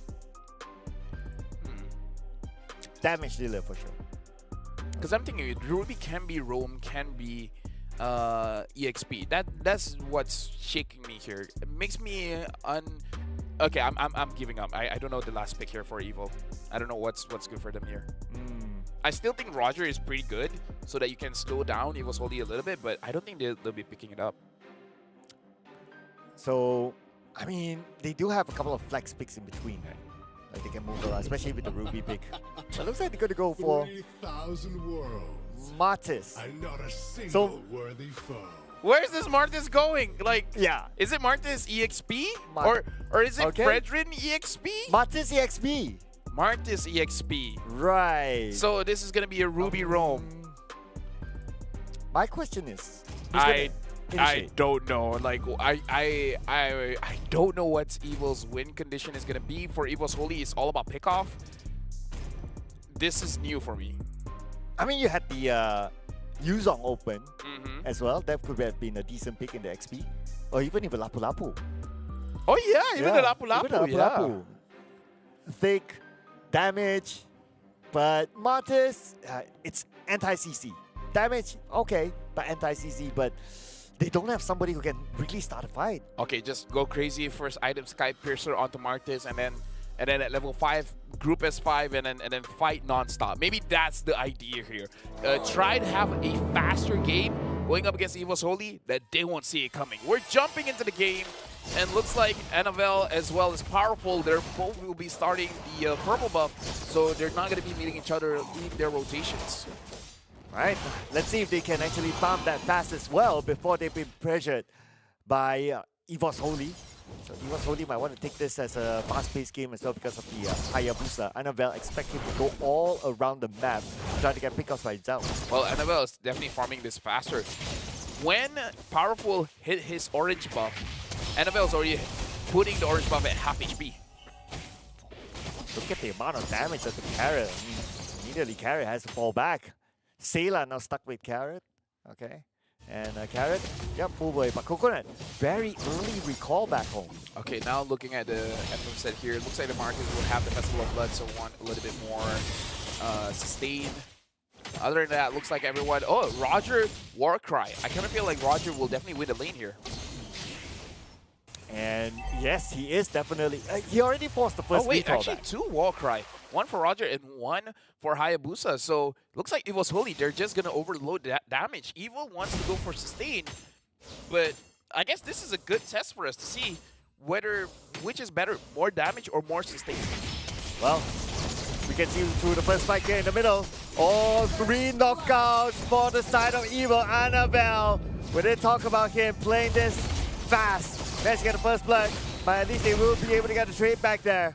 Powerful gets one for himself, so it's a 1-for-1 trade as Coconut shoots away Brands, but Brands is still, it's fine. He was able to hit his There you skills, go. and Coconut is very, very low. I feel like Brands has to be careful. I feel like he used the Lycan Pounce and accidentally went inside turret range, and maybe that's how Coconut has a good trade going up against this Roger, because with the War Cry, Roger definitely has a big advantage in lane. If he builds a Sky Piercer, this is going to be a fast game by Evil's Holy. Look at this, Clockroom taking a lot of damage. Then again, not going to be an issue for him since he's a Kadena. Immediately, Annabelle comes in and Carrot gets eaten alive. Sky Piercer bought by Brands. So now, honestly, Coconut has to be very, very careful. The turtle is still being pulled back by Evil's Holy. They're waiting for Twist to see what he's going to do, because low HP targets are pretty good against Martis. Well, it's good for the Martis. Twist is waiting at the side though. Anytime can come in. Powerful! Will be the one to steal away the turtle. And let's see if they can get more out of this moment. As Fluffy right now moving to the next target. Evos will need to get away to safety. Twist will secure the kill on top of the turtle as they try to get Twist. But then again, Twist will make a U-turn and Carrot will get his revenge. And now it's all on the Twist, but Twist stay okay underneath the turret. A win for Evil. We were questioning it, but before that, Brands fights against Coconut. Coconut now doesn't have the Blazing Duet. Looks like Coconut wants to poke out Brands a little bit more, but going back into the turtle fight, Evil won it out with a lot more crowd control and a lot more sustain. So at least for the first turtle, it looks like the draft with more sustain still does very, very well, where the damage coming in from Evil's Holy was nowhere near enough. Now it's a matter of whether Evil can continue to snowball this, because that was what happened in the previous round. Now Annabelle shows himself all Coconut. Look at the amount of damage, but Carrot is at Chariot. Still, Coconut went down, even though Carrot was there. Oh, but look at this. They found the jungler, and Clockhood gets a kill onto Powerful. Little bit unfortunate there, caught in the rotation. And Sayla, there was nothing much he can do about it, even though he was at the mid. Well, Sayla doing a lot of damage onto Fluffy, but he has to be careful. He wants to all in against Fluffy. I don't think that's a good idea, especially when you have Dreams in your radar. Swiss is there to provide some form of backup, but the fact that Sayla survives, it helps out Twist quite a bit, making it so that he has a winning lane going up against Fluffy, but now he's going to get punished. Oh. But then again, it's Sayla we're talking about here. Pretty confident with taking that amount of damage and still staying alive after that. He has to stay alive because right now the turtle will be up real soon. But Brands all alone against 2 members of Evil. Yeah, Brands now looks like he is going to get pushed in a little bit. And we see the same pattern where this time Carrot is going to be babysitting Coconut for a bit. The turtle is getting started off. Clockhood has... Oh, look at Twist. Oh, they caught Twist in the middle. Twist didn't know what hit him. Carrot is still waiting there, but then again, how much can Carrot do? Okay, Powerful, maybe, because he does have the Retribution still, but he doesn't have the space to go in. He's being forced to go back, while Fluffy is opening up the space. Powerful has to let this one go. You know, looking at Fluffy, he wants to continue the fight. Coconut going up against Clockhood. Coconut really wants this top inhibitor, and Clockhood is going to make sure that it's not going to be an easy fit for him to get. And Annabelle is clearing the mid. It looks like Evil's Holy is going to funnel most of the farm over to Annabelle, now having 4-1 and 0. Not sure what his itemization is looking like, but he's getting a lot of kills here. Well, France, easy turret for him. Okay, just a little bit more, waiting for the next wave, but it's not going to be an issue for him.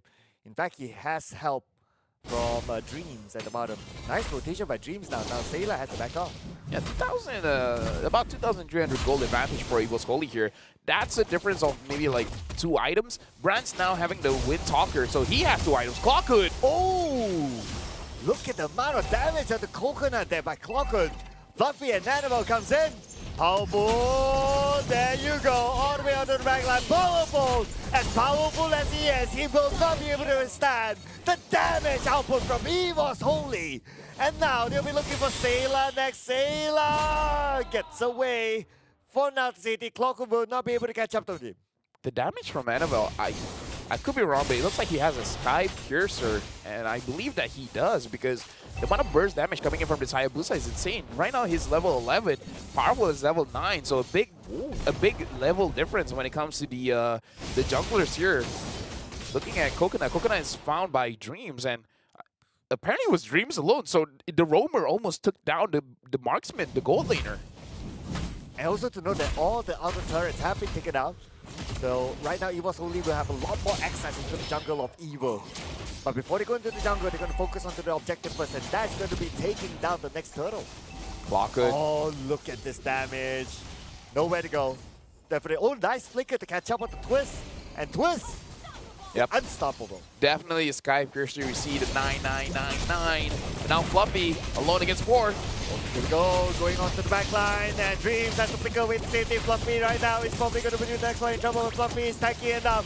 Chase on the Sailor. It's going to be Brad all the way onto the back line. Anova gets a monster kill by himself the moment he shows up, and with that, the tunnel is way open.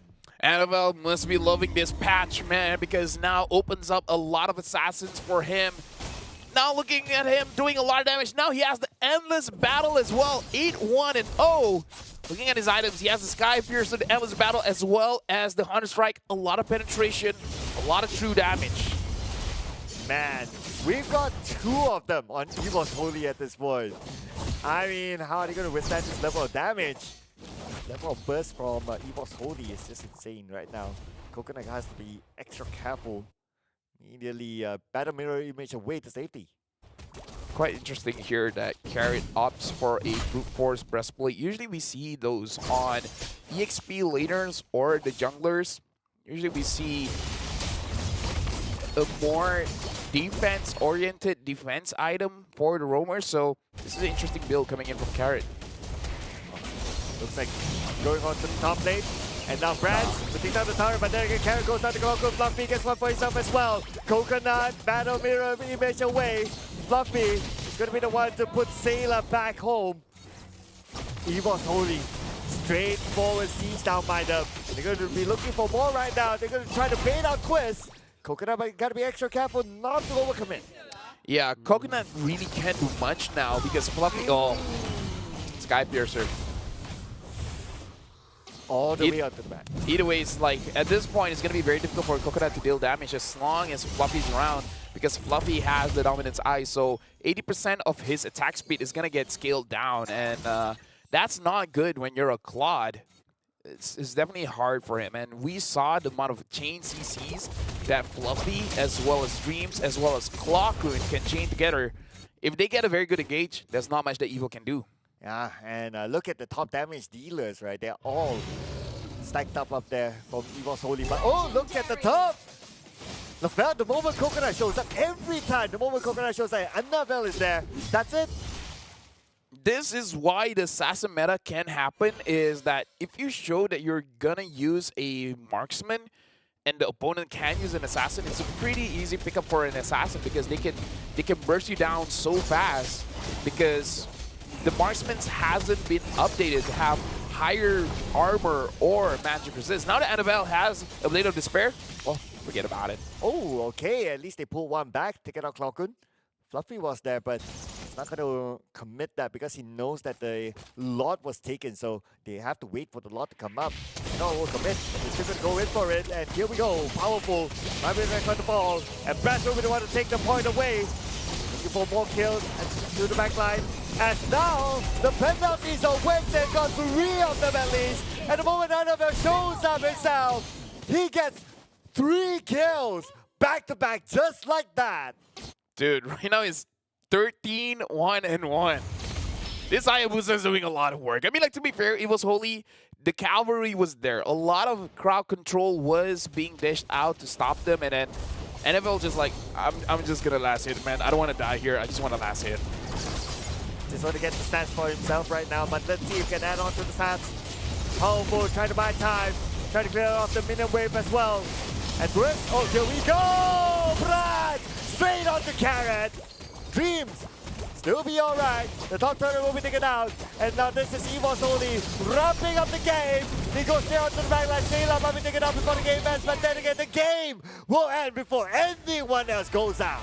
EVO's Holy won against Evil 2-0. A clean win from them.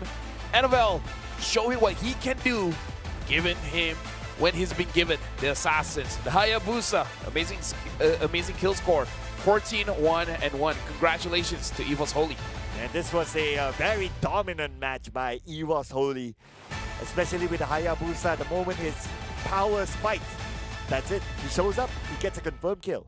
And again, like, he has a lot of on-hit bursts. If he had the Blade of Heptases as well, yeah, there's way too much. I feel like if you have 60% of HP left, you will instantly die with the combination of the amount of penetration that he has and the on-hit kill by the Sky Piercer. Overall, I like how EVO's Holy played around the draft, understanding when they're very, very strong. Same pattern, we see Evo winning the first turtle, but after that, yeah, no more. Yeah. And yeah, this round has a similar pattern like the previous round. Like Yeah. Evo had a good early start, Yeah. up to the turtle stage, and then after that it just goes all the way down.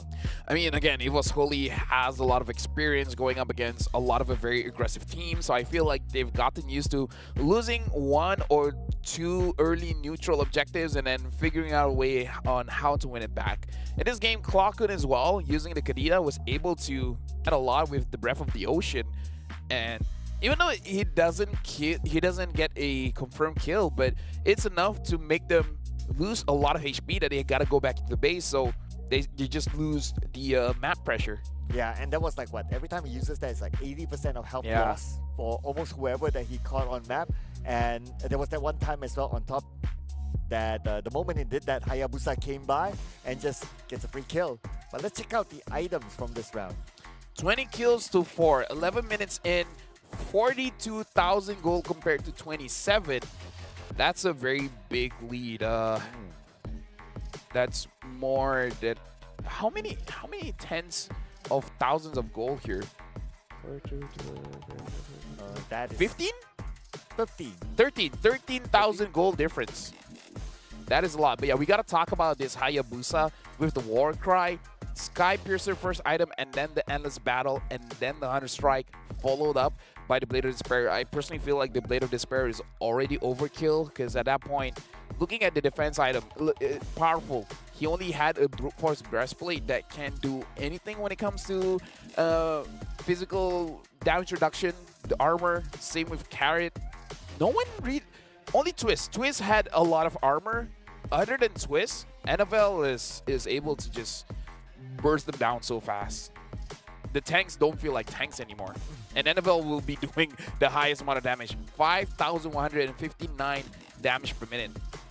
That's more than double the total team damage of between EVOs as well as Evo. If you kind of think about it, that's double. Yeah, that is a lot. That is definitely a lot. The highest damage dealt in Evil's side is Sayla with 33,000. So, yeah, I mean, I don't know. Annabelle is really showing that respect has to be given to these damage junglers, because once you have a very good start, it doesn't stop. It just keeps on snowballing, and it becomes a situation where it becomes out of control. And that's where the game looks so one-sided, because there's not much that you can outplay that, because the one that can stop him is Twist, Powerful, and Carrot, but they can't stay alive long enough to try and outplay what Annabelle is trying to do. The only way for them to have a comeback is that if EVO's Holy played the long game for whatever reason. It's like, oh, we want to torture you. We want to let you, we want to farm, we want to torture, we want to have full items before we end the game. Then if that opportunity is allowed to Evo, maybe we might see a counter, but obviously in this round, they want to finish it as fast as possible. Yeah, let's look at the graph here to see where it went wrong, because even in the early game, when Evo was able to get a good fight around Turtle, the advantage wasn't that much. And then we can see that the advantage for EVO's Holy was quite steep. After getting a few kills, it ramps up very, very fast. Yeah, and if we just look at the graph itself, the first bunch of reds, that was when the first turtle fight happened, thereabouts. And then it just goes all the way up there. So, Not gonna lie, I'm same. It's just the other way around. Not gonna lie, I'm colorblind. I have no idea what's going on okay. in this graph. But we gotta look at the MVP. Alright. And of course, it's gonna be Annabelle with 1,026 gold per minute. I didn't even notice his gold per minute. That's high. Oh man. Over 1,000. He was item complete by 11 minutes. And that was like what? Was he even in full level by the time? Was he at level Yes. 15? Okay. Yes. Okay, yeah. Man, that was just how much dominance they've been showing. But okay, so even if we look at some of these highlights, right, it has a similar feeling like the previous round. Like starting, we see some good fights at the first turtle, and then other than that, it's just Evil's Holy just running down Evil. And look at the chase from Annabelle, chase on the carrot. Every time he shows up, he gets kills, and just keep your eye onto him every time. Yeah, I want to see the final fight where he hit his quad shadow here. He hit onto 3 targets, I believe, because he just jumped on one, jump on the other, and then jump on the other. Yeah, he had quad shadows at least on 2 targets, making it easy access for him to jump into the fight and then finish things off. Yep, and with that, ladies and gentlemen, Evil's Holy wins against Evil 2-0, and they will move on to the next round. Yeah, congratulations to Evil's Holy. Again, an amazing feat where this is what is expected of them. And this is why they're one of the favorites coming in for the Snapdragon Pro Series, where people doubted them before the MPLID started. But then now, I believe those doubts are answered. We got to look at the updated groupings to see where everyone falls into place. Group A, we saw that Evil's Holy lost against RSG Philippines, and that's why they went to the lower bracket. They were able to take down Evil 2-0, and now they've qualified to the last chance qualifiers. And this is the last chance qualifiers, meaning they haven't qualified just yet to the challenge finals. They still have more matches to play to qualify. Yes, and more meaning more. It's like, okay, A bare minimum of 2. 2. Yeah. Yeah. If not, they have to go down to the lower bracket and all that, which we will be witnessing that in days to come. But for Evil's Holy... Or tomorrow, in fact. Oh, yeah, tomorrow. Tomorrow. Yeah, they're going to be you're playing right. tomorrow. Yeah. Yeah, so tomorrow we'll actually find out If who will Evil's be Holy finals. moves forward or not. And again, expectations are on them for them to win, because what's going to be happening today is that we want to find the rest of the teams going to the last chance qualifiers, where in total it'll be 4. And then afterwards, from the 4, we're looking for 2, if my math is correct. It should be correct. Yes. But either way, that was a dominating victory by Evil's Holy. Evil will have to check back at what they want to change for upcoming tournaments. But now, next match is going to be Falcons going up against RRQ Hoshi, where both are fighting for the last chance qualifier as well. Yeah. And now, any last words before we go to a break? Well, expect a lot more action coming up soon because, well, Falcons, eSports, and RRQ Hoshi, these 2 teams are amazing stuff. My name is Lavelle. This is Sir Cloud. We're going for a short break. After this, it's going to be Falcons against RRQ Hoshi.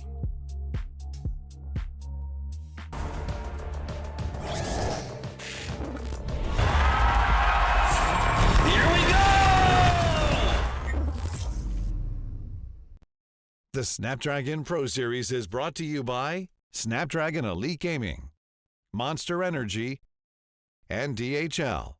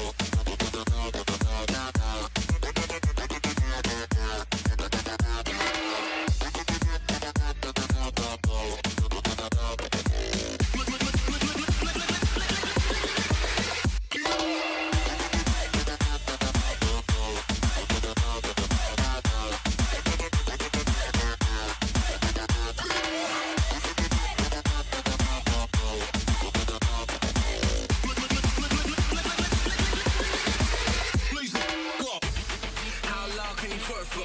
How many strip clubs that you work for? You a beast type of hoe you get murked for? I can tell a lot about a girl on the first twerk, twerk, twerk, twerk, twerk, twerk, twerk, twerk, twerk, twerk, twerk, twerk. I can tell a lot about a girl on twerk.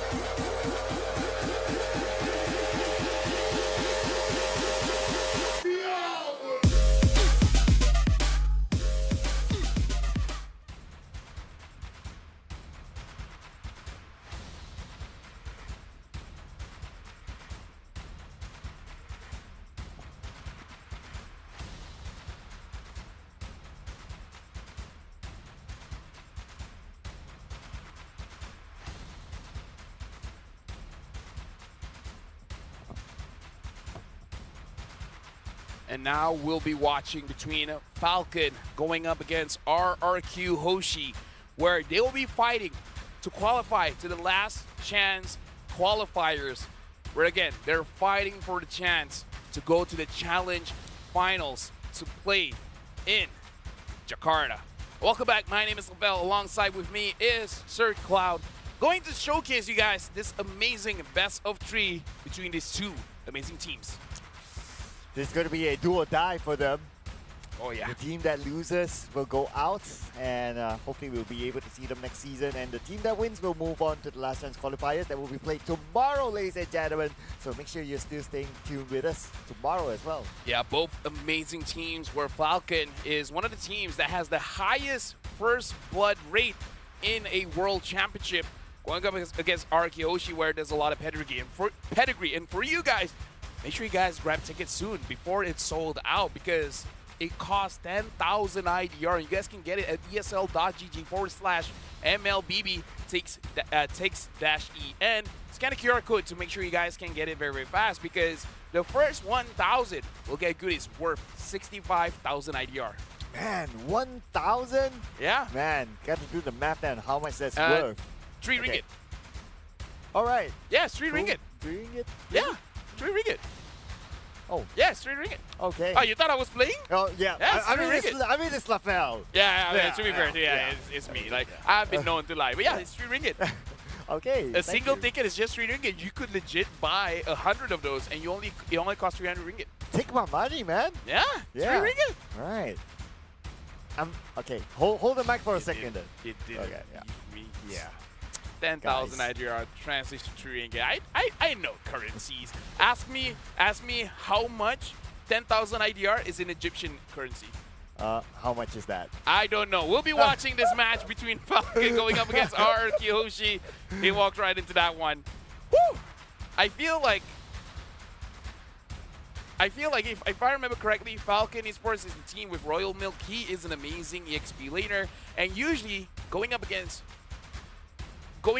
annoying junglers, EXP laners is going to be very important. Now we're going to look at the lineup for Falcon eSports. It is the team with Royal Milk, Dax, PX7, Benny, and KidX. And let me tell you, Royal Milk and PX7, woo, monsters, man. And if we specifically zoom in into Royal Milk, he loves Chi. Oh yeah, he definitely does.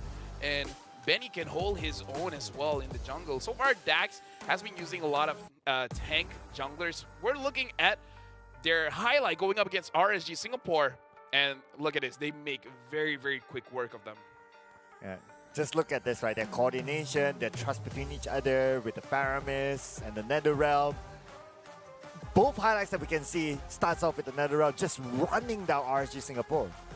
Yeah, Falcon Esports is one of the teams that if they see an opportunity, they won't shy away from going as aggressive as they can. Look at this. Ray is waiting for Benny, but Benny's not having any of it. He knows that they're going after him. His game sense is insane. Yep, and overall we can say that this was a very tight match, right?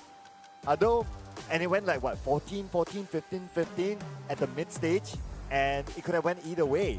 Yeah, and now we got to look at the lineup for RRQ. Hoshi is going to be Dawn, First Six, Rinzia, Skylar, as well as Vin. Where yesterday, they won by a landslide. They made it look easy. Skylar on the Natan, and First Six, he used the Hayabusa one, so we know that he's got it in his bag. I mean, we saw the Hayabusa earlier on, like how it was used. But other than that as well, Vin used chip. Oh yeah, before. I don't Yes. think he will be getting chips today. He I doubt it. has been banned out the whole day. Yeah. Because again, like, Chip is one of those heroes where either you know how to use him or not. And the thing is, Fanny is a difficult hero to use, but it's more on you yourself. If you die by yourself. But Chip, if you don't know how to use a chip, your entire team will die. Vin has shown he knows how to use the chip, so if you let him through, he will pick it up. Yeah, and doing the chip requires like strong team coordination as well. Definitely. Yeah, got to be absolutely on point. But nevertheless, ladies and gentlemen, we're going to go on to our first draft for game number 1 here between Falcon eSports as well as RRQ Hoshi. And just to put note is that Falcon eSports, they had a long journey coming to the stage. So a lot of data is put out there for RRQ Hoshi to read. Yeah, but again, Arkyoshi already showing data as well. Falcon banning out the Natan, the Roger, as well as the Arlet. RRQ banning out the Chip, the Luyi, and the Harif.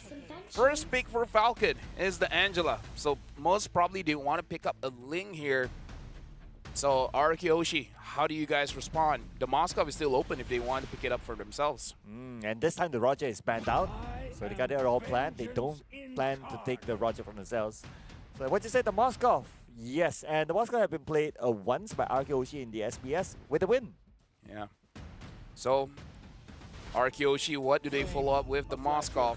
They're going to pick up the Ling, so they're going to deny it from the Falcons. And look at the Falcon. It looks like they know that this is going to happen. They pick up the Angela. If the Ling is open, they're going to pick it up. But it looks like they have a plan. If Arkyoshi wants to deny it and pick it up, and they're going to go for the Fredrin, they're like, yeah, we don't care. Angela is still good Angela is still good with the Fredrin. Look at them celebrating. They're like, yeah, we got this.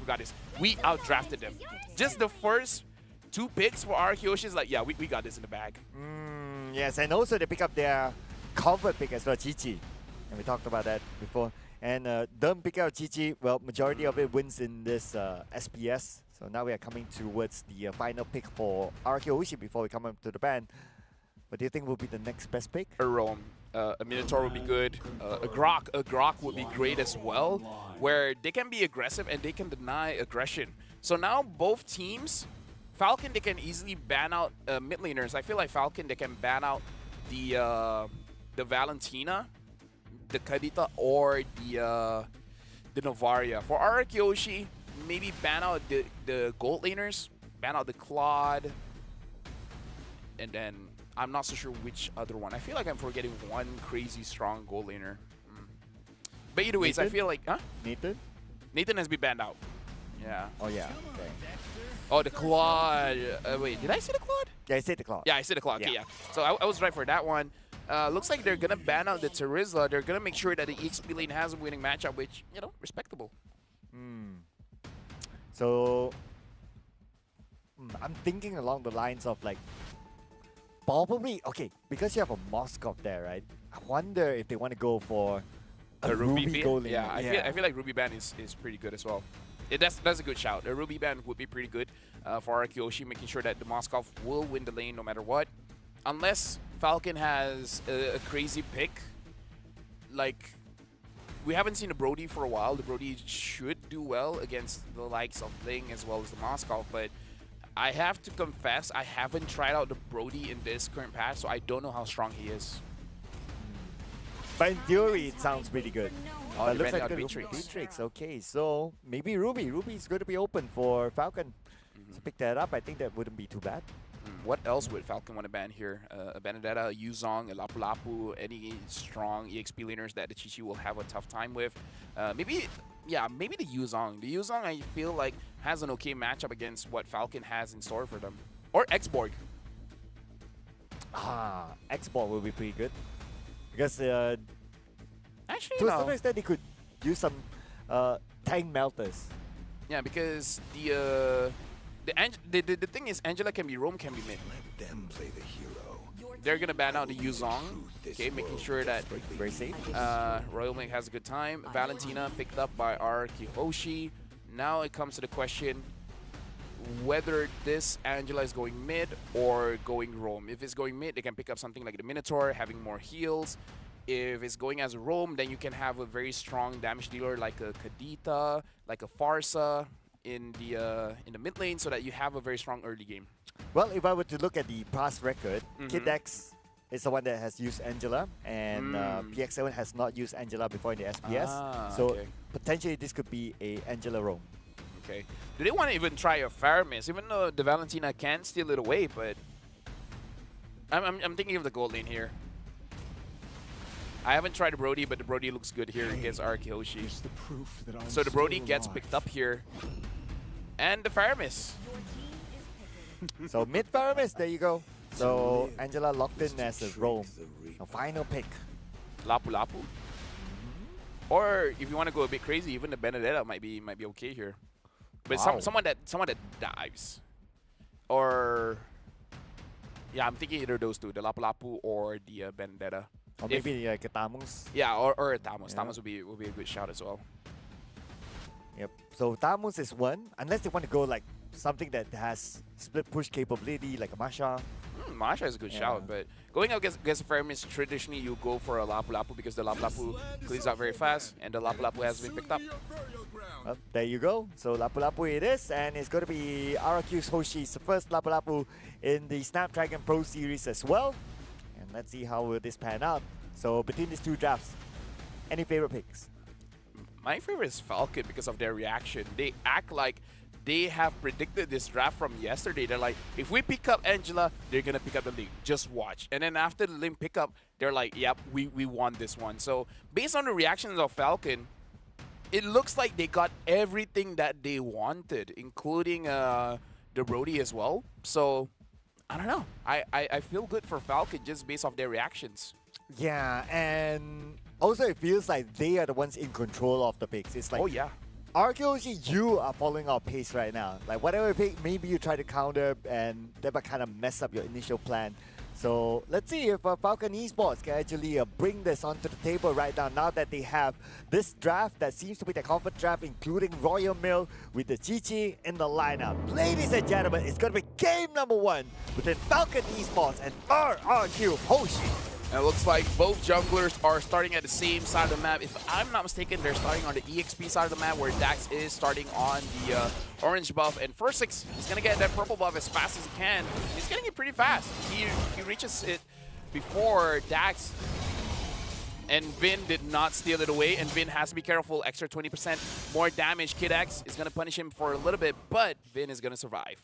Yeah, if only he stole that away, then that will be a great start for them. But nevertheless, Falcon eSports defended it, and Vin took a bit of damage, but it's okay. He's a crowd. Yeah. As long as it doesn't die, it doesn't translate into anything. Benny as well as Skylar.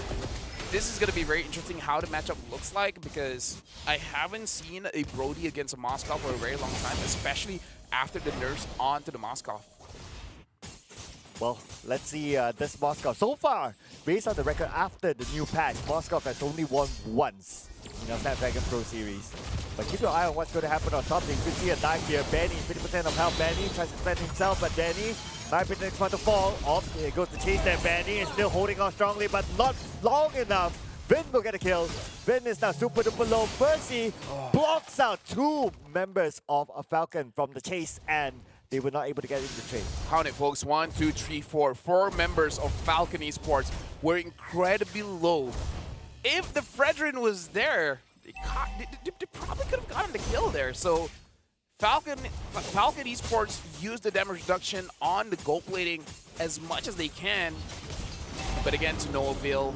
I'm not so sure who picked up that jungle creep. But either way, Falcon Esports, honestly, just one death is still okay. The only bad thing is that it went on to bed. Your gold laner, you kind of don't want your gold laner to die. Oh, but here we go. Looks like RQOC is going to challenge for the turtle.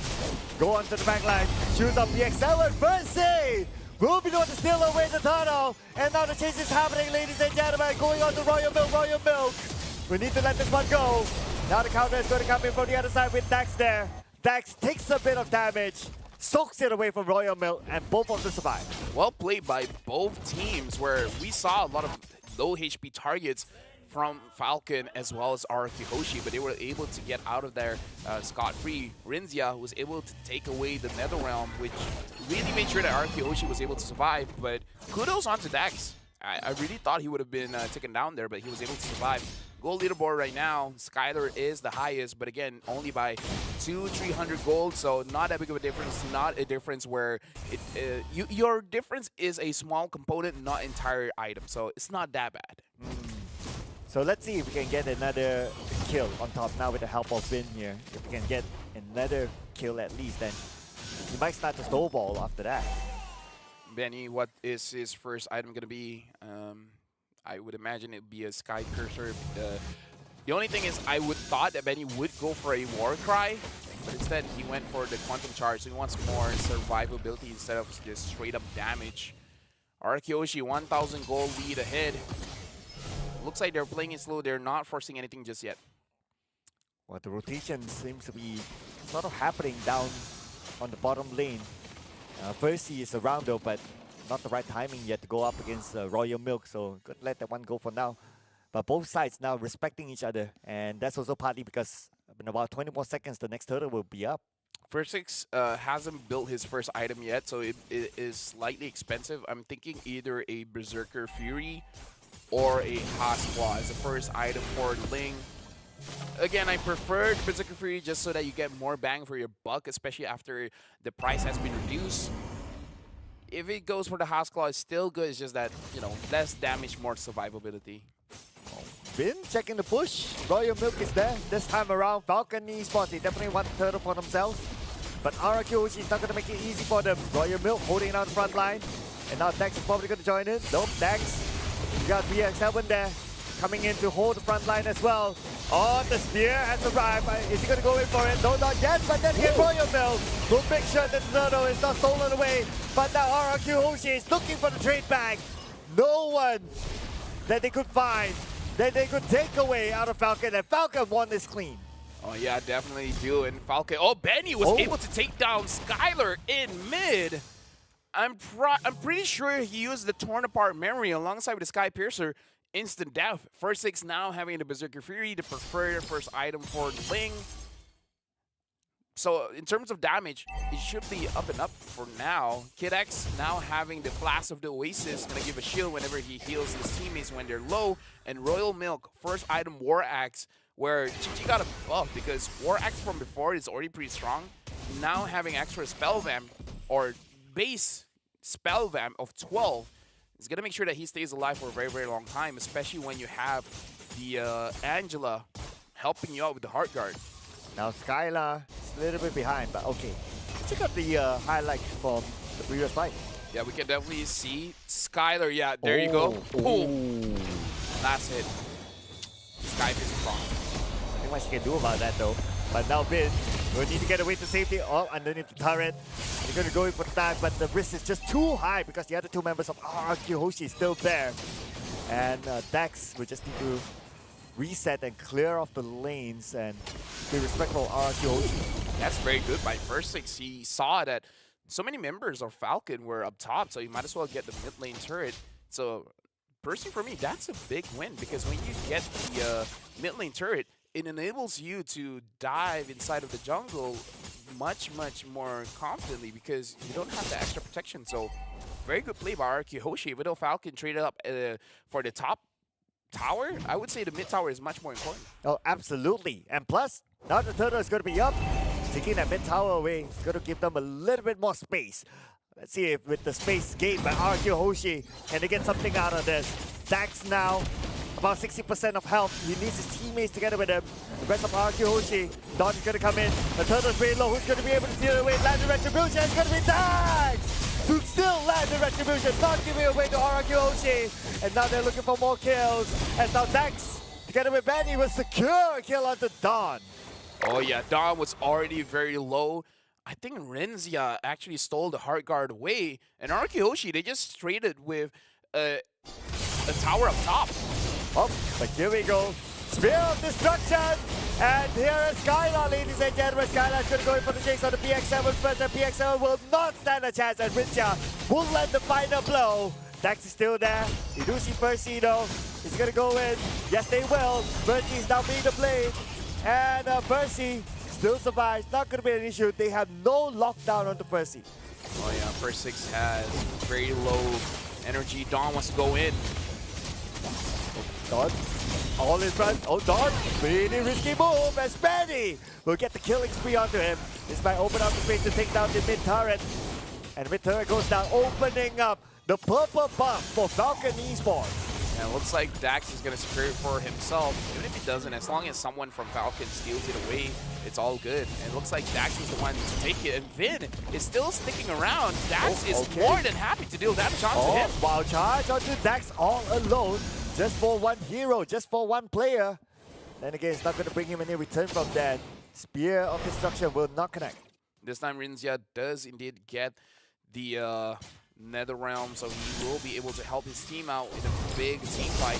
Now Falcon, they just want his turret, and Dawn wants to make sure that his turret stays alive. Bin from side, bin from side, bin from side. Giving away their position, and now they're going to go in for the chase. Here we go. Benny, three of them caught by RRQ Hoshi. But then again, they fight back though. Look at the amount of damage on the Richard. Richard's very low at this moment too. Blinkers expanded just to get away. But unfortunately, two of them from RRQ Hoshi not able to run away at all. Make that four as Royal Milk will make Royal Chocolate out of the final member, RRQ Hoshi. Well, I guess I get my answer. Brody's still pretty good. Looking at items here, Sky Piercer, Malefic Roar, as well as a Demon Hunter Sword. Falcon eSports, that was a very good kite coming in from them. Shout out to BX7. Make sure that the rest of his team stays alive long enough to lower down the HP of RRQ Hoshi. And with all those kills, Benny has a pretty big stack on his Sky Piercer. So before this, it was 6% HP. Now perhaps it's 9 or 10%. Okay, all right. Okay, it's going to be a 1v1, so it's going to be fine. It's more of just like managing the wave. Oh, putting himself in a slightly awkward position, but Kidex will not be able to do much. I mean, as long as they're able to keep Ling in check, it should be fine. The Ling wants to go over to Angela, so it's going to be a 1v1 between the Ling and Angela. And Angela is surviving? How? Excuse me?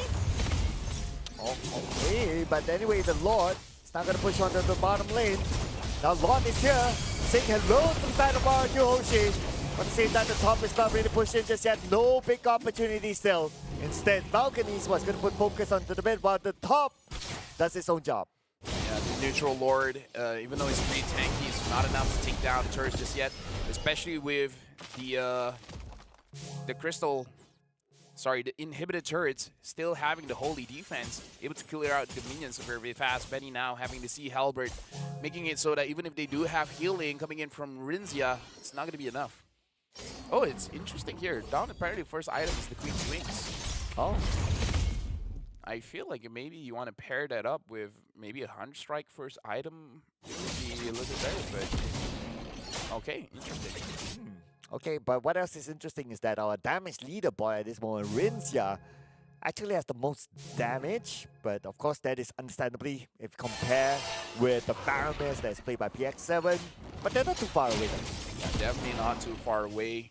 Right now, Falcon, 6,000 goldie going up against, or 4,000 goldie going up against Arakihoshi. First 6, he's gonna try. No, he's not even gonna try. He lets it go. He wants to go for Falcon's purple buff.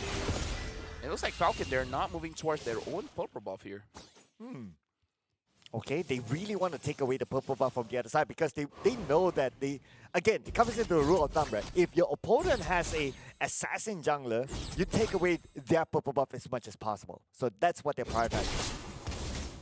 And now looking at Falcon, yeah, it seems that First 6 understand he just needs to farm as fast as he can, so that he has like what, 3 items. After 3 items he could go a little bit more aggressive. I remember that he has the Haas Claw as well as Berserker Fury. PX7 now having the Lightning Truncheon, that's a big ticket item because now he deals way more damage whenever Arakihoshi, they're gonna clump up, and more often than not they are clumping up. So the fact that Rinzia has higher damage than PX7, that might change after this. Oh, let's see if anything would change here, especially with the Lord currently up. Both teams going in for Royal Milk. Gonna hold on front like as usual.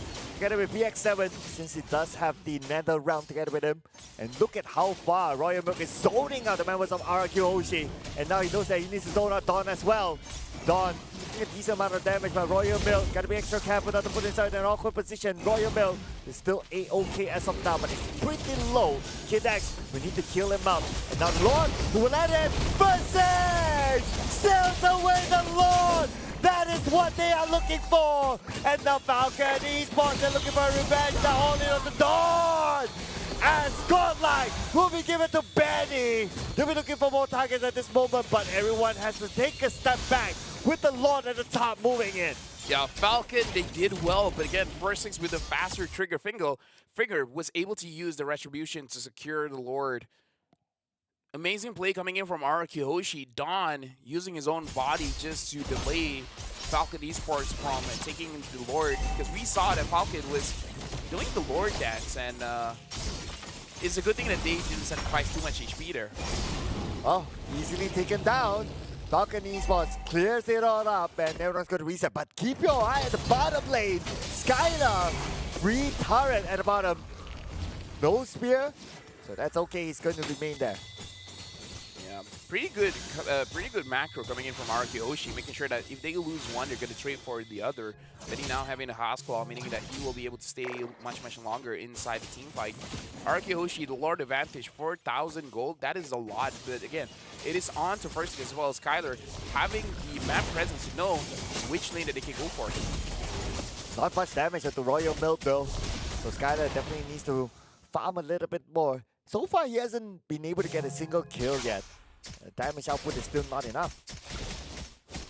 Funny, he already has 4 items. He only has 1 item slot left. I'm guessing the Malefic Roar as the final item so that he can actually burst through the armor, because I'm seeing a lot of blade armors for Falcon Esports, making it understandable why he can't kill them. Oh, okay, hot gun on the Royal Milk. Tries going on to the back line for 6. He's in trouble, but he is A-OK right now thanks to protection from his teammates. But then again, for Vin, okay, Immortality, ding, around though, but nowhere to go for Vin. Broken the Immortality, his life taken away, just like that. Benny is unstoppable right now. God by 8-1 and 0. He is full items. At this point, if he wants, he can sell his boots for perhaps a Windtalker, or if you want to be more crazy, maybe win an endless battle. Oh, think about battle right now. The battle happening in the mid lane. But then again, no minions there though. Decent amount of damage, but again, keep your eye on the bottom lane. Yeah, Arkyoshi, they're playing for macro. They understand that they can't win the team fights here. Going up against Falcon Esports, Dax on this Fredrin has not died yet. 0-0 and 7. Royal Milk for now is all alone, but looking at Kid X, he has the hard guard, so it's never 1v many. It's gonna be 2v something. Let's see how many will be how many with the presence of the Lord now. Because RQ Hoshi, actually both are kind of similarly exposed, especially at the bottom lane. But both sides going in for the Lord. Dax is going to start it off. No big moves yet from either side. Even at the mid, Royal Milk. Half HP, but he'll be able to heal up fast thanks to Kid X. Dax has to be careful because he's going to take a lot of damage. Royal Milk trying to zone them away, already triggering the hard guard. Look at Rinzia getting pulled back. Oh, Rinzia lasting around, and it still survives somehow.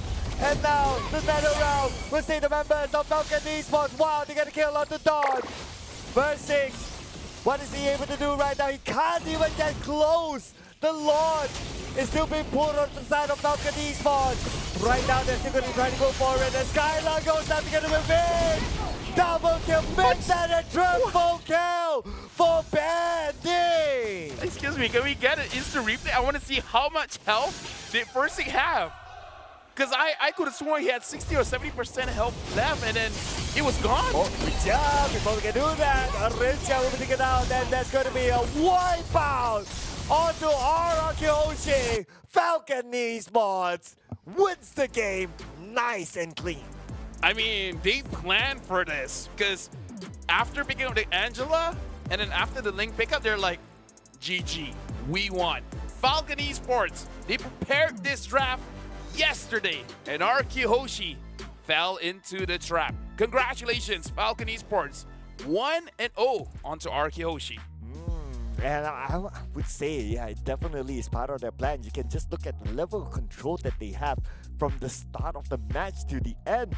And honestly, I wouldn't expect for Arkyoshi to allow them to have this level of control being a team of this kind of status. Royal Milk with that CC, man. You got to do something about it.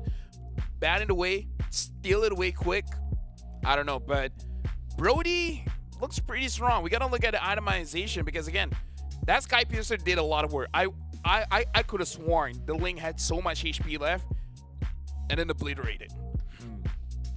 Yes, and the Link couldn't even get close to try to land the Retribution even. Like, even towards the end, we can see that how much protection that they have around the Lord area that even if we want to fly in, just to land that one single Retribution, he can't.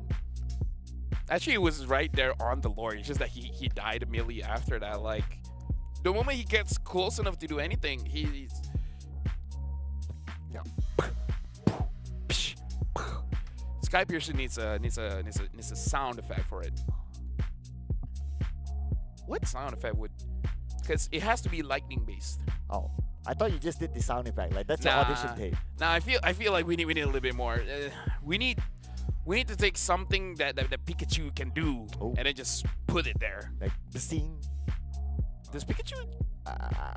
Let's look at the items. Let's look at the items. Let's look at the hero picks and try to figure out what happened in this game because it looked like Arkyoshi fell in the trap of Falcon. We got to see whether Falcon can do it again for game number 2, or Arkyoshi is going to be like, yeah, we're not going to fall for the same trap again. You guys, maybe ban the Angela so that the trap doesn't get set up in the first place. Yeah, if you think about the trap, right, and when they reacted to the trap, it was like the first 3 picks, and then you see their reaction. Yeah. It's like they did high fives all around. I was like, okay, guys, we did it. Okay, like we can start game now.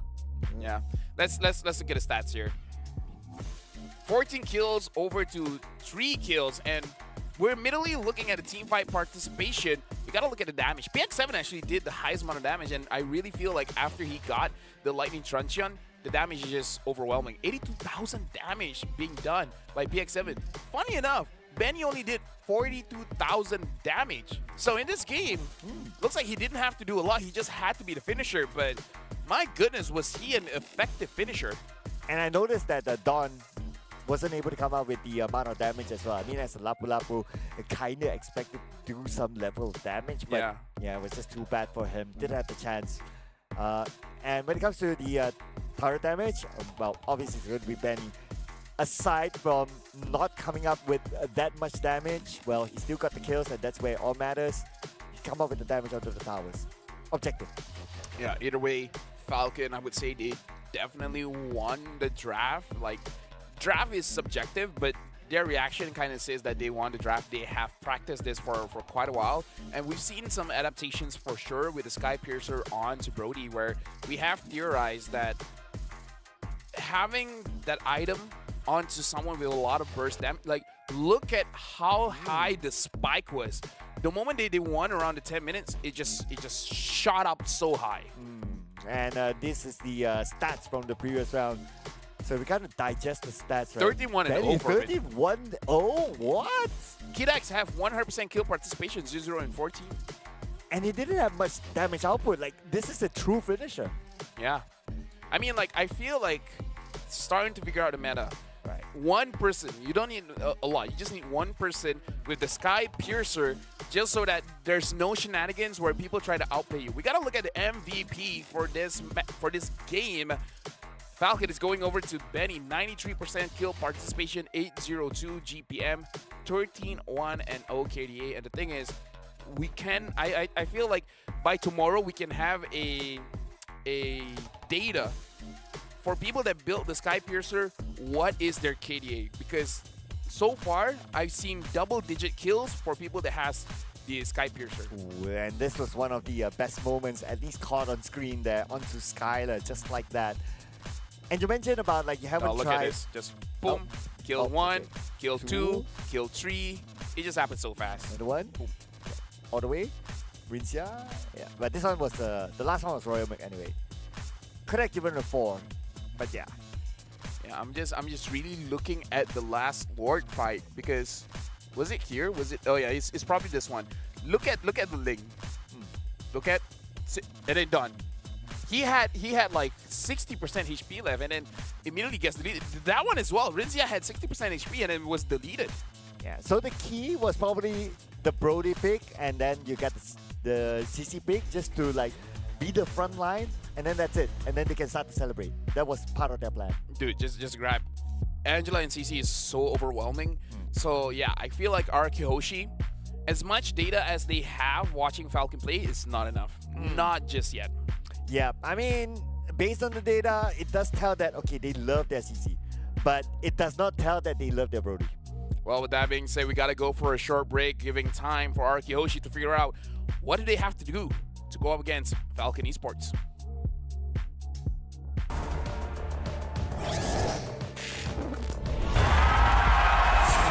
Here we go!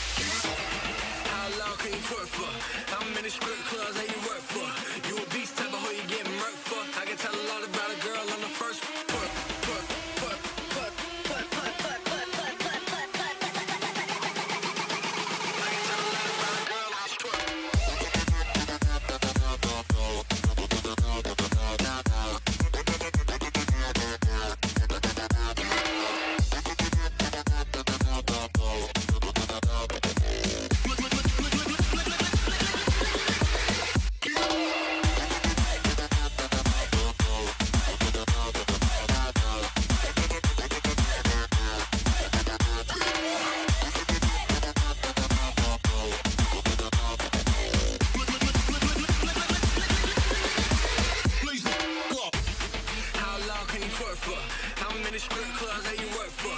You a beast type of hoe you get murked for. I can tell a lot about a girl on the first put, put, put, put, put, put, put, put, put, put, put, put. I can tell a lot about a girl on put.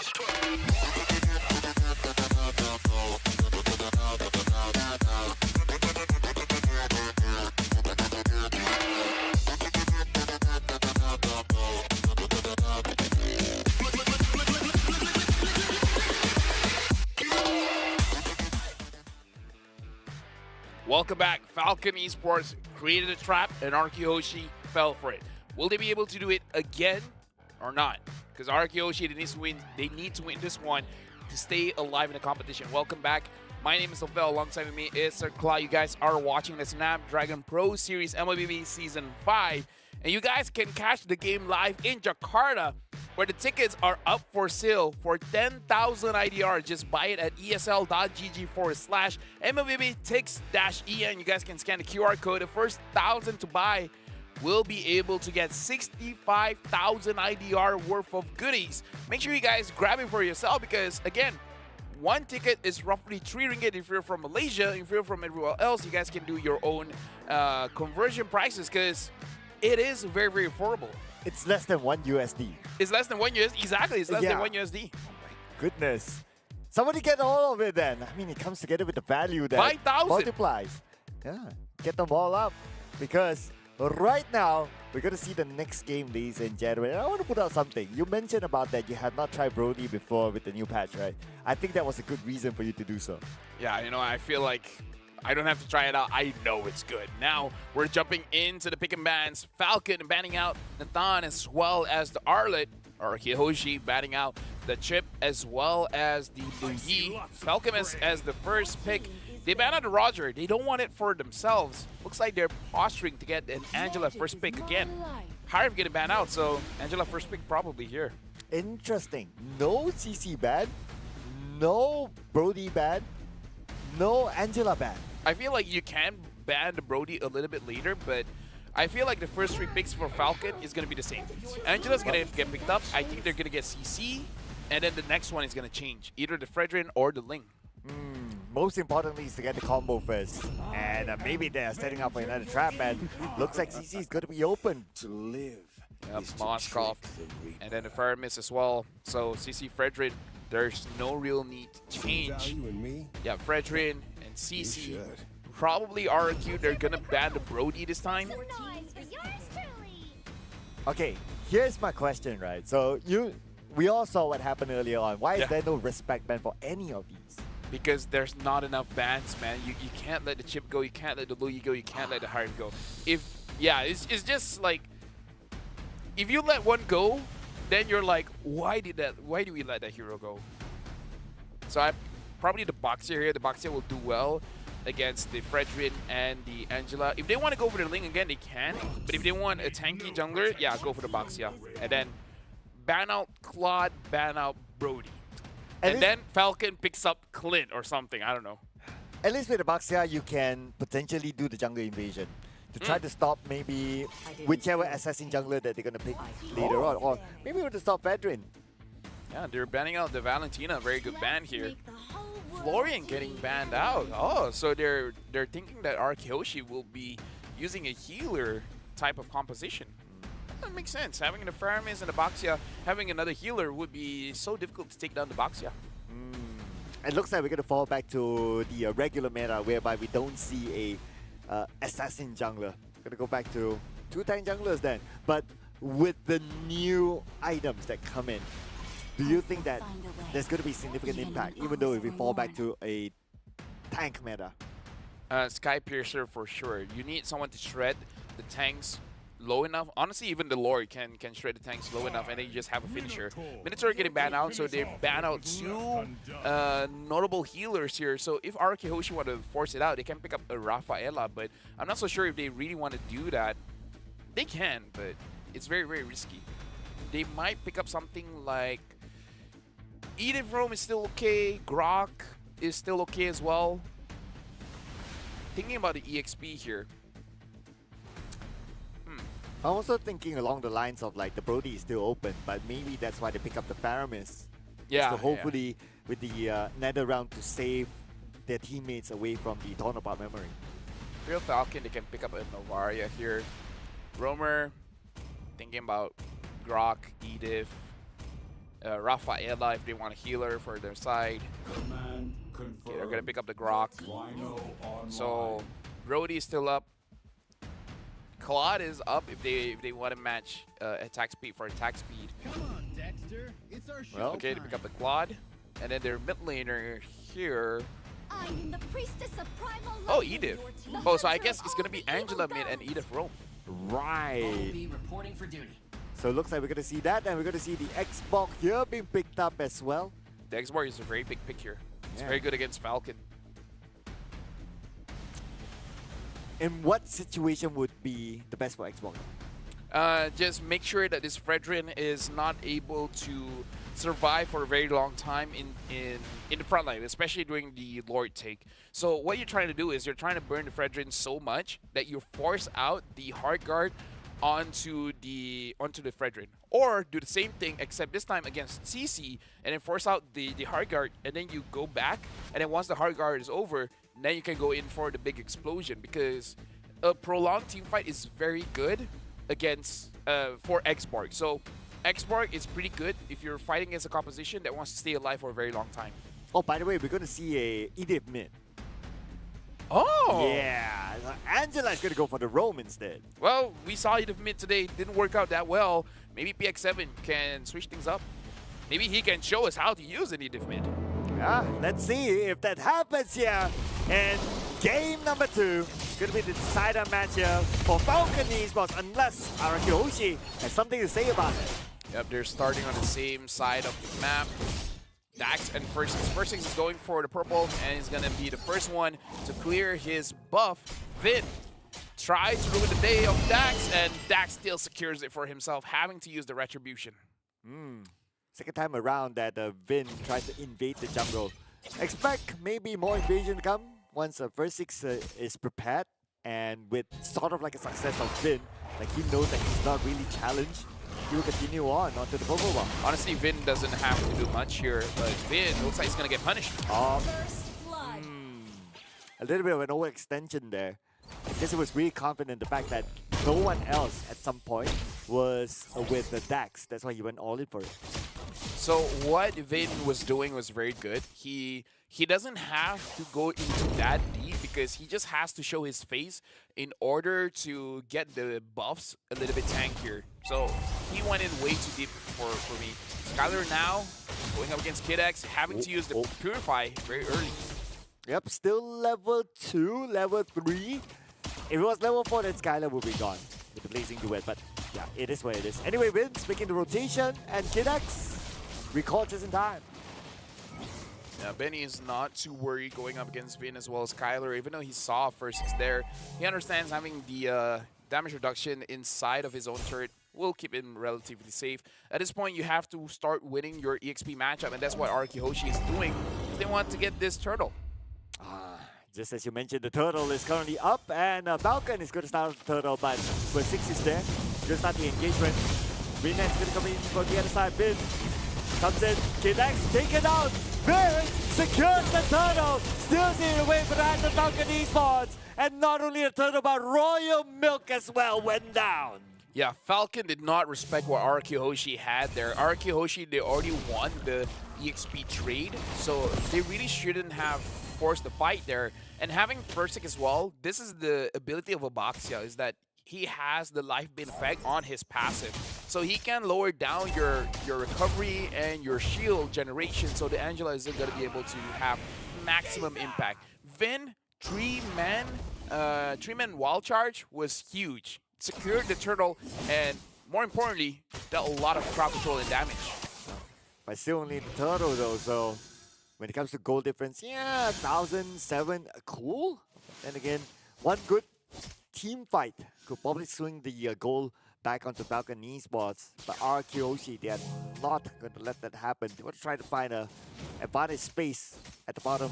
Kidex will be chased on. And now Benny is alone underneath the turret, but the focus on the Kidex right now. All in on the Kidex with First Six. Doing that kill. Dax arrived, but Not much you can do about the situation.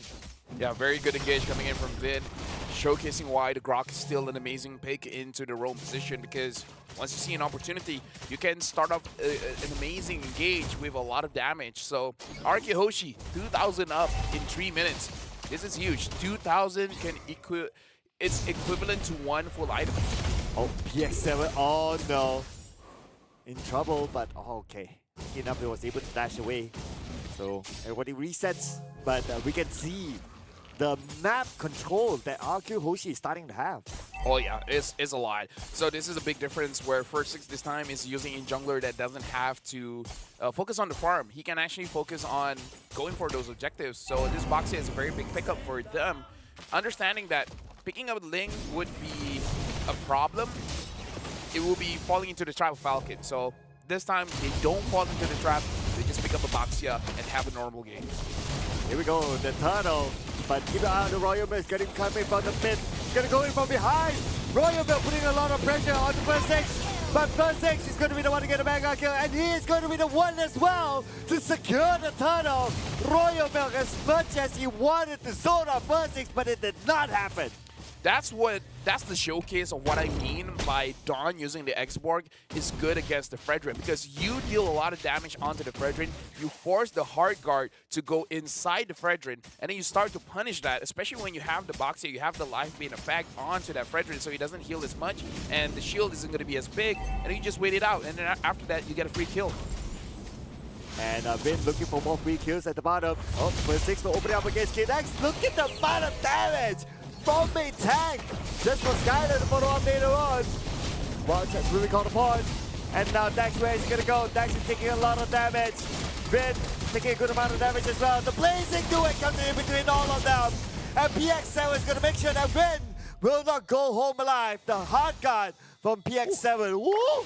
That was so close. That was very close, as a matter of fact. And First is now in 4-0-3. A massive difference from the first game in the series. Now he has the Guardian helmet, so he is able to survive for a very, very long time to the fight. Honestly, Boxia is one of the tank junglers that I feel has been doing very well after the patch update. I mean, he doesn't do anything different. It's just, I don't know, maybe he's always been this good. It's just that people haven't been picking it up. Yeah, allowing teams to go back to basic. Get a Boxia, run down your opponent, make sure you have the jungle invasion, make sure you have the map control advantage, and that's exactly what he's doing. Oh, and he's Benny. going. Okay. Better mirror image away to safety. Again, going up against Finn is very, very scary. Oh. They're going to get boxed in. Oh, straight onto the back line. KidX is the one that's in trouble right now with Skyler. Positioning of KidX. Great targeting by First Six. First Six goes for KidX every single time. They understand that this Angela is the Angela is the glue that keeps this draft together. The moment the Angela is taken down, the rest of the team falls apart. Oh, but something could fall apart at the bottom. Hard guard onto Dex, and this is Dex together with Hard guard. But then again, he's really low himself as well. Blazing Duet will be used by Benny just to get away. And there's nothing much that Falcon eSports could do at the bottom.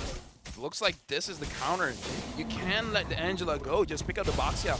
The Boxia is going to be more than enough to deal with the amount of shield and heal coming in from a draft that relies heavily on the Angela.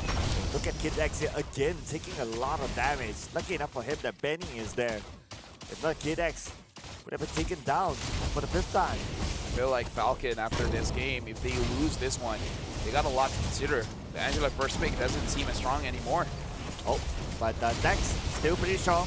Still holding it onto the side. First Six targeted onto him, but that's not the target that they want instead. What they want is the purple buff for the side of Falcon eSports. Arkeoshi, 7,000 gold lead. This is a massive gold lead, basically 1,000 gold per minute.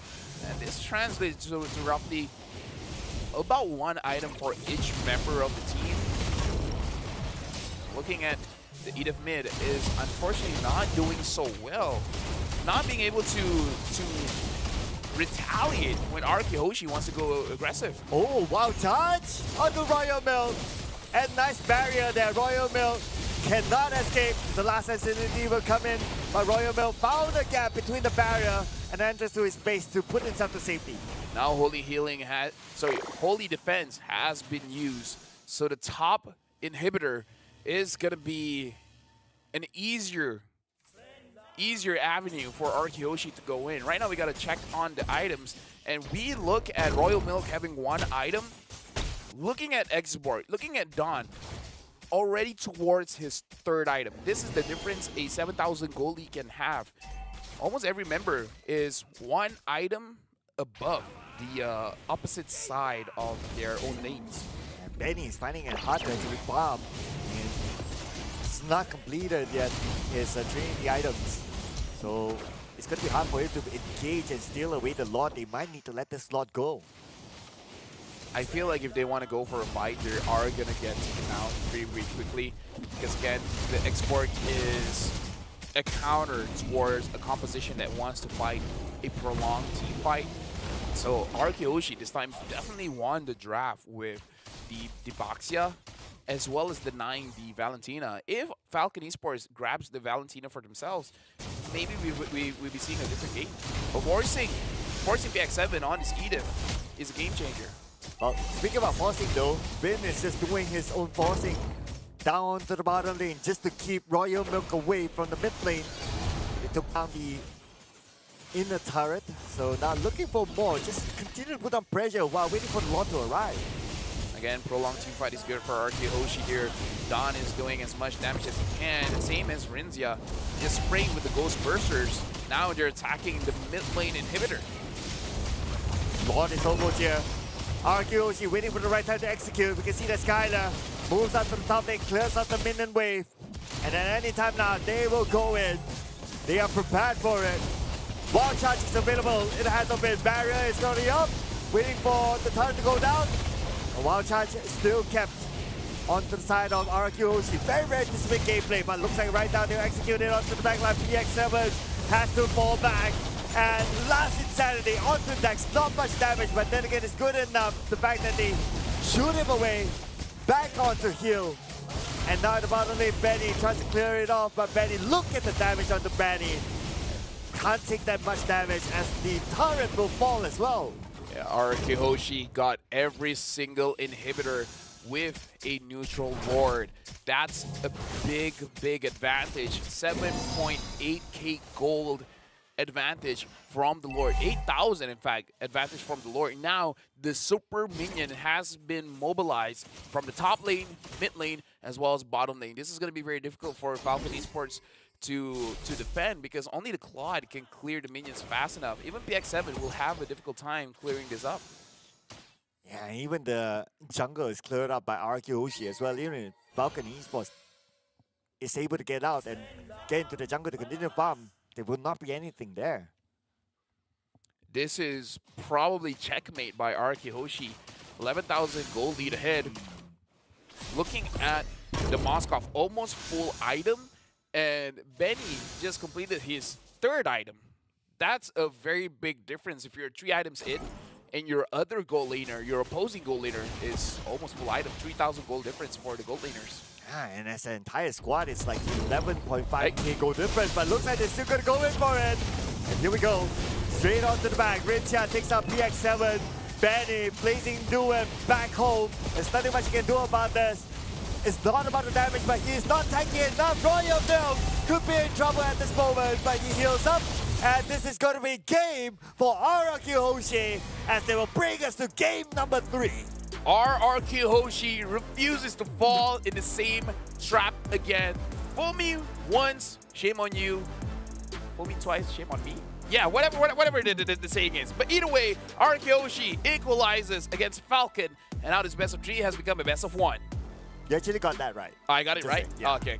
Thank you. Because I thought I got it right, but at the same time, I was like, was it right? But yeah, okay, I got it right. Okay. Yeah. I vouch for it. All right, thank you very much. But anyway, so the game changer here was the Baxia pick. The Baxia was a big game changer. And banning out the Valentina as well. Big game changer. And it's not only the Baxia pick, but also the Baxia that went to Angela. Like, always targeting Angela. Trying to find the target, get it done quick, and then they just win the rest of the fight.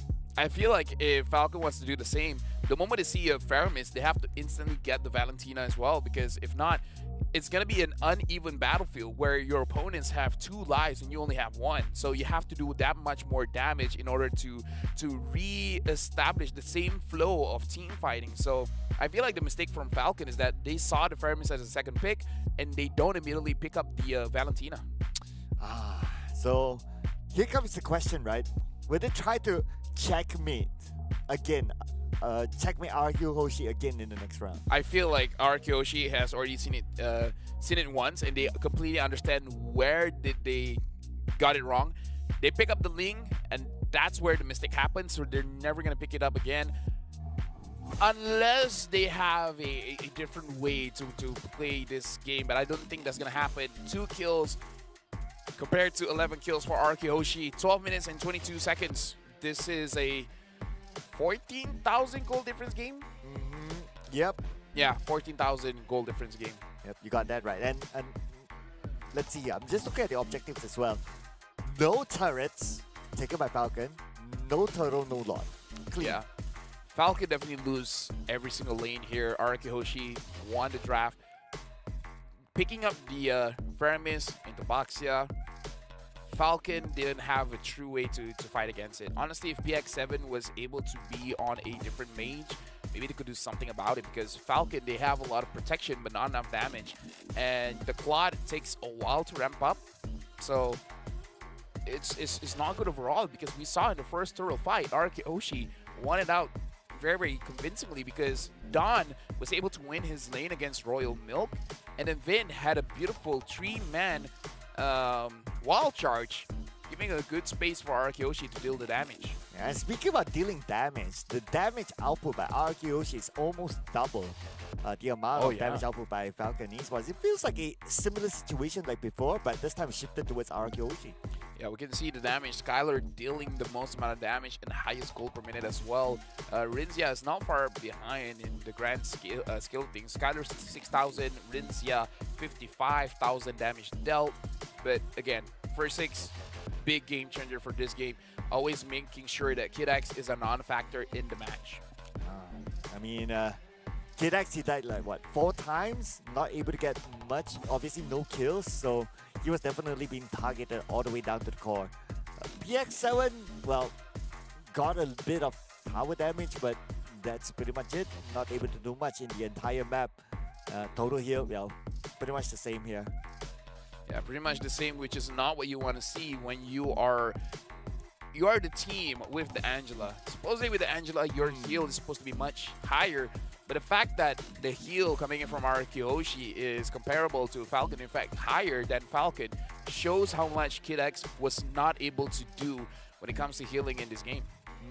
That's absolutely a good point there. But now looking at the graph though, oh, this is arguably even more steep than the previous one. Yeah, this is very steep. After the first turtle, it was essentially game over. Araki Hoshi got a very early checkmate, where after that, they just had chores to do. Like, first 6, get Kid X. Have you got him? Good. Has he respawned? Do it again. Do it again, do it again, do it again. And then it came to a point where Falcon just could not do anything. Yeah, even like Royal Milk, to a certain extent, he has nothing much to do with that saga, but he tries to do something. Like, he tries to go to the back line, he tries to zone off Araki Hoshi, but to no avail. He was not able to do that because of how much Araki Hoshi has scaled at some point. I don't mind being proven wrong, but so far I really don't like this Edith in the mid lane. And now the MVP, of course, it has to go over to first 6, 5-0 and 5, 91% kill participation. And first 6 is hungry, and he wants to eat Angela. Oh, yeah. 505, and Angela died 4 times. Yeah. Yeah. And if I'm not mistaken, all 4 is to, well, at least related to Yeah. Like, he's involved in all of those kills. Yeah. He got 1 there. And then afterwards here, this is the interaction where the shield is negligible. You barely see the shield coming in by Kid X. And then I believe Kid X will die again here. Yep. Okay, this one first is involved, but he didn't get the kill himself. Yeah, but the same formula, right? Like, go to the back line, try to find the Angela, take her out as quick as possible, and then continue on the rest of the fight. Now, for Skylar, being the Moskov, I don't think that was pretty much for him to do, except for that fight, for the final moment whereby he just, you know, come in, just dish out damage, and that's about it. Yeah, he's just like, oh, you guys have set everything up for me. I'm gonna free hit as much as I can. Oh, you guys want me to back? Sure, I'll back. You guys want me to go back in? Okay, I'll go back in. In this game, Skylar just followed the leadership that mid trio has offered, and congratulations to Araki Hoshi, evening the score 1-1.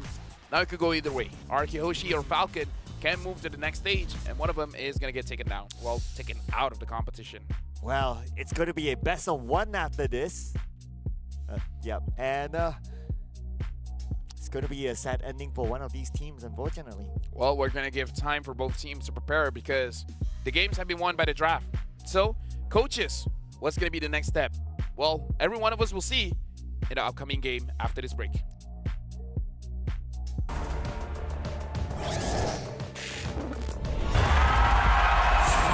Here we go! I'm your four-leaf clover, your rabbit's foot, your charm bracelet, horseshoe. Baby, I'm your good, good omen. You wanna keep me with you, keep me with you. You been looking like you're down on your luck. Need a girl like me to come through, lift you up. Hold me in your hand, I like when you touch me. Kick me around and you might get lucky. Baby, I'm your four-leaf clover. Your rabbit's foot, your charm bracelet, horseshoe. Baby, I'm your good, good omen. Yeah, you wanna keep me with you. Oh yeah, keep me with you.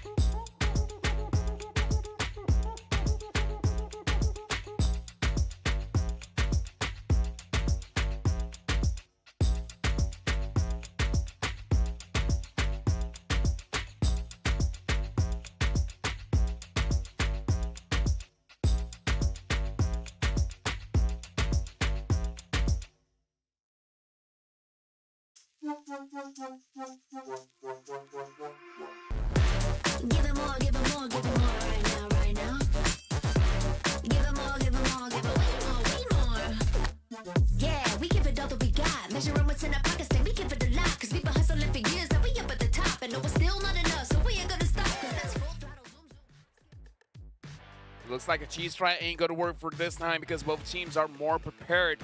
Falcon eSports should have more info on what Araki Hoshi can do after game number 2. So now it's a best of one. Which team will come up on top? Welcome back. My name is LaFell. Alongside with me is Sir Cloud.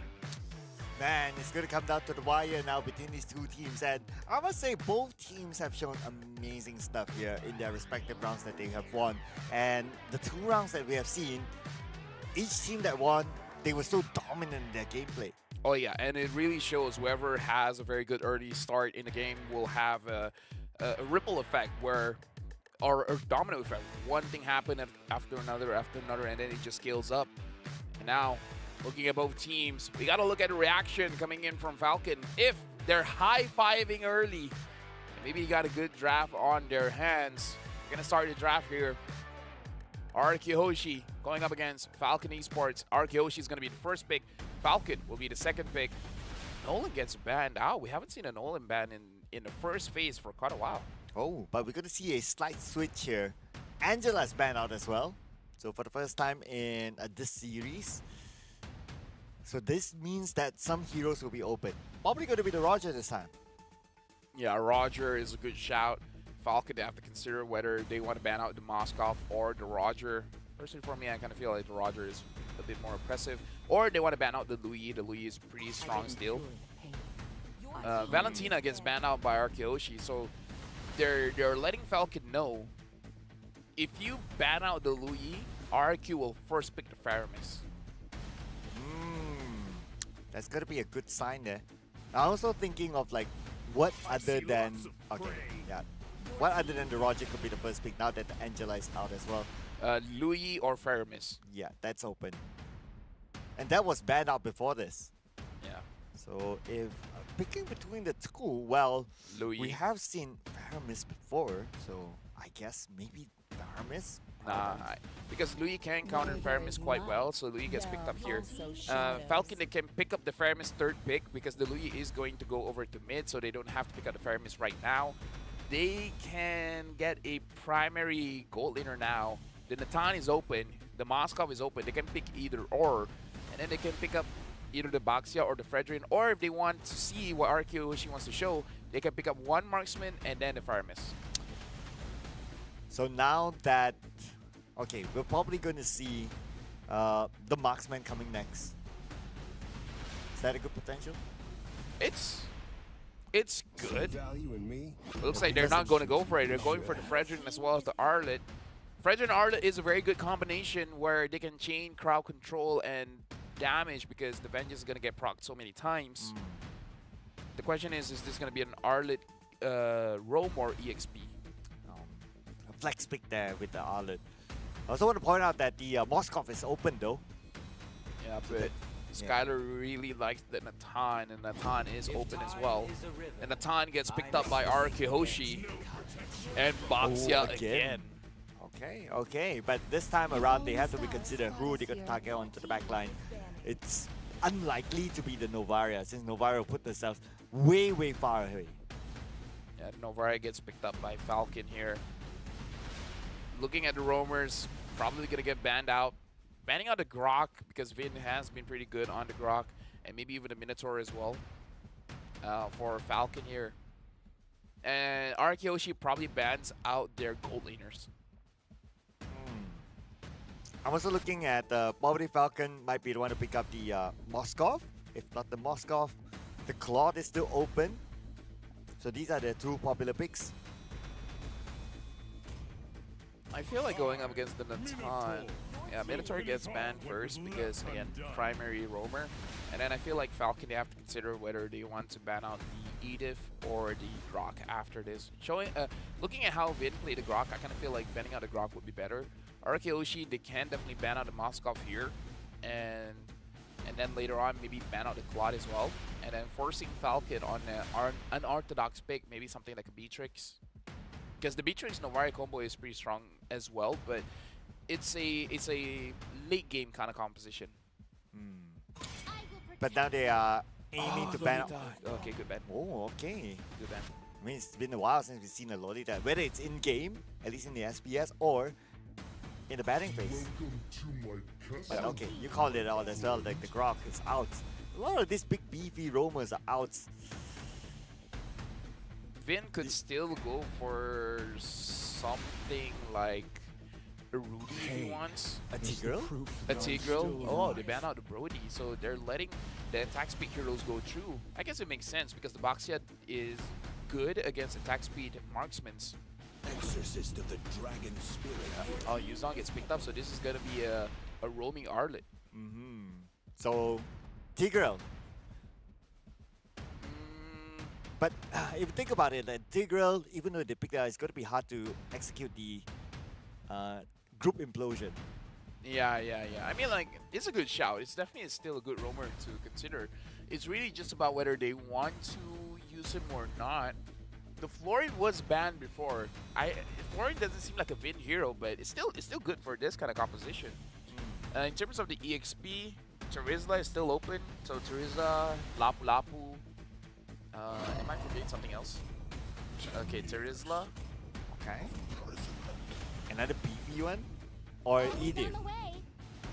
Oh, the Matilda. I totally forgot about the Matilda. Not gonna lie. So I feel like the Moskov is pretty dangerous here. They can definitely still pick up the Moskov, but I'm just saying going up against a Louis, going up against a Terizla, I personally don't feel good. They need more range because Louis with the yin yang reaction, Terizla with the penalty zone, using a close range marksman is asking for trouble.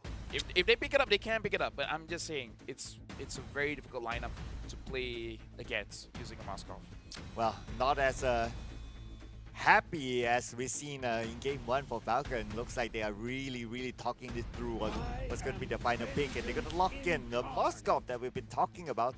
So that is it, ladies and gentlemen. The Moskov will have a very important mission to try to maybe stop Matilda. So here's the thing, Moskov is going to be good in lane against Natan. So early game, the Moskov is going to be pretty good. But come 5v5 team fight, I just feel like he's going to have a bit of a more difficult time unless the Yuzong and Arlet set things up for him so that he can free hit. It's just that according to this lineup, the Moskov should not have an easy time free hitting, but if he can, then of course he's going to do well. But the Natan is going to be very strong on the lane as well. He has his own strengths, and of course that also depends on how much support do they get from their roams or even the rotation from the mid lane as well. So let's see, it's all really down to execution right now. Between the two drafts, do you have a preference? Arakihoshi for sure. And why is that? Easier draft to execute and not a lot of risk, where I kind of feel like for Falcon, it's a draft that is really about you have to pull off a lot of mechanical outplay. So Falcon has a good draft, but a little bit more difficult to execute. Well, let's see. The key word here is execute. If you can pull off a good execution here, this is going to be the decider game between Falcon eSports and RRQ Hoshi, ladies and gentlemen.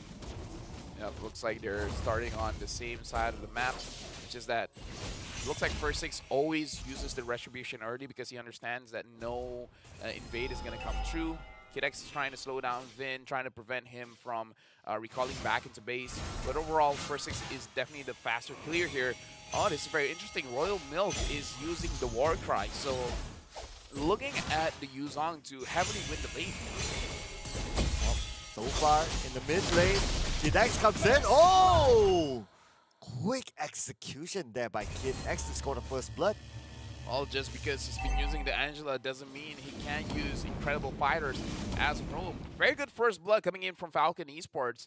Even though their draft, again, requires a higher level of mechanical outplay, but if they can do it, then, you know, all the more power to them.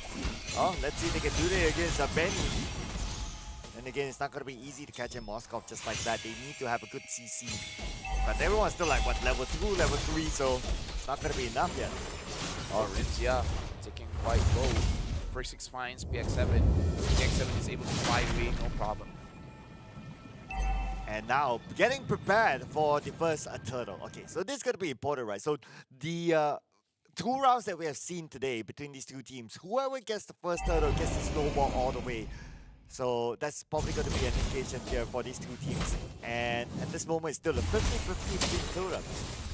It should be going over to Falcon because their draft is a little bit easier in order to get the turtle because they have more damage and more crowd control in the early stage of the game. Whereas for Arakihoshi, oh, but they're using the diversion. Oh, Darn going back. Okay, here comes the Black Dragon bomb. Let's see how far they can throw them away. Dawn is pretty low at this moment. But first thing is going to be there. They make a U-turn and Royal Milk will score the kill on the mid. Double kill for Royal Milk. While the turtle will be slain by Dax. Falcon eSports. What a clean execution that was. Yeah, again, their draft just plays around the turtle much better, and Royal Milk with the War Axe has a lot of damage. 8% more damage, in fact, mega kill for Royal Milk. Don't think this guy is a CC one trick. He can use the Yuzong very well, and this is what I love. War Axe on the Yuzong, definitely super impressive. For the record, in Snapdragon Pro Series, you used the Yuzong 3 times, but you only won it once. Let's see if you can add that to the counter in this game. But so far, so good for Falcon eSports. Now Benny just tried to farm up as much as he can for RKOshi. They don't mind losing a little bit because that draft is strong when Skylar hits his 3 items. But losing 5 members in the first 3 minutes of the game is definitely not losing a little bit. That's losing by a lot. Falcon eSports in the first 3 minutes has a 2,000 gold lead. That's a little bit too much. Royal Milk will complete his first item so fast, it's gonna snowball out of control. Now it's a matter of them riding onto the waves right now. We've seen that teams getting a good start, but because they don't ride on the wave, it allowed the opponent to kind of scale back. But Falcon eSports definitely want to do that. Now all in onto Dax. Dax takes a lot of damage. Dax will be taken out by Skylar just like that. Kid Dax can only watch from the side. Tries to steal away the purple buff, but to no avail. Skylar now has his Feather of Heaven. It looks like the first item for the Yuzong is going to be the War Axe. So more damage and more importantly, more spell vamp. So Royal Milk will be able to stay in the team fight for a very, very long time. And pair it up with the War Axe as well. More damage, more sustain. Royal Milk will have a good time going up against Araki Hoshi. Let's see who will have a good time here taking this turtle, but looks like Araki, well, they're gonna admit it, but oh, keep your eye on the bottom, Black Dragon Bomb called upon, and looks like Falcon eSports right now should be able to secure this turtle, but oh, they're not gonna make it easy. First thing, got the turtle, still get away from the hands of Falcon eSports, definitely not gonna be making it easy for them, as Dawn will now be super duper low in terms of health. But then again, the trade back happens. Speaking about the trade, Rinsha get the trade back onto Kid X. Very good move coming in from Araki Hoshi. That 2,000 gold lead has disappeared. They understand they got to deal with Royal Milk first. Not just getting a kill is one thing, but getting shut down gold from Royal Milk just snowballs the lead for Araki Hoshi because they got a lot of gold there. And afterwards, one by one, the members of Falcon gets taken down. Araki Hoshi securing the turtle. Very good play by Araki Hoshi, using Divergent, taking care of Royal Milk first, and then the rest one at a time. And so Araki Hoshi, from a 2K gold deficit, actually caught up to Falcon eSports right now, giving themselves a little bit more gold than their opponents. And this could be the turning point for Araki Hoshi. And we did talk about like Falcon eSports potentially not riding or not snowballing on it. And Araki Hoshi is denying them from snowball. But at the bottom lane, Royal Milk would be taken out just like that. The point not denied away from RRQ. Royal Milk got 4 kills early, but that just put a very big target on his back. Araki Hoshi understands that you're doing quite well. You got to stop that. And this is a very easy game plan, and this is why like Falcon can still win for Kid sure. X. On the side, okay, that was kind of scary there. As I was saying, Falcon could win for sure, but this is the reason why I like Araki Hoshi's draft, because it's an easier draft to execute. You have one simple game plan and you just do it. Compared to Falcon, they gotta think of all the possibilities first and then go for it.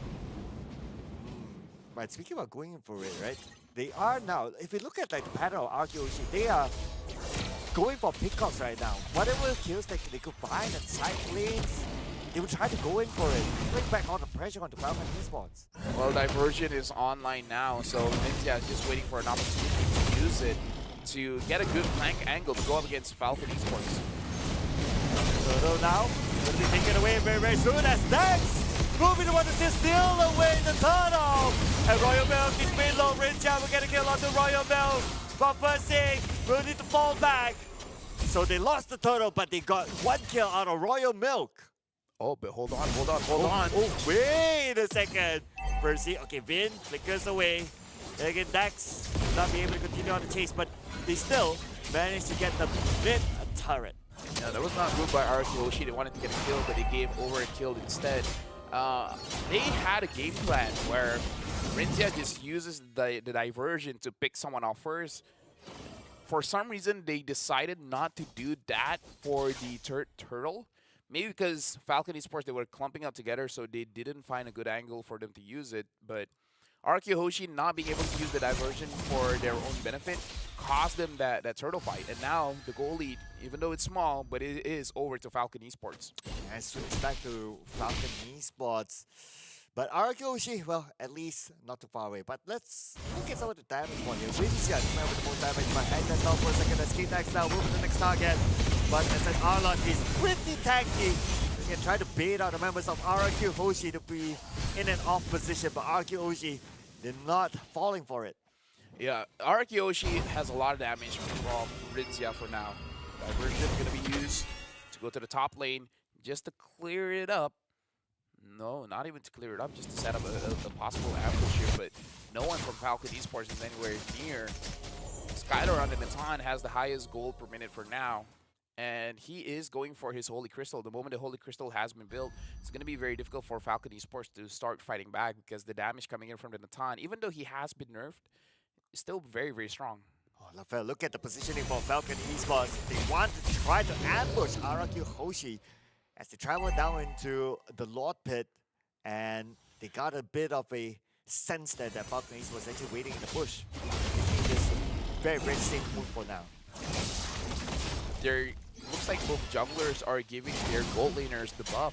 This might be a secret to how they're getting their items so fast, because 9 minutes in, and they're almost at their 3 items. In fact, Benny already has 3 items. Diversion use, not yet. Still has it in his bag. Maybe he just doesn't know which bush he wants to go to. Both teams breaking the 10-second rule now. It's been a while. The Lord is back in and out, back in and out. So they're playing this as if like the style is like from the previous patch of how they manage the Lord. Yeah, look at Dax. Dax having a lot of his HP, getting torn down. The Lord has reset. Holy Crystal built by Skylar. Damage from Arakiyoshi is very high now. They find PX7. Oh. Backline, PX7, gotta be extra careful there. And looks like it's A-OK. No big commitment because they know that if they go in all out there and a mistake happens, the Lord will be taken out. But looks like Arakiyoshi is gonna come in. They're going to want to take control of the situation. All the way circling Eagle onto Dax, but Dax is not the target that they want. Oh, Benny! That was a close one there. Whew. Yeah, for now, Falcon, they are making sure they just don't get caught. Every single member is checking all of the bushes. Forsix gets denied of his CP back to base. So this is going to be a big advantage for Falcon eSports because now PX7 knows that Forsix is incredibly low. Forsix, yes. You know, the below thanks to the after recall from PX7. Now 50% health left on the side of the Lord. Arakiyoshi might execute it, might go in anytime soon. Black Dragon Ball called upon, and the Lord moving to get out by Dax. Falcon eSports, they got the Lord. Royal will need to back out. Wait for the Lord to come back up, but then again on the other side, it's going to be Kid Dax and Skylar. We'll go the double kill to Benny. And everyone from Falcon eSports is still alive. Arakiyoshi unable to get a very good engage. I feel like it was a mistake for Forsix to stay for a very long time because he keeps getting chunked down by PX7. PX7 was the MVP for that previous Lord dance where he was able to chunk down Arakiyoshi even before the Lord, even before the fight starts. So even though the Lord hit onto Dax, PX7 was hitting onto everyone else. Well, the good news for Arakiyoshi is that by the time the Lord arrives, all 5 of them will be back at the Land of Dawn to defend their base. But they might need to let go of the mid turret to the hands of Falcon eSports with the Lord there. And also at top, Phoenix putting a lot of pressure. Lord come up mid. Astral Echo use hitting onto 4 members. The only member not hit is Forsix. They're having a hard time trying to deal with this Lord. The Lord is able to get the mid inhibitor. Falcon eSports is not going to force out anymore. They're just going to be happy with what they have. 6,000 gold advantage through the board. Well, look at this first. He's taking a lot of damage because he's together with Vin, so it's going to be a problem for him to get back into the base to reset himself and prepare for the next pressure of Falcon eSports to try to take down the bottom turret, but still. Very disciplined gameplay by Falcon eSports. Now, RQ Hoshi is trying to open up the space. KidX 217 finds one, finds Skylar. Okay. Oh, there you go. Oh, Skylar had to flicker away to safety. That was prepared for it. Black Dragon 4 Fuse. Trying to find one target for Arkyoshi. There you go, circling around, gathering information. Vin is pretty low at this moment. He cannot get into action.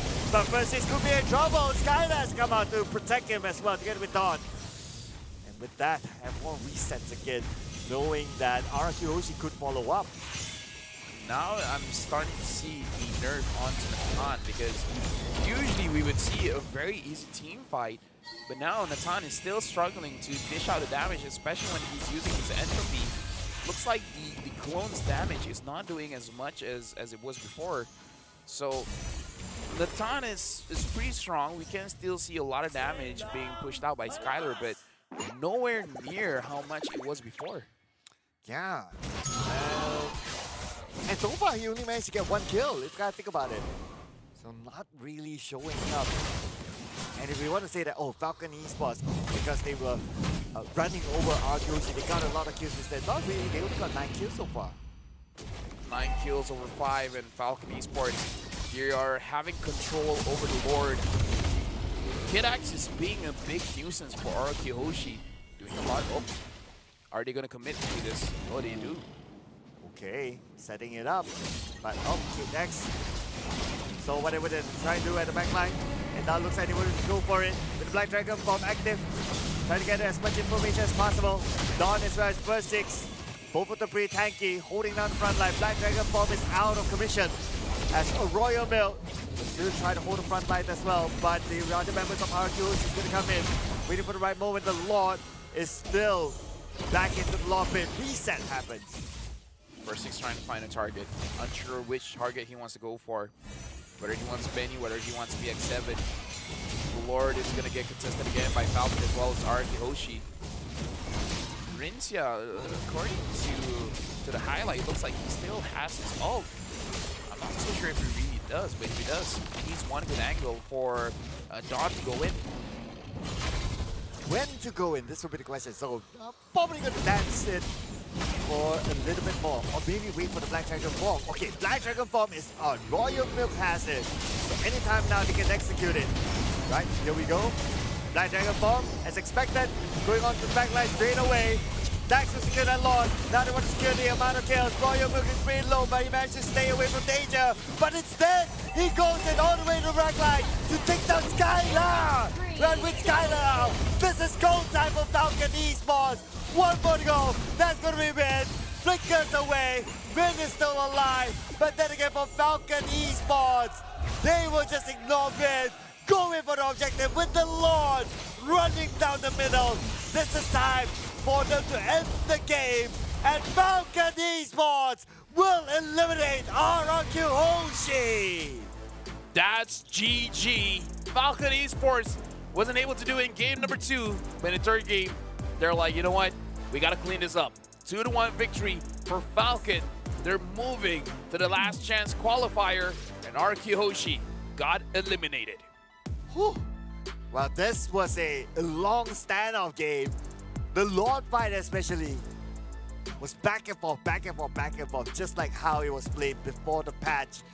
But we're starting to see like how impactful the Lord is, especially when you start to pull the Lord a little bit long. Yeah, and we saw how Falcon used it. They took aggro, sure, but most of the damage went over to First Six. So, yeah, MVP could go to anyone, but PX7, honestly, in my opinion, did a lot for that game, making it so that every single time there is a Lord Dance, they won the Lord Dance by making sure that he chunks down First Six so low that there's no way for First Six to contest for that. And they also timed in the Black Dragon form very, very well as well. they used it once and then okay, we don't have the Black Dragon form. We let it go for now. Let's say reset, Black Dragon form comes back online. Okay, then they go in for it. So their timing was impeccable. Now let's look at the itemization and the stats for the game. And honestly, this is a draft coming in from Falcon that requires a lot of mechanical know-how. Royal Milk really showed his presence with the Yuzong, but same as Kid X. Kid X was, again, just ignore the items. They sold their items and then they just bought other items.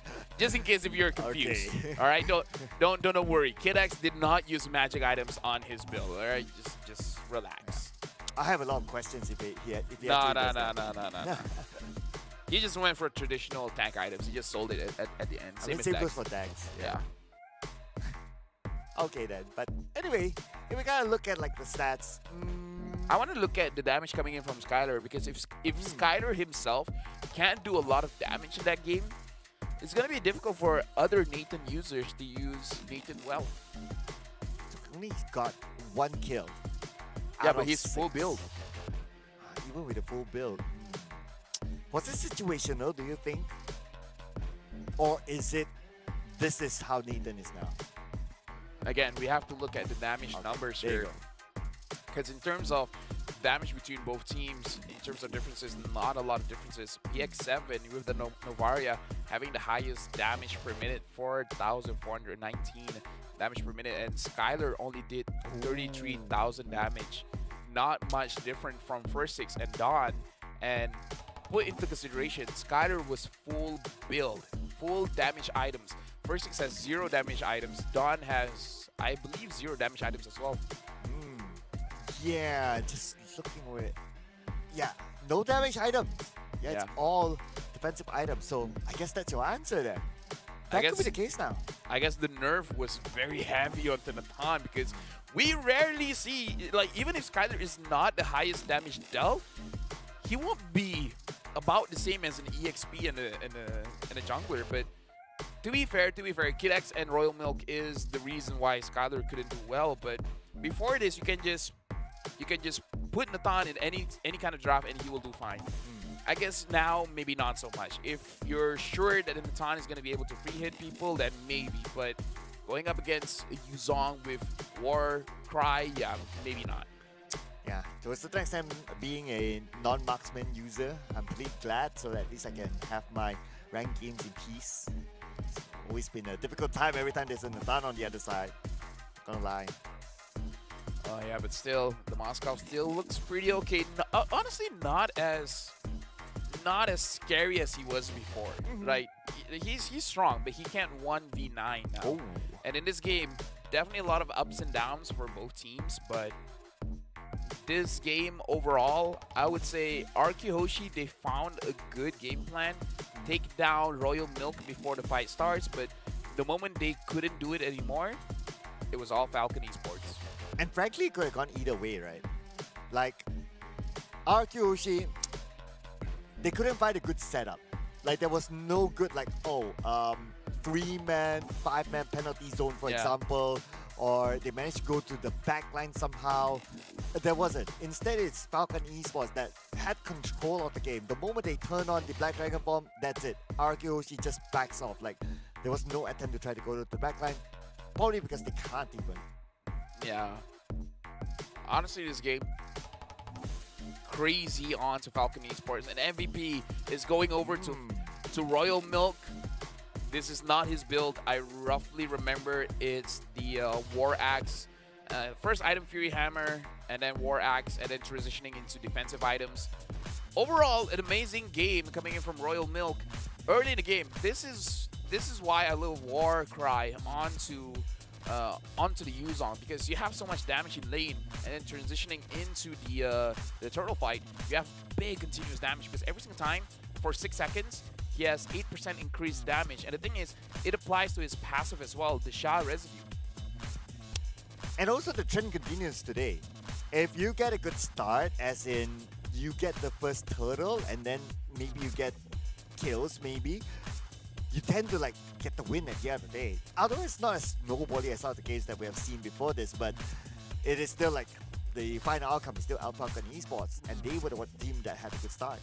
Yeah, I saw the fight there. Skylar actually did quite a bit of damage, but still, it was nowhere near enough compared to before. I would say before this, he would have gotten at least 2 kills before he himself died, but now he can't do that anymore. The Natan requires space, so very big difference. So, I mean, to be fair, Muntan nerfed his passive, his first skill, his second skill, and his ult. Every single aspect about Natan has been nerfed. Yes, and for someone who plays the roam and always have to face off against a marksman, well done. Yeah, either ways, big congratulations to Falcon. And we still have more games. We have 2 more games for today, but that is it from us.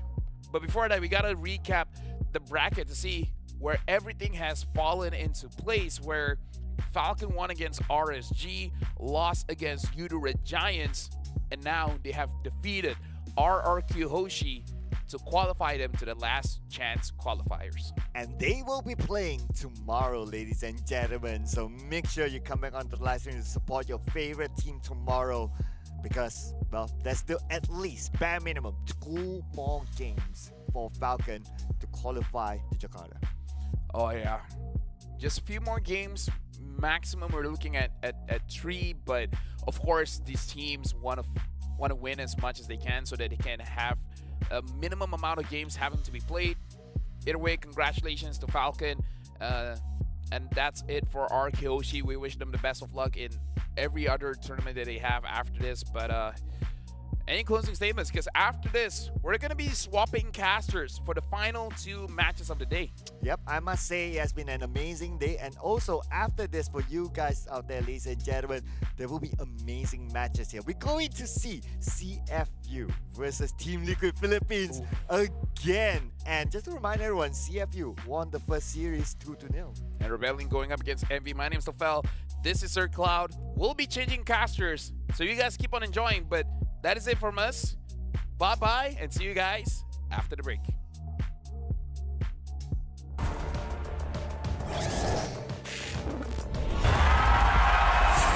Here we go! The Snapdragon Pro Series is brought to you by Snapdragon Elite Gaming, Monster Energy, and DHL.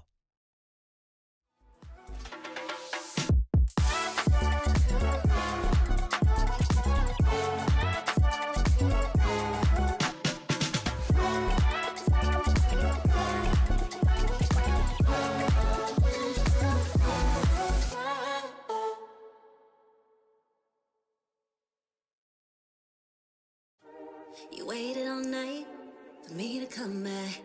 Why'd you think that it's not alright? Told you that I'm not that type. Didn't mean to get you so excited. Tried to tell you not to fall in love. Why you always hit me uninvited? Was hoping you would get the picture. I've had enough. Now it's time for me to turn around. Thought you knew what this was. Yeah, I am superstar. You were never the one for me. Never should have fell for me. Take back your heart. Why don't you take it back? You never had a chance. I'm gonna take back the one. Call it a savage love, just till I had enough of us. I'm good, babe. I'm on my own. This ain't a phase. Just let me go. Told you that I'm not that type. Double the waist and ride. Begging for one more chance. Yeah, know you got carried away. Ooh, you made me to say. You've been messing with greatness, space to stay in your place. I was looking to play, then you got in the way. All the love that we made got me stuck in your brain. Got no time to stay here and say goodbye. Yeah, I am superstar. You were never the one for Take back your heart. Why don't you take it back? You never had a chance. I'm gonna take back your heart. Call it a savage love, just till I had enough of us.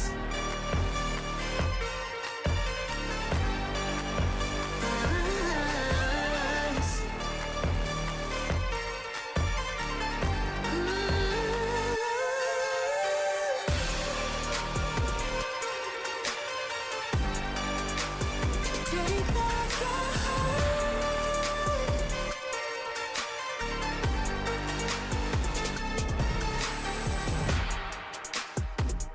Yeah, yeah.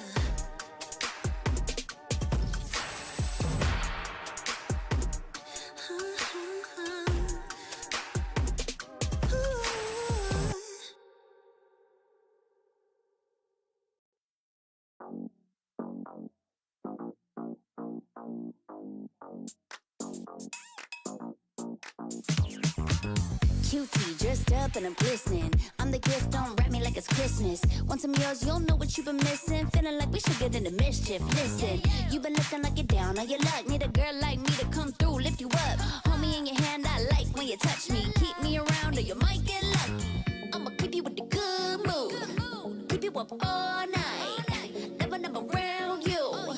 Baby, this is so vibe. Got me dancing like a soul train. Laughing the whole time. Got me singing in the shower. Baby, are you all mine? Baby, I'm your four-leaf clover. Your rabbit's foot, your charm bracelet, horseshoe. Baby, I'm your good, good omen. You wanna keep me with you. Keep me with you. Yeah, it's not hard to see. There's a pattern forming when you got me. 777 all wins big money. The tramp over here never see me coming. I was in your back pocket the whole time. A quiet power, a silent gold mine, a big old confidence boost. You never delude. Just know that you'll be winning cause I'm with you in the building. I'ma keep you with the good mood. Keep you up all night. Never, never around you. Baby, this is so vibe. Got me dancing like a soul train. Laughing the whole time. Got me singing in the shower. Baby, are you all mine? Baby, I'm your four-leaf clover. Your rabbit's foot, your charm bracelet, horseshoe. Baby, I'm your good, good omen. You wanna keep me with you. Keep me with you. You been looking like you're down on your luck. Need a girl like me to come through, lift you up. Hold me in your hand, I like when you touch me. Kick me around and you might get lucky. Baby, I'm your four-leaf clover. Your rabbit's foot, your charm bracelet, horseshoe. Baby, I'm your good, good omen. Yeah, you wanna keep me with you. Oh yeah, keep me with you.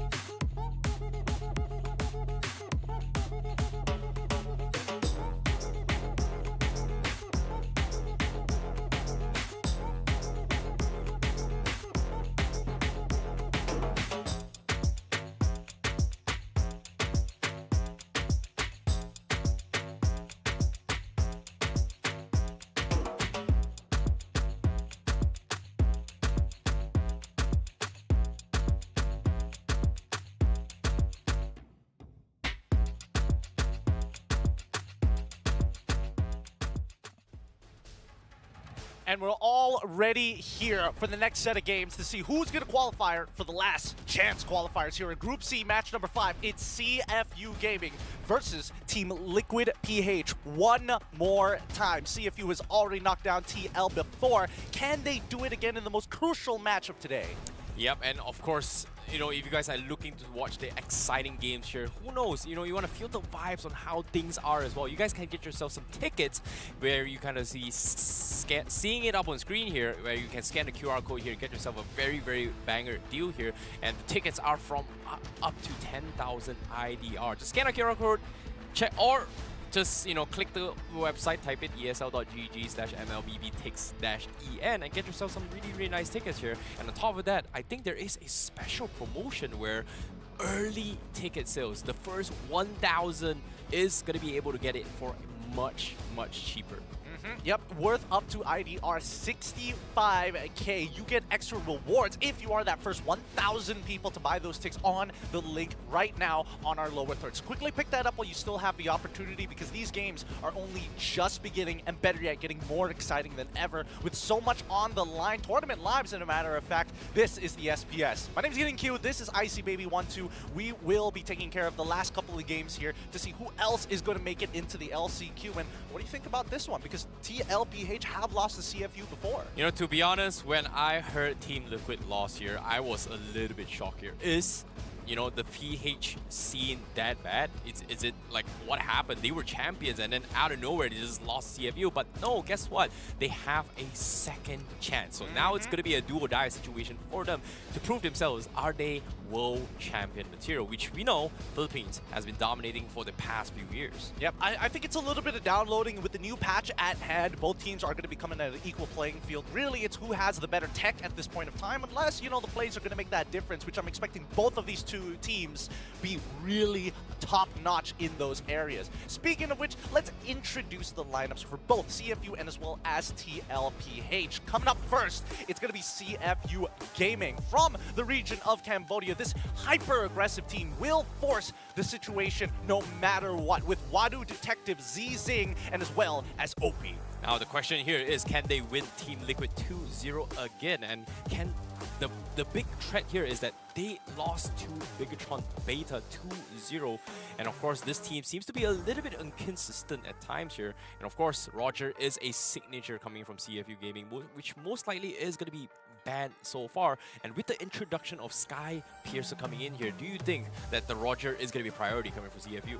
It could be. There is a definite possibility here. I think that's something they might want to consider when they're up against TLPH. We know that Benny QT has played it before, even yesterday, right? Seeing a little bit of the new tech we've gotten from the patch itself. Warcry has been the new up-and-coming. Same goes for today's theme of Sky Piercer equates wins. That just might be the case this time round. Yeah, it all comes down to a very, very early snowball composition, right? Like the past few games here, we've seen games kind of close up before the third item progression, where Sky Piercer was a priority for some of these teams. However, the opponents here this time, the champions coming from MPL PH, we have Team Liquid PH, we have Sanford, Kaltizi, Sanji, Benny QT, and JP to start the roster. Now this team, we've known them for two things. Either the Echo Express or they take their time, really play the game slow and look to scale. It really depends on what we're going to be getting here today, whether or not Echo is going to be ultra fast against CFU, or if they even find the advantage in the first place. Because so far their games have been pretty straightforward, right? Kaltizi in the front line as always,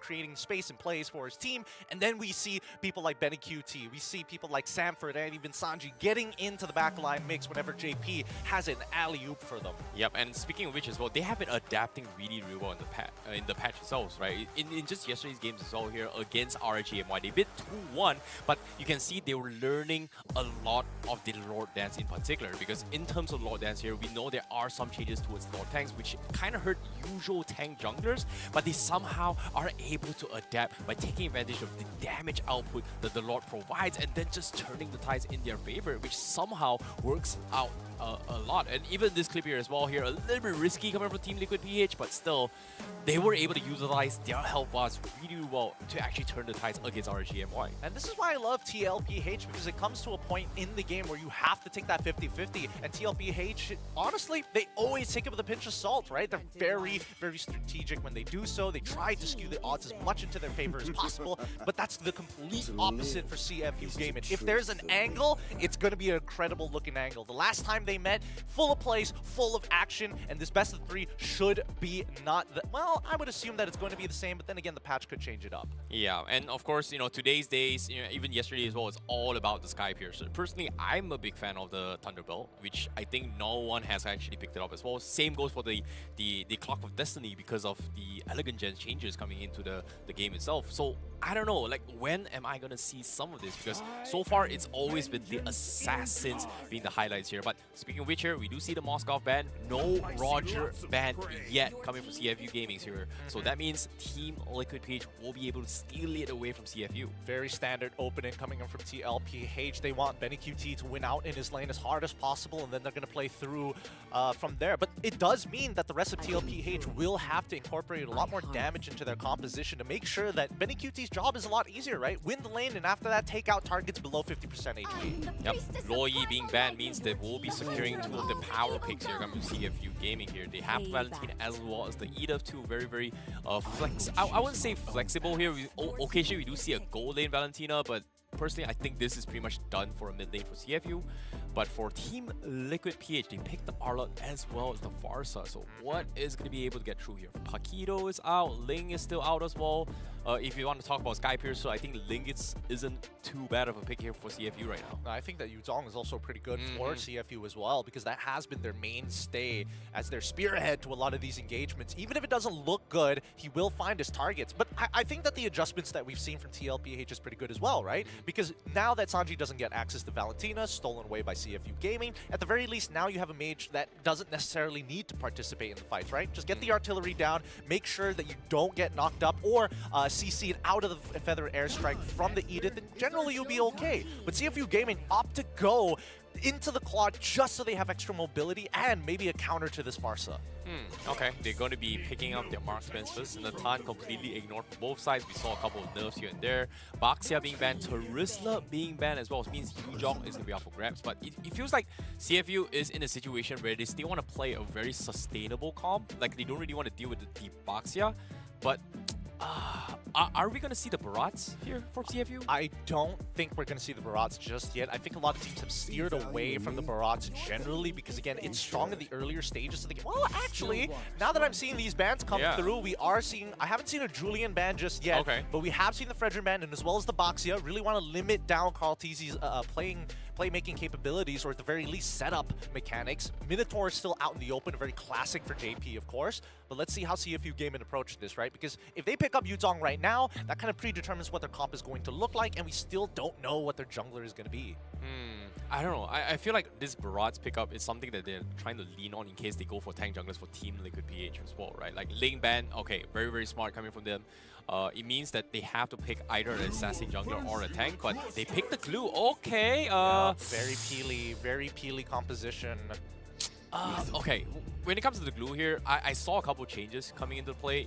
You called out the Julian. I feel like this glue isn't exactly that super strong here if you know how to kite it around, right? Like, maybe you can take advantage of the Elegant Gem, maybe you can take advantage of Thunderbelt if you decided to go for a little bit greedy here for CFU Gaming.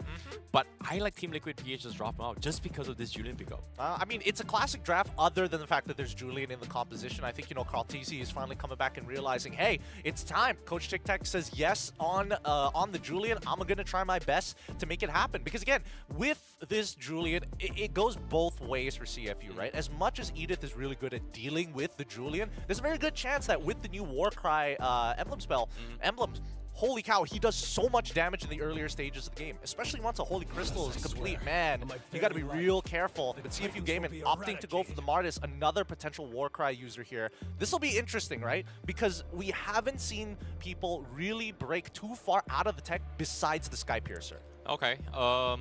Personally, I think maybe towards the later stage of the game here, Julian might actually go for the Wishing Lantern, right? Because Oh, the fact I that don't think so. I don't think it's worth his time. Really? Yeah, I really don't think it's worth his time. He's just gonna get really, really greedy. He's gonna go like Genius Wand. Genius Wand, if he has plenty of money, instantly go into second item Holy Crystal. Okay. Worst comes to worst, we go into the traditional build of like Genius into what's it called? Feather of Heaven maybe, just to get the extra auto attacks. But then again, it really comes down to what Carl TZ's style of play with Julian is. Is it all about those one-shots, or does he want to incorporate the auto attacks inside of it? Now that you mention it as well, it might be actually going for the scythe here coming from Julian. Exactly, right? And like it just gives you more value in terms of auto attack, right? Like you can give the glowing Wishing Lantern to the Forza. Exactly. Just because it's like, what, it's easy for a Forza to proc 800 damage to proc the 10%. Now here's the thing, right? The big question is whether or not Carl TZ is going to go for the Sky Piercer. I think there's a good chance that he will, and if he goes for the Sky Piercer, there's a good chance he might consider Glowing Wand as well, if the frontline tank or Martis is just a little too much to deal with. But for now, let's get right into this game. TLPH on the blue side, Carl TZ on his purple buff, up against CFU Gaiman Detective on his own mirrored purple buff. Well, it is going to be a revenge match for Team Liquid PH, right? Like, they have to win this 2-0 if they want a chance for the LCQ qualifiers. If they lose here, they're out of the tournament. This is MPLPH champion we're talking about. Yeah. And, Interesting. So the Julian setup that Carl TZ is going for, he's going to make sure he's going to have some extra attack speed, and he's also going for the Quantum Charge. Rather interesting. I would have expected him to lean more towards Benny QT's build. Not the Master Assassin, but at least with Warcry. well, speaking of which here, Detective here is going to be able to steal a crab up top, so that's going to be a little bit gold lane, but Kaldizi finds first blood down bottom right from the get-go, so this is a good start for Team Liquid PH. Beautiful stuff coming up from Sanford, right? Sets it up with the slots, enhanced size to make this work. Enhanced Chains doesn't connect onto Z, doesn't have enough mana, but you can just see how dangerous Julian is in the early game if somebody can set up a perfect Enhanced Scythe for you. Well, speaking of which here, he does have the mobilities as long as he casts the right spells. In this case, bottom lane here, we see Sanford getting very confident against this glue here. We know there are changes on the glue, but it seems like it doesn't really affect the lane that much. But let's do the instant replay on what happened down bottom here. Very, very good setup. They even forced out the flicker on Wadu. That's nice. Interesting. So we just chain CC'd Wadu to death. Didn't go for the enhanced size. Opted to go for enhanced chains. Here we go. Next fight. Oh, here, JP getting chain stun all the way through. CFU Gaming is able to find a nice pick-off setup for this turtle. Kaldizi in the vicinity. Hasn't really checked here, but he's going to try and poke on Obi right now as they try to go for a little bit more of field turtle. Feathered Airstrike comes in. Sanford instantly casts it off and sets up the Feathered Airstrike, destroying them. Gets a kill, gets a turtle, and now Obi, he needs to run and he cannot do so. He flickered on the wall. And now Wadu with the split here. He's going to try and pull somebody back, but can he do so? No! He gets counterplayed by Kaldizi with the enhanced swords, and now Wadu in very, very big trouble. He needs to get out, but he cannot do so. What a play by Kaldizi. God, it feels so good watching the GOAT play the damage dealer once again. Benny QT, there's no way he loses this lane, especially with the Warcry already proc. Look at how much damage. Oh, wait! Wait, Benny? Oh, he whiffed! Benny? Oh, no. Oh, okay, he whiffed the most important ability. Now it's an even trade. Oh, that was so close there coming from him here. OB very close to the ball. He's looking for the Primal Round setup as well. He's going to try and get it as well. But here comes a stolen mid-on range by JP! And the Feathered Airstrike to turn the tide. It gets completely shut down. The Minon range from JP. Oh, what a outplay coming from Team Liquid. Beautiful stuff coming in from Sanji though, right? I mean, his damage, he knows when his passive is up and he's like telling JP, I'm about to get it in about 2 more seconds. Just go in. We can get a mega trade here. And he finds it. 6-1 currently. 3 minutes, 30 seconds into the game. One of the bloodier games that we've seen today. My goodness, Sanji was so close to not having enough mana for that combo, right? It was so effective in that scenario here. But at the same time here, based on itemization, they're all getting a little bit greedy here because it seems like they're all going full damage build. I mean, everybody is excited to be using the new items like Sky Piercer. First item, Rush for Benny Cutie, just to create an advantage, not only in lane, but when he walks out of there. Oh, 6% lethality up on Roger right now without any stack. So he needs to start getting some kills here. But Kaldizi, trying to set up once more to try and get a kill on Wadu, who's currently getting bullied out of the lane by Sanford, 2 levels behind on the XP lane. Not looking good for Wadu down bottom here. I mean, it just goes to show how volatile the EXP lane is. See if we now have first move on this turtle. Rage comes in, he's gonna go for the jump header. Astra comes in, they get one kill. Turtle also secured, but the stolen Minorange is gonna try and reset this. But Sing from behind gets a free blazing event. But the Sky Piercer just one-shotted someone, and now Benny QT looking to try and finish off the rest here. 4 down from CFU. Wadu will have to tuck his tail and run away. Tries to secure the purple buff, but Kautizi is here. He's looking to try and set up for the team here. Sanford is there, but I don't think they have damage. He needs to run away. Sanford still holding on. He's getting peeled away slowly but surely, but he will be able to get out away. But the side, ooh, Kautizi just ouch. He's dangerous. He's real dangerous right now. And you can hear me just counting in the background how many seconds he has, right? Every single time he uses an enhanced ability, start counting from 7 downwards. Because no matter what, you can't change that cooldown. And that's the window that CFU have to take advantage of. Without an enhanced ability, or at least once it's been used,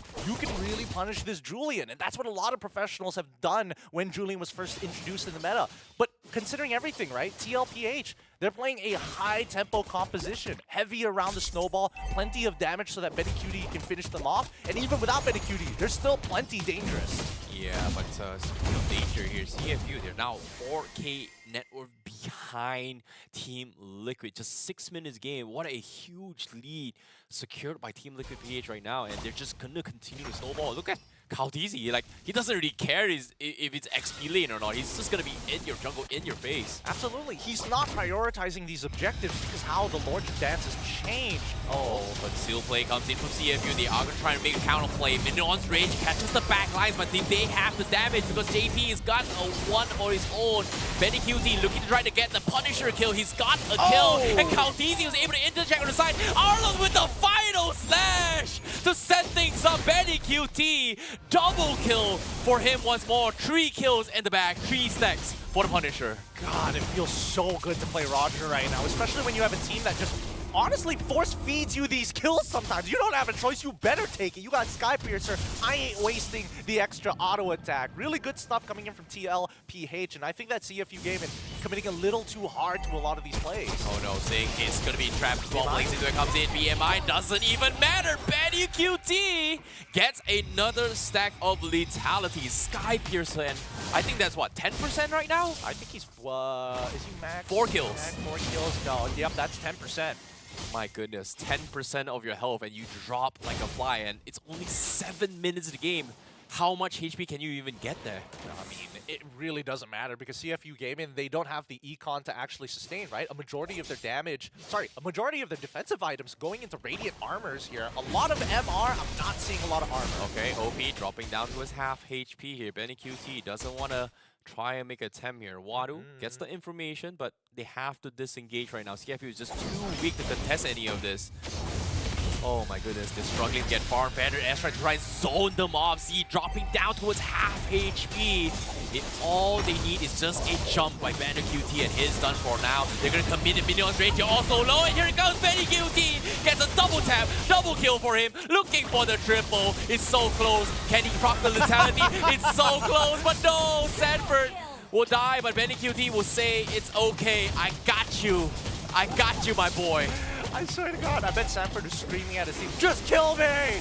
Kill this glue! Get him off of me!" And Benny's like, "I'm sorry, dude. I have to make this happen." It's like, I get it, you know?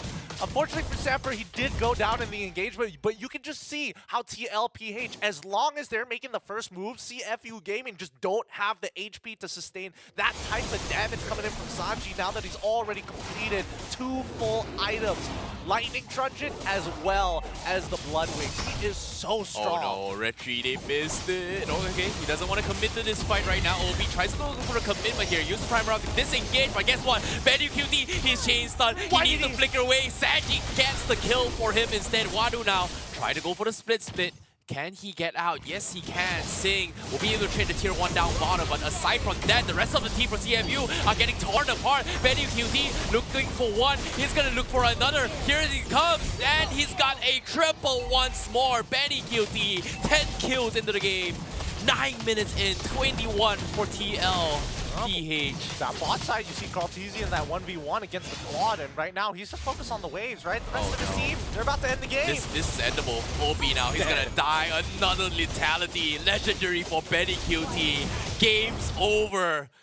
Game's over. Fastest game I've seen today. 9 minutes, 30 seconds. Thumbs up from Sanford. Approval from TLPH. The revenge. Part 1 has already been completed. Now for the finale here. Team Liquid. I mean, we mentioned it.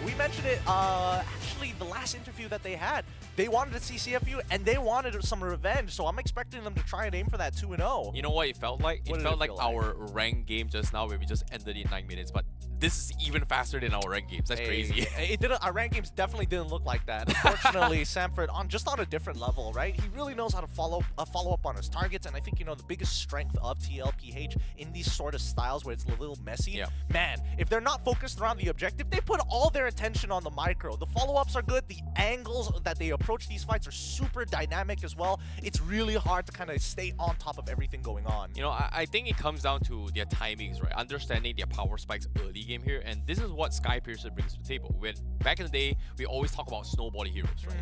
Martis, if he gets an early 4 kills, great, he's gonna snowball.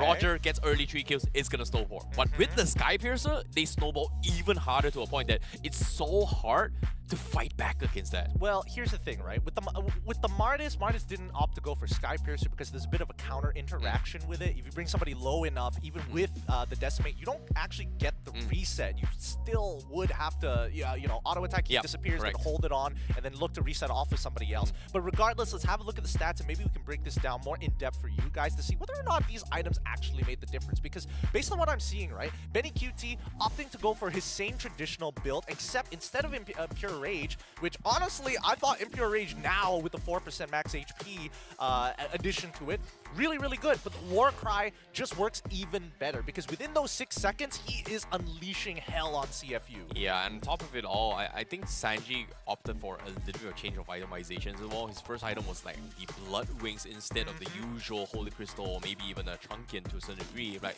once he got that, you can see CFU, they're trying so hard to either focus on Sanji, and the problem here with Team Liquid is that who do you focus? You've got Carltesian you gotta worry about, you've got Sanji you gotta worry about, you got Benny QT you gotta worry about, and to enable all these 3 guys to do their own thing is just JP with a very, very good setup with those Minor Rages. I felt like JP in the earlier stages of the game was just feeding information to the rest of his team, right? It was Carl as well as Sanford who found that first blood on the bottom side of that map, right? Getting that kill onto Wadu just makes Sanford's life so much easier. That one singular kill skewed the lane into his favor, and that's why we see that Wadu is super late to these fights. He's not able to zone out his targets because he's late, and more importantly so, during these turtle fights, you notice that TLPH, they don't take first position unless they're rushing it down, right?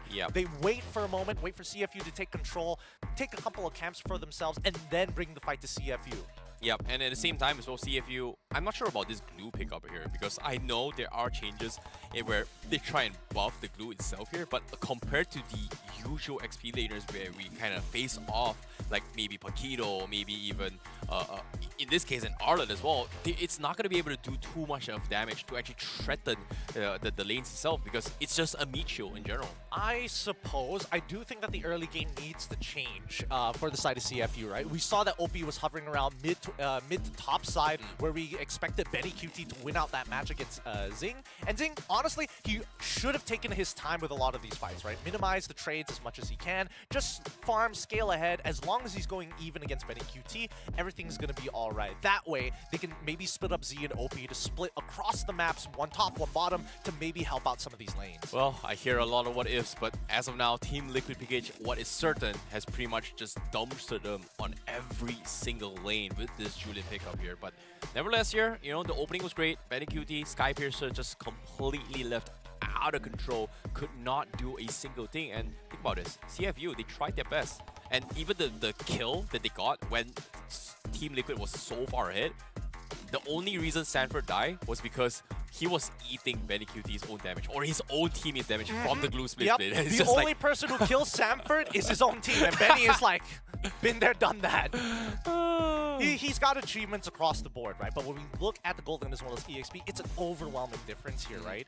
Most of the time, you would have expected teams to actually start popping off during the mid to late stages of the game from the previous patch, but now it is definitely accelerated. It's still a very fresh patch, and that's why I expected to see a lot of these teams be a lot more aggressive considering the items and changes. And you can see that based on the 3 turtles that they've secured coming from Team Liquid PH, which kind of enable them to rotate very, very quickly, right? Like, there are changes towards the turtle buff where it gives you additional movement speeds as long as you're running through the river. So this actually helps your entire team rotate so fast and clear waves so much more faster compared to the previous patch. And it feels like now Turtle gives so much more value as a utility rather than a team fight composition. Well, let's give it up for our MVP of the game, Benny QT from TLPH, one of the best gold laners in the goddamn world, of course. But in a lot of these matches, right, Benny QT, it's not like he had to out-mechanic every single person of CFU. Just look at how these fights go, right? Benny QT,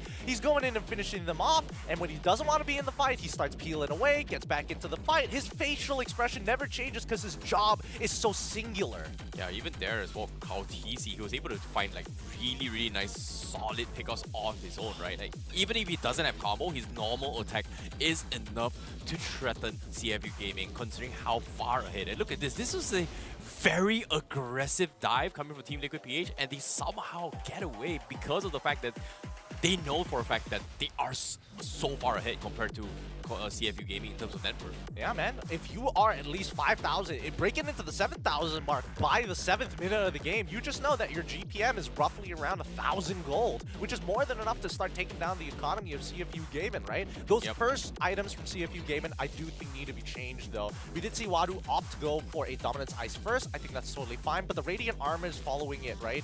At this point, is it worthwhile? Is it worth being afraid about Julian as well as Sanji when you just get one tapped by Benny QT? And most of the time, with the Holy Crystal alone, that Radiant Armor ain't gonna keep you alive from the mid-game too late. Yeah, especially when the enhanced Scythe just does so much more damage right now. It feels like it's true damage, but it's not exactly true damage for a Julian. It just hurts so much more in these scenarios here. But I'm curious to see how CFU Gaming is gonna adapt, because the draft completely went down the dumpster personally. Like, ever since they picked the glue, I don't see how this glue is able to do anything against TLPH. Well, I mean, assuming that the glue actually went even against the Arlet, generally you would have, it's like a Uranus matchup, which eventually he outscales the Arlet, doesn't have as many plays, but has a lot of stats. I think that the mid lane needs to change, unfortunately, right? There needs to be a higher target priority towards the mid lane, because right now, magic items are ridiculously strong, and I think there's not a lot of ways to actually have some form of counterplay against these artillery-style mages. Farso, who scales with it, Xavier as well,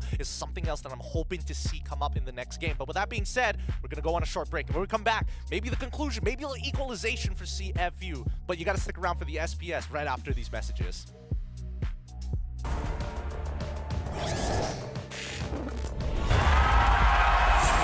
Here we go!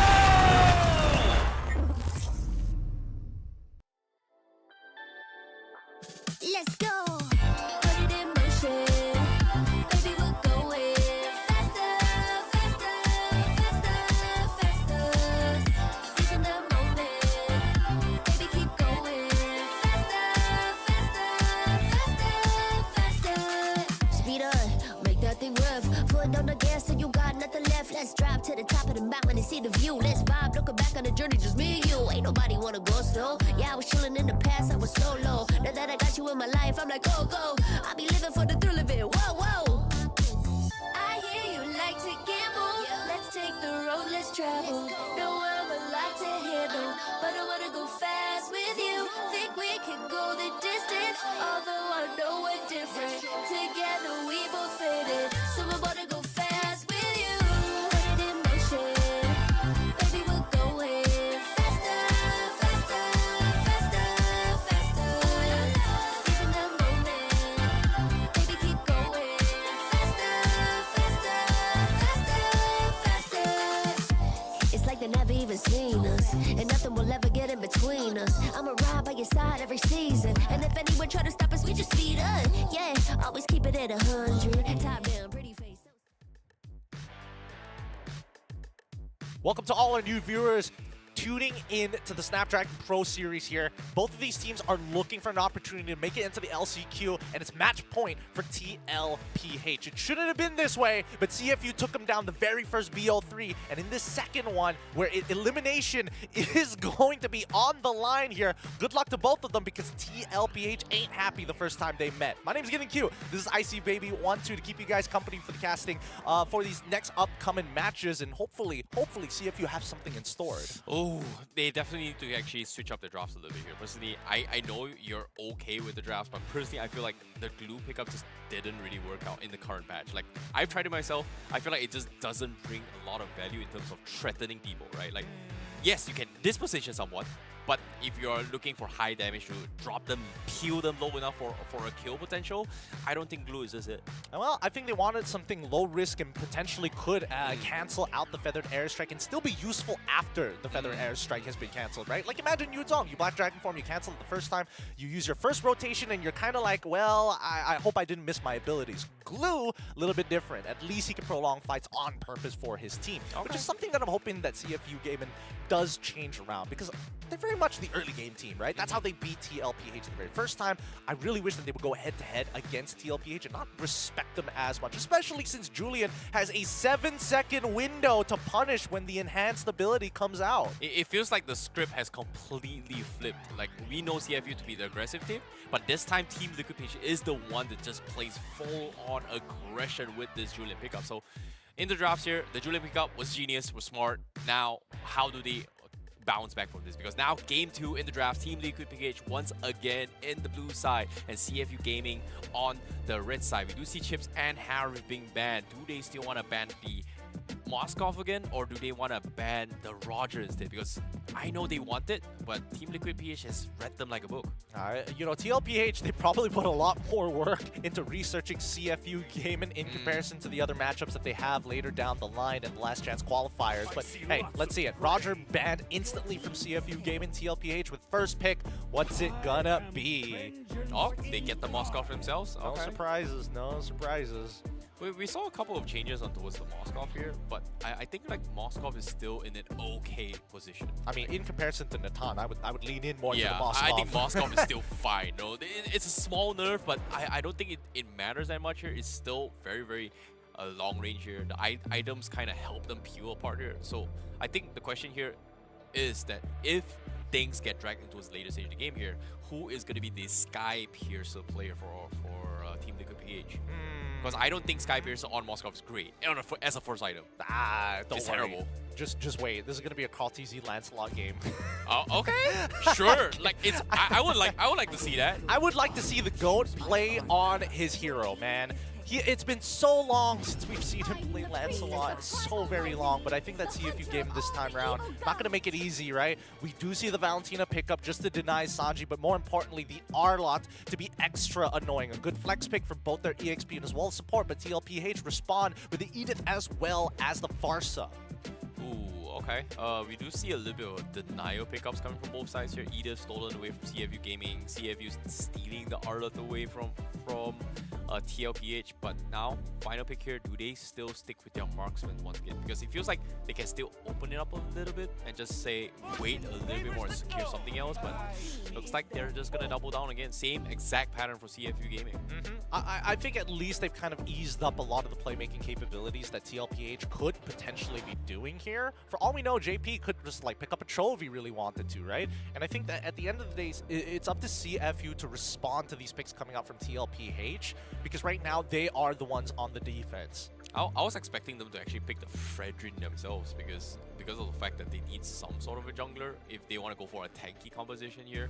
But again, Fredrin, you know, might be banned again from this next upcoming draft here. They banned the Baxia, they banned the Fredrin from CFU Gaming, whereas from TLPH, they banned the Terizla as well as the Ling. So I think Ling is pretty good here for TLPH. But again, second phase first pick is still going to be a CFU Gaming side. Yeah, CFU, come on, just ban out those tanks, ban out the good tanks, right? Follow up with the Grok this time around, an easy way to cancel out the Feathered Airstrike. Okay. Really annoying to deal with in the earlier stages because of the way he manipulates the wave, so I understand where TLPH is coming from. However, CFU Gaming, come on, follow it up with the Fredrin.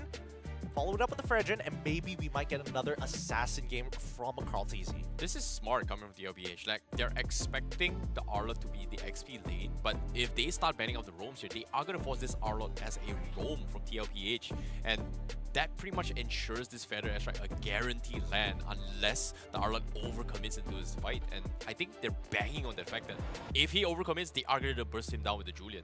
Again, if they decide to go for it. I mean, I think we're thinking too far about this, right? CFU Gaming right now have to decide whether or not Fredrin is in or out. Because if Fredrin is in the composition of TLPH, they can easily combo so many of their abilities together, but they ban out Julian instead to kind of ease up on that early game. That's totally fine. Ling, the follow-up ban, I mean, I'm expecting the Fredrin here. Should be. They should go for the Fredrin. I think that CFU probably want that Fredrin a little bit more than TLPH. Yeah. They definitely need somebody to be in the front lines here. A very, very strong front line. They tried to compensate with the Mortis in the previous game, but this time, Fredrin or no. It's fine. Or it's fine. If they don't want to go Fredrin, then they have to go. For a strong EXP lane that generally does well in every matchup, which would be Thamos in this case, maybe even Benedetta. I don't see CFU Gaming leaning into that just yet, but it's a tough decision to make, honestly. They need somebody to actually catch the backlines in case Moscow gets out of control. Okay, so they've got the Arlet. It's fine. They get the Fredrin. They get the Arlet. As long as they have enough to punish Moscow. Oh yeah. Oh yeah. You can lose as an Arlet at level 2. You can already take on Moskov at level 3 or even level 4, right? As long as you dodge the ult. That's the problematic part about Arlet. He's just naturally good in the earlier stages because of his base damages. Unless you're walking into enemy jungle, then that's a different story. For now, I think that TLPH, as of right now, no Julian, come on, be bold, be brave, play something like Lancelot. Hayabusa, maybe? I mean, Hayabusa makes a lot more sense, but oh god, I want to see the goat on that Lancelot one more time. Are they going to try and mirror this? Like tank junglers or assassin junglers? Because as of now, we do see the Yudong XP. Okay, we do see the Arkai junglers. So tank jungler is back in action again. Heavy spin in case CFU decides to go for a very cheeky XP laner. In this case, Benedetta, Paquito, if they decide to put Arlot roam. They're expecting to try and pin someone, at least. I think it's somewhat alright. Is it dangerous to play Arlet as a roamer right now? A little bit. He doesn't exactly have the escape mechanics necessary. He just has the base damage to just kind of stick very, very close to the Edith. That's about it. Florin, maybe? No, I don't think they're going to go for Florin. There's got to be better options out there. Florin is not bad. I would think that the Angela might be just slightly better in these cases, but I think overall, it doesn't really matter what they pick because it feels like a very sustained comp coming from Team Liquid PH, but looks like it's going to be the okay, they bring in the Masha to try and chip the bird. This was a thing like last year when Masha was kind of broken. Yeah, because mainly we're seeing that TLPH is playing around Benny QT, right? So if you shut down Benny QT, you shut down a large majority of the damage. But the problem with TLPH is they always have secondary win conditions. And in this case, Sanji can scale. He's going to be very relevant. And if Sanford finds a lead in his lane, that's a good solid 8 minutes of EXP dominance. Wow, this seems to be a much more 50-50 draft compared to game number 1 here. CFU, they have to pour their hearts and soul against this if they want to have a chance for the last chance qualifier. Same can be said for Team Liquid PH because now they are match point to qualify for the LCQ. It's going to be a do or die for both of these teams here because at the end of this series, one of this team will be eliminated from the Snapdragon Pro Series. So it is going to be a very, very intense ones, and I hope CFU Gaming, they are going to be able to give us a good game. I think this time around, they should be able to give us a pretty decent game here. It will take some time before we expect to see some real combat going around. I think around the mid-game is when we're expected to see these teams really pop off, but I think a lot of the early game is going to be held towards the EXP side of the map. Like Benny QT up against Zing on this Claude should be pretty 50-50 overall. More inclined for Benny QT to clear those waves without interacting with Zing. Overall, I think the biggest game changers are going to be the mid lane, right? Like Z's job last time, it was difficult because you steal the Feathered Airstrike, half the time Sanji has already dealt enough damage and the fight is basically over before it even starts. Now, I think that Z is going to take a more proactive role just to make sure that Sanji can't breathe. I think Z was struggling to decide whether to actually take the Feathered Airstrike at the Minion Rage or the Minion Rage for game number 1, right? Like, do they need damage or do they need counter CCs? Because both the times that he got both, didn't really do too much. Like, they needed damage, but instantly got cancelled. They needed counterplay, but where's the damage coming from? So I think now, in this particular game, it may be a little bit easier because almost every single spell coming from Team Liquid PH brings so much value in terms of team fight. Maybe not so much on the Yuzhong, but the heavy spin, Feather Strike is amazing. But without further ado, let's figure things out on how things are gonna go out here. This is gonna be Team Liquid PH going up against CFU Gaming for game number 2, match point for TLPH. Opposite sides, mirrored sides between CFU on the red side up against TLPH on the blue side. They're going to be ending up on 2 separate sides of the map. Fredrin wants to be closer towards that EXP. Sorry, same side of the map as TLPH also. Oh, JP taking a little bit too much damage here. Forces a flicker of OP. They are going to be able to scare him off. CFU tried to go a little bit ballsy, but look at this. Caltese, he's going to try to walk up and try and steal the buff here maybe. But they get first blood on OPC. Tries to trade somebody off, but TLPH now on the full aggressive mode, and they're going to try and steal cam off Detective. Here comes Petrify stun combo as well. They want to kill him off. JP needs to get out. Detective will fall to the damage coming from Caltese. CFU losing 2 right from the get-go. This is a great play coming in from TLPH. This is what we call a set play. They already had a good idea of what they wanted to do from the early stages of the game. They got JP to actually early leash the opposite buff while we saw the leash happening down by the red buff for Caltese. So when he walks up, instantly one hit, walks away, and is able to start invading the enemy jungle. And Wadu, he's not going to be very relevant until he's level 4. So they've hit a very good window from the side of TLPH. Very, very nice timings here. 2 cams stolen away from CFU Gaming here. That is going to put Detective 1 level behind before the first turtle. And in this case, TLPH, they're looking to try and extend this, but so far, they are not set up for this turtle buff yet. We'll see, because Caltese is opting not to go for a full buff clear. It instantly wants to be right on top of the turtle. He knows that CFU Gaming ain't going to waste any time to contest this. They know that Detective is a level behind, so let's be fast about this. We clear, we could invade. Let's first clear off our own jungle, reset, and then maybe re-engage. That is so cheeky of Benny Cutie. He thought he's going to be able to get the spear, try and steal it away from the purple buff, but fortunately for Detective, he still gets it. Where's the invade? But Caltese is already 2 levels ahead of him. I mean, he saw the red tree. He saw the red tree, and when the red tree is down, Caltese walks into your jungle. What are you going to do about it? Did he get it? He got the camp, but Caltese doesn't care. He's still 2 levels ahead. This is a free buff for him. He wants CFU to walk for it. He wants them to contest this buff. As soon as they do, he has an angle to punish. 8 seconds cooldown retribution for Detective. Caltese will have it here. Can he get it in time? No. No. Feels bad for Detective. Right? It feels like no matter...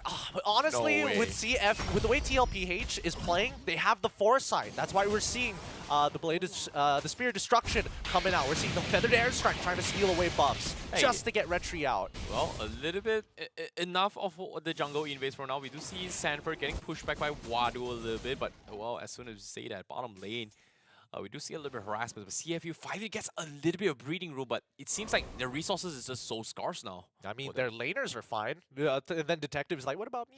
I'm a full level down. 2 camps have been stolen away. I can't use my retry if not I get invaded. Like, he's the only person who's not having a good time. Ooh, Skypiercer first item for Wadu.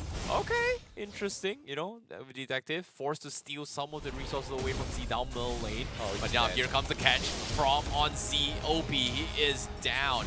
Cannot do anything. Chain stun all the way through. Purple buff comes in, being invaded as well. Caltese still has the heavy spin. And Detective as well as him, they both has retribution. This is gone for Detective. Another level advantage for Caltese. I mean, we talked about the problems of playing Arla as a roamer, right? He can stand next to JP, yes, but he's got to be careful for the EH. He's got no escape mechanics, and Sanji knows that as well. So, unlucky for him, but TLPH setting up camp in CFU Gaming's jungle. Caltese just stole another camp off Detective. OP. He needs to set up a play, but they just don't have the damage. Black Dragon used preemptively to try and disturb Detective. Come on, give that guy a break, man. He's a working authority. He's no breaks for this guy. You can have your buff. I'll see you at your next purple buff, buddy. Oh my god, a spear. No, it's not taking it. It's not taking it. For now, this is what we can expect from TLPH, right? Just be hyper-aggressive. Every single time you force a reaction out of CFU Gaming, there is going to be a natural consequence. They're so aware of everything, and even Benny Cutie oftentimes just using the spear to try and steal the buff away. Like, the whole objective from TLPH is just slow down Detective's farm, and guess what? He's doing really well. A good job here for TLPH. Hey man, this is why I wanted to see the GOAT himself play a Lancelot, play an assassin-style jungler, because he's already making these calls saying, hey, if somebody can throw an ultimate to steal a buff, do it, right? It's not like you're going to use it in lane. Oh boy. Now, Detective is going to try and catch on Sanford. Sanford is getting chain stun all the way through. He's down to his half HP. Appraiser Run comes in. He's going to fall. No Black Dragon. So CFU finds a small window.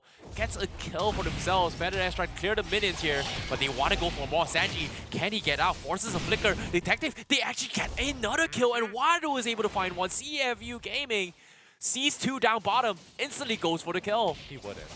He wouldn't, No maybe, way. right? Like, I don't think so. With Wadu so close by, I doubt he will. But right now, bot tier 1. Oh, Carl DZ. The go for the heavy spin here. Stolen one coming from Z. Trying to get a pin out towards the turret here. But doesn't seem to find the angle. CFU baits major spells away from TLPH. That's fine. They still have 26 more seconds until the next objective actually comes back out. And yes, CFU Gaming actually buying a little bit of tempo for themselves, punishing TLPH. Use your abilities in lane. Okay, fine. We'll force the consequences then. Oh, final stash comes in, JP. Okay, he's going to be able to get out. No setup coming from CFU, unfortunately.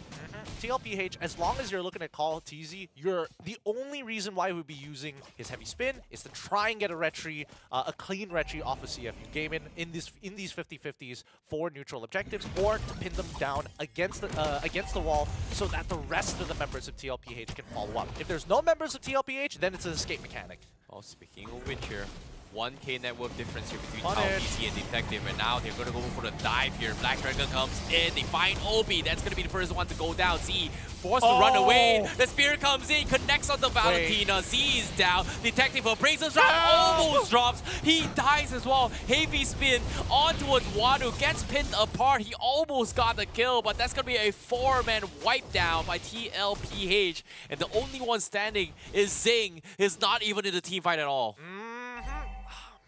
Man, OP, he's got to be so careful here, right? He gets engaged upon. Z tries to bail him out with that stolen heavy spin.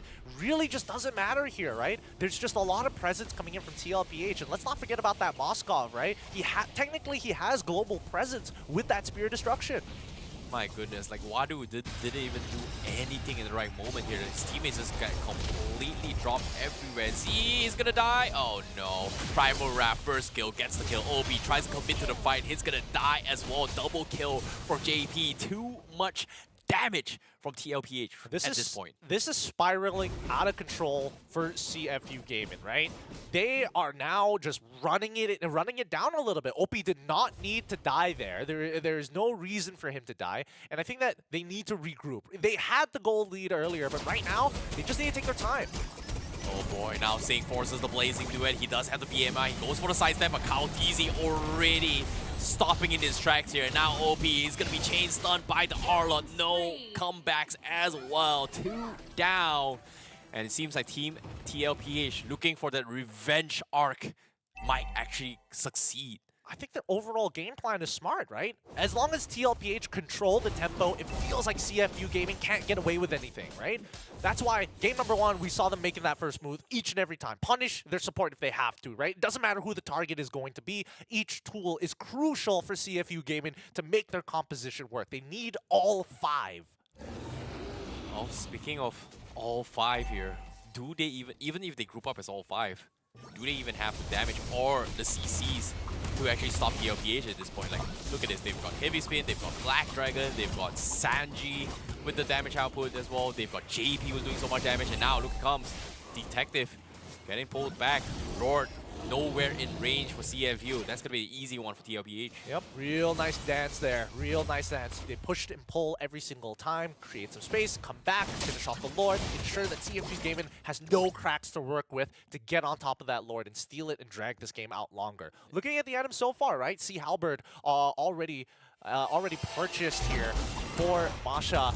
Plenty of damage on this Masha, even with rapid boots to traverse the map a little bit faster. But unfortunately, he hasn't been finding Benny QT too often, and when he does, Carl Teasy always gets in the middle.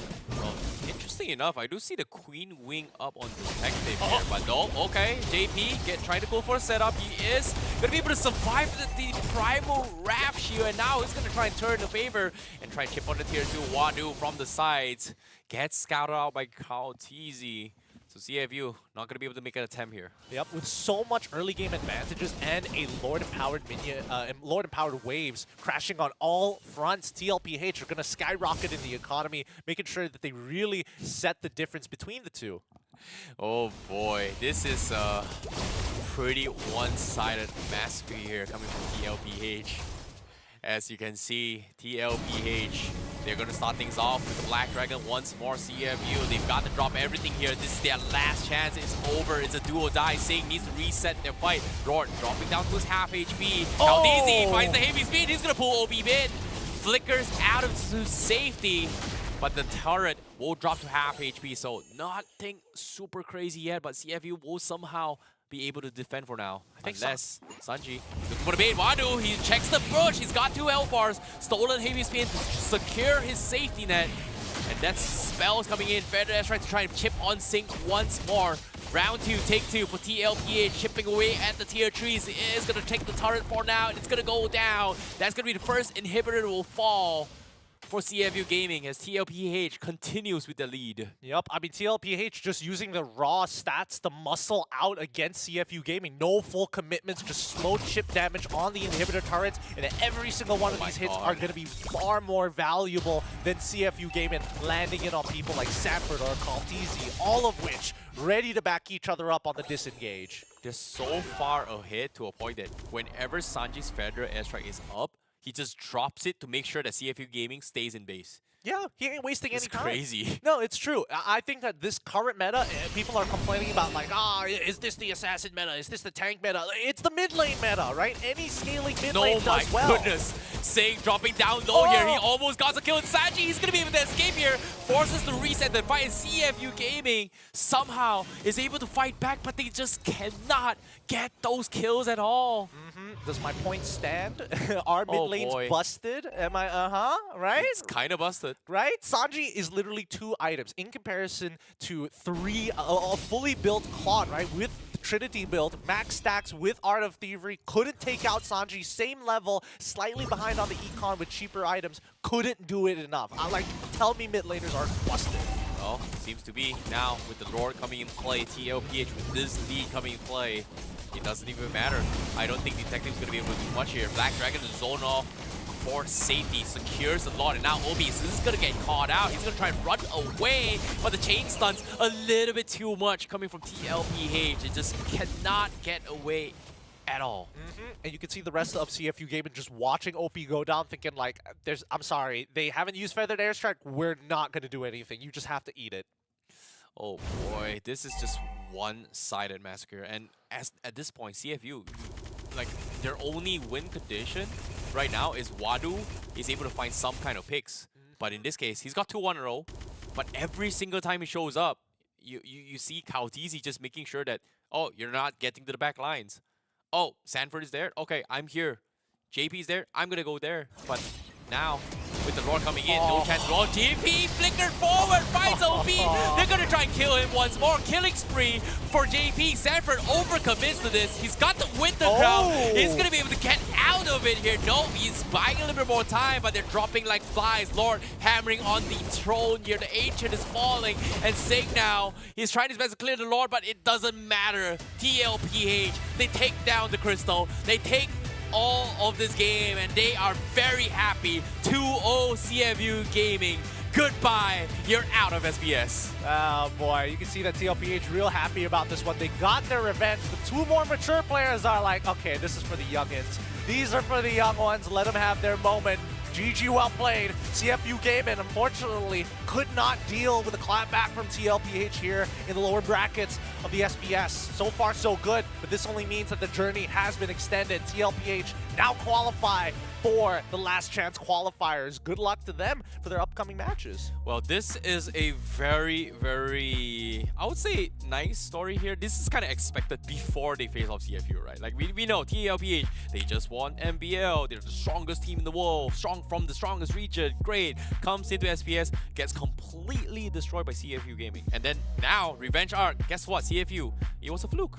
It was a fluke. I don't think it's a fluke. I think it, you know, partially it's where the meta is at currently, agreed. and also some good pre-preparation from Team Liquid PH, because I don't think they would approach the draft that way to every single team, right? It's not a generic draft. It's very targeted specifically towards CFU. So once again, well done to both of these teams. I think that unfortunately the meta is in a really it's in a really awkward place because there's so many things that are undiscovered. And I mean, honestly, from CFU, Zing could have made the ultimate play there with the Winter Crown as well when he used that Blazing Duet, getting some good damage. Unfortunately, not enough and a little too late in this match. I think it comes down to the timings as well on when the rematches was happening, right? Like during CFU versus TLPH, when the first time they lost. Okay. TLPH, it was only like the patch was like about 2 days, 3 days in to the game, whereas this one is almost a week now so far.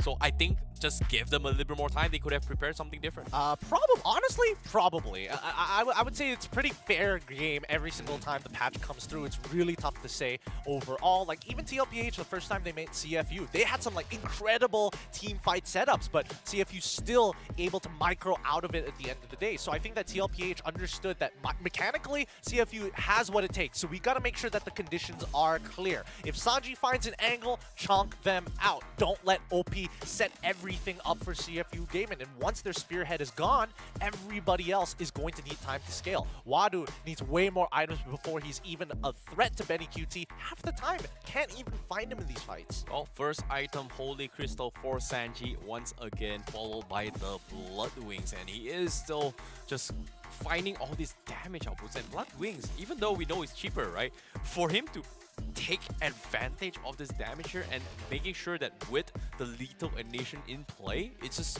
you know, used to perfection, to be honest. I mean, we say used to perfection, and then we look at the opposite side, right? Detective going for the Queen's Wings.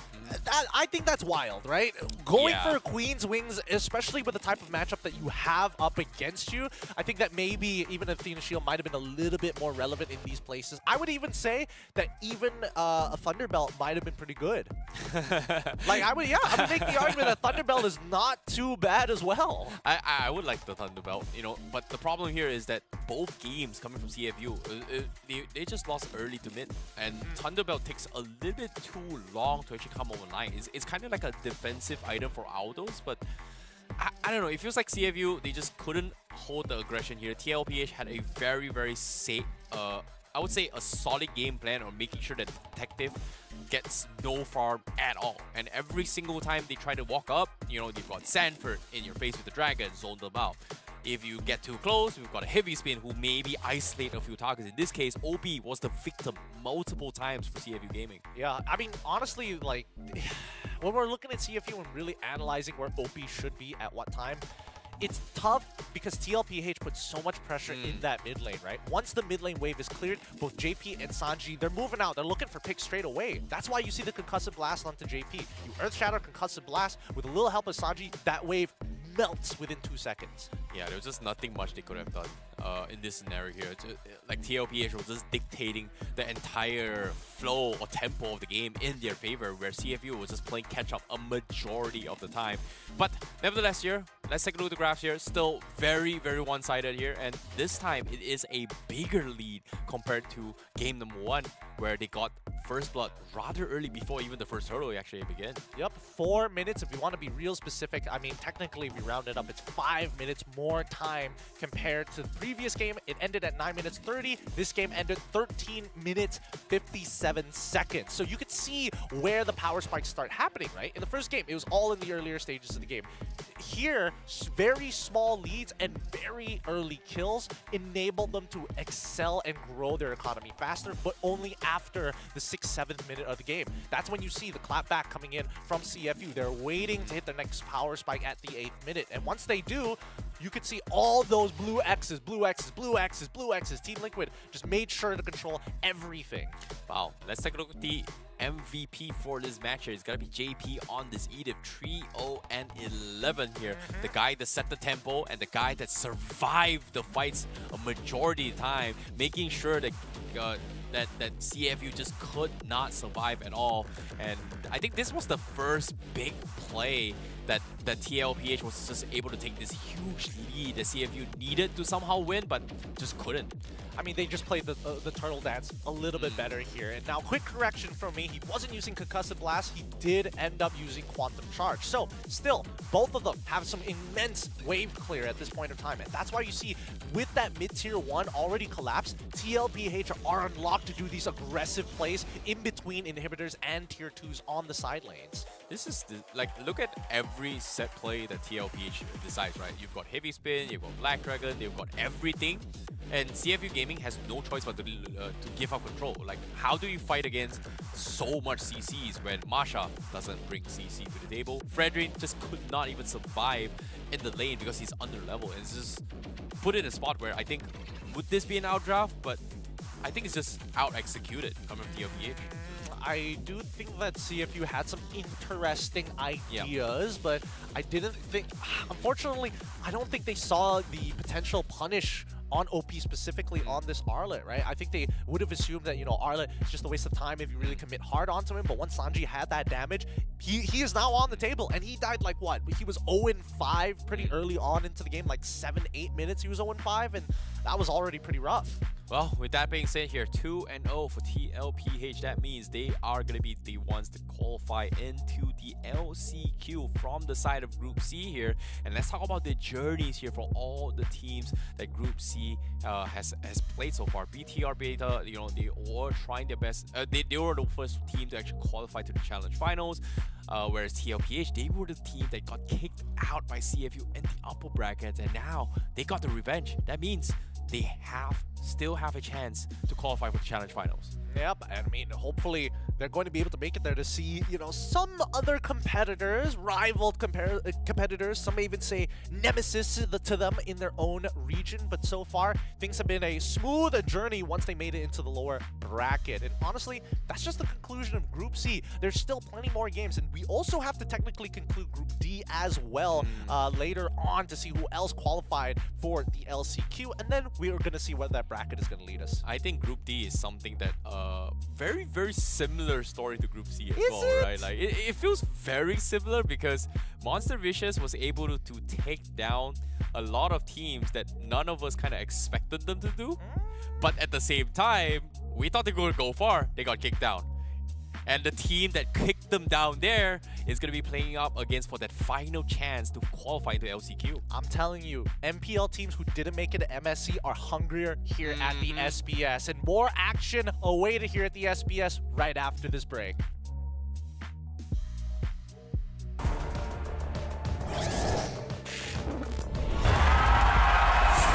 Here we go! The Snapdragon Pro Series is brought to you by Snapdragon Elite Gaming, Monster Energy, and DHL.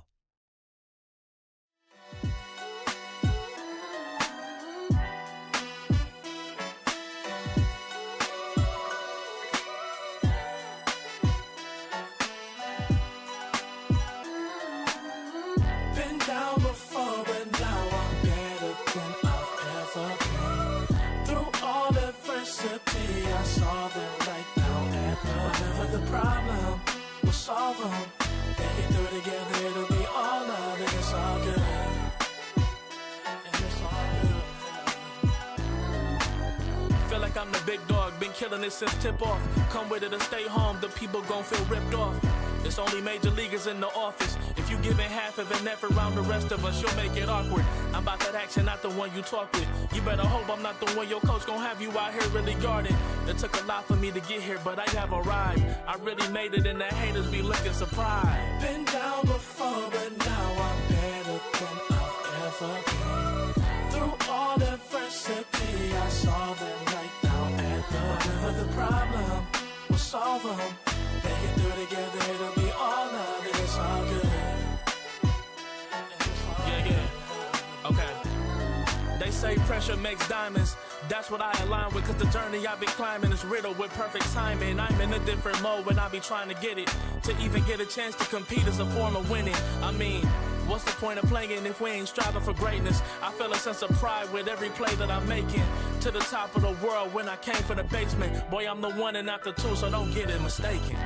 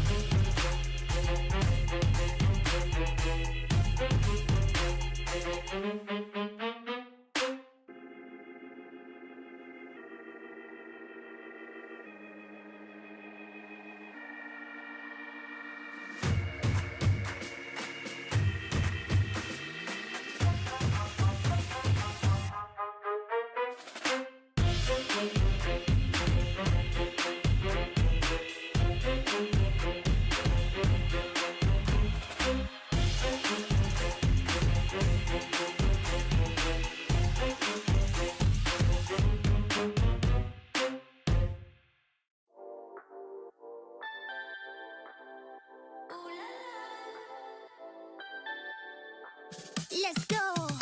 Put it in motion. Baby, we're going faster, faster, faster, faster.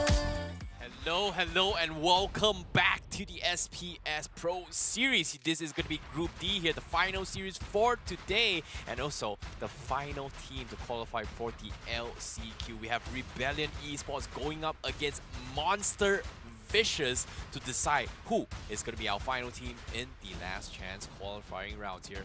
And now, as you can see, Rebellion eSports going up against Monster Vicious here. This is going to be a similar tale to Group C, where they will have a little bit of a different journey. Because why? Both these teams are eyeing for the LCQ. But think about this. Monster Vicious started things off. They actually lost 2-0 to Rebellion Zion. And now, Rebellion Zion getting kicked down by Smart Mega means that both of their teams are fighting for their last chance. In this case, Monster Vicious, can they get their revenge story? Because just now we saw Team Liquid PH was able to get their revenge for CFU. But so now, this time, Rebellion Zion is going to be in their way. Monster Vicious, definitely a team that really fought really hard to try their best to actually make their way into this exact moment. Monster Vicious taking 2-1 against BTR earlier just now was a very close match. They revealed their cards. But can they do it against Rebellion Zion here? This is going to be a very interesting one here, Gideon. I think they can do it. I honestly think they can do it here. MV have a really big opportunity to take down at least Rebellion, right? They've already faced them the first time, and now with the new patch, and considering their last game, I think this next BO3 is going to be quite intense between the two. Oh boy. Anyways, to take you guys on the journey here, my name is ICBB12, and he is Getting Q. We are going to be your casters for this final series as well. And it is gonna be a very heartbroken moment for me if one of these teams actually get eliminated. But what's not heartbroken for you guys, if you guys don't really want to miss out on the action, why don't you guys check out this QR code and get yourself some tickets to the main event. Oh, it's only 10,000, baby. It doesn't matter what nationality you are. It really matters whether or not you're heading over to Indonesia, because with 10,000 IDR, you're basically paying for parking. These tickets are so cheap. So quickly, pick them up now at esl.gg/MLBBTix-N, or scan the QR code if you're lazy to type in the URL like I am. And don't forget, the first 1,000 ticket purchases per day will get more rewards. 65k IDR worth of rewards. So please catch them while you can. Yeah, for those of you guys watching at home here, if you guys cannot afford to get a ticket to Indonesia, it's okay. Buy the ticket. You can still get the reward here. First 1,000 free chests, man. Support SPS. Support the SPS and support your favorite teams.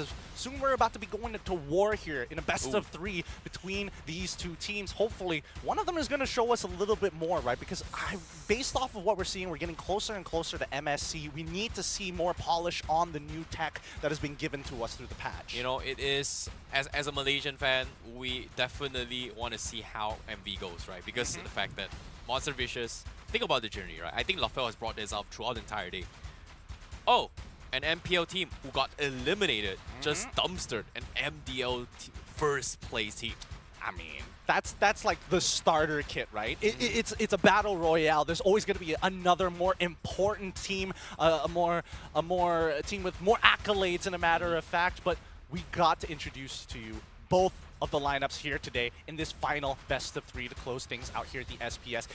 Introducing first, it's going to be from Indonesia, Rebellion eSports with Cars, Vincent, Suelo, D, and Audi TZ.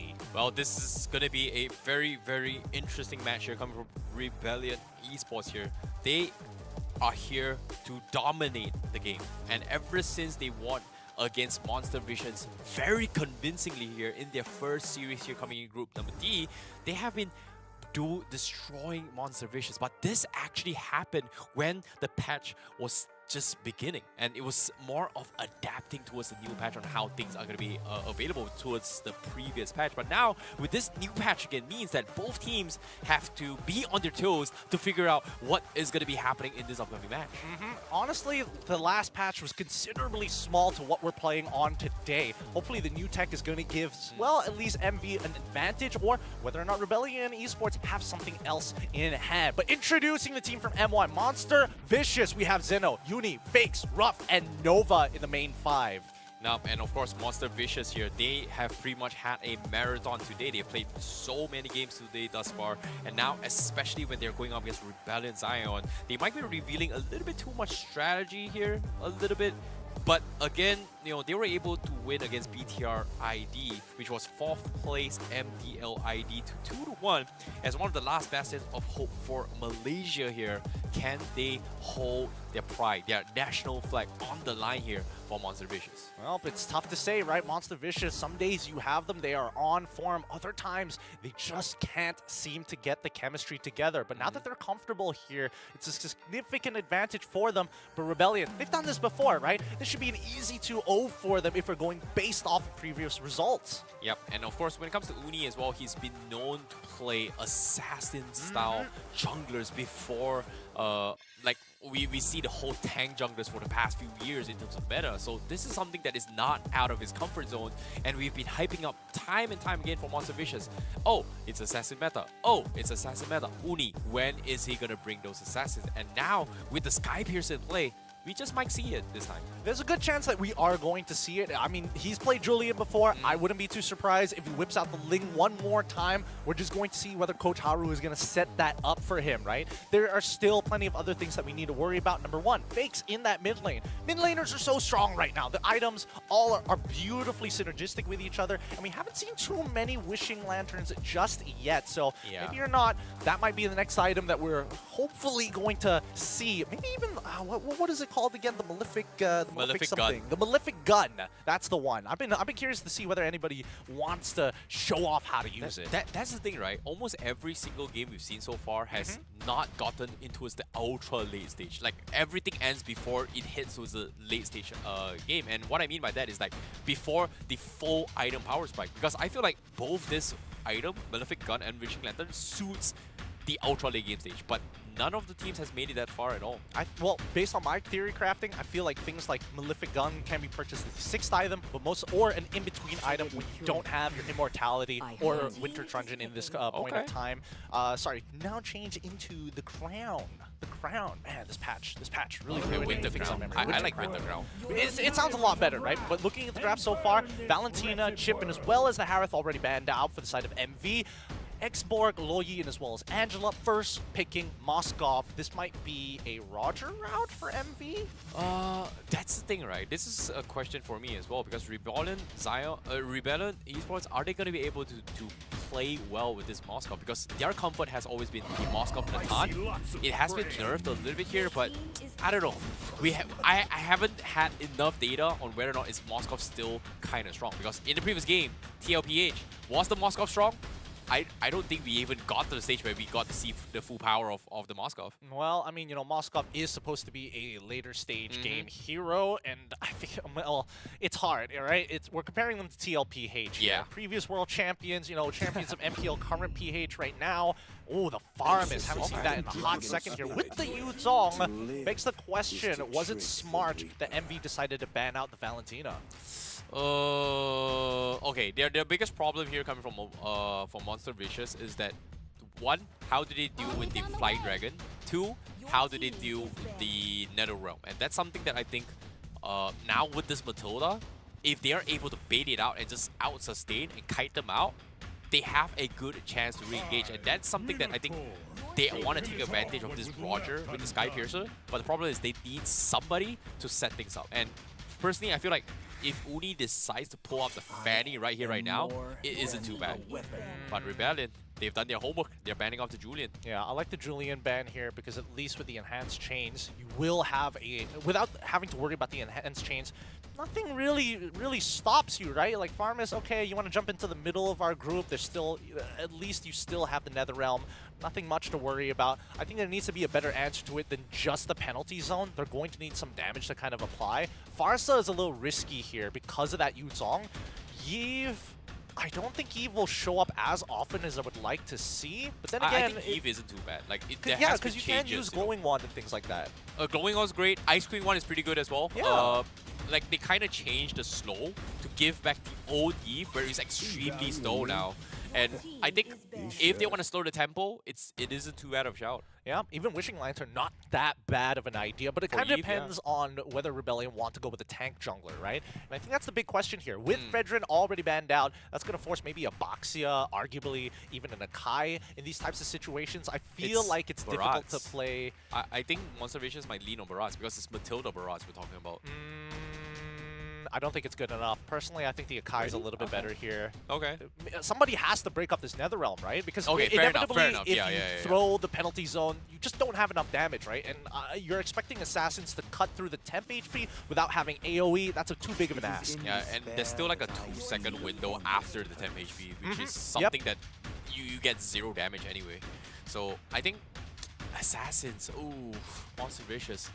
Do they pick the Fanny? Do they pick the Barats here? Do they want to play the safety net for Uni? I mean, they're also the other only assassin that I can think about that might have a chance in these types of situations is Hayabusa, because at least with the Oki Shadow Kill, you can cut through the temp HP pretty quickly, especially if you're max stacked. Let's see here what that pick is going to be. No, not a lot of flexes from the side of MV. They need to predetermine who their jungler is going to be as well as their mid laner.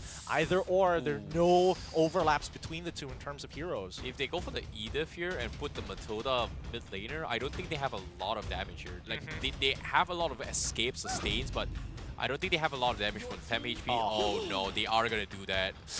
But not the Edith. They go for the Ruby instead. Roam Ruby, Mage Matilda. I think they need this might be... I think that, personally, that Roger is going into the jungle and that Ruby is going into gold lane. But they need a Mage... They're going to get a or mage. a mage jungler. They're going to get either or, right? I think Lunox is something they might want to consider. Kadita as well used to be the previous counter to Farmus. Oh, try and get your Netherrealm off when you get one for shot. A jungle? Okay, Roger jungle, Roger right? jungle, yes. So put the Ruby gold lane? That's what I'm thinking is going to happen here from the side of MV. Tough. This is so risky on Monster Vicious. But we shall see. Rebellion Zion, what's their response here? Because as of now, Nether Realm is available. They've got Yujon, they've got so much more pick. They bring in the Florine and the Boxia. Oh, this is a really obnoxious comp to deal with. Rebellion Zion's got a very scary composition. I like this. They need a mid laner who can clear waves really, really fast. I want the Loyi, but it's already banned out. Valentina as well, also banned out.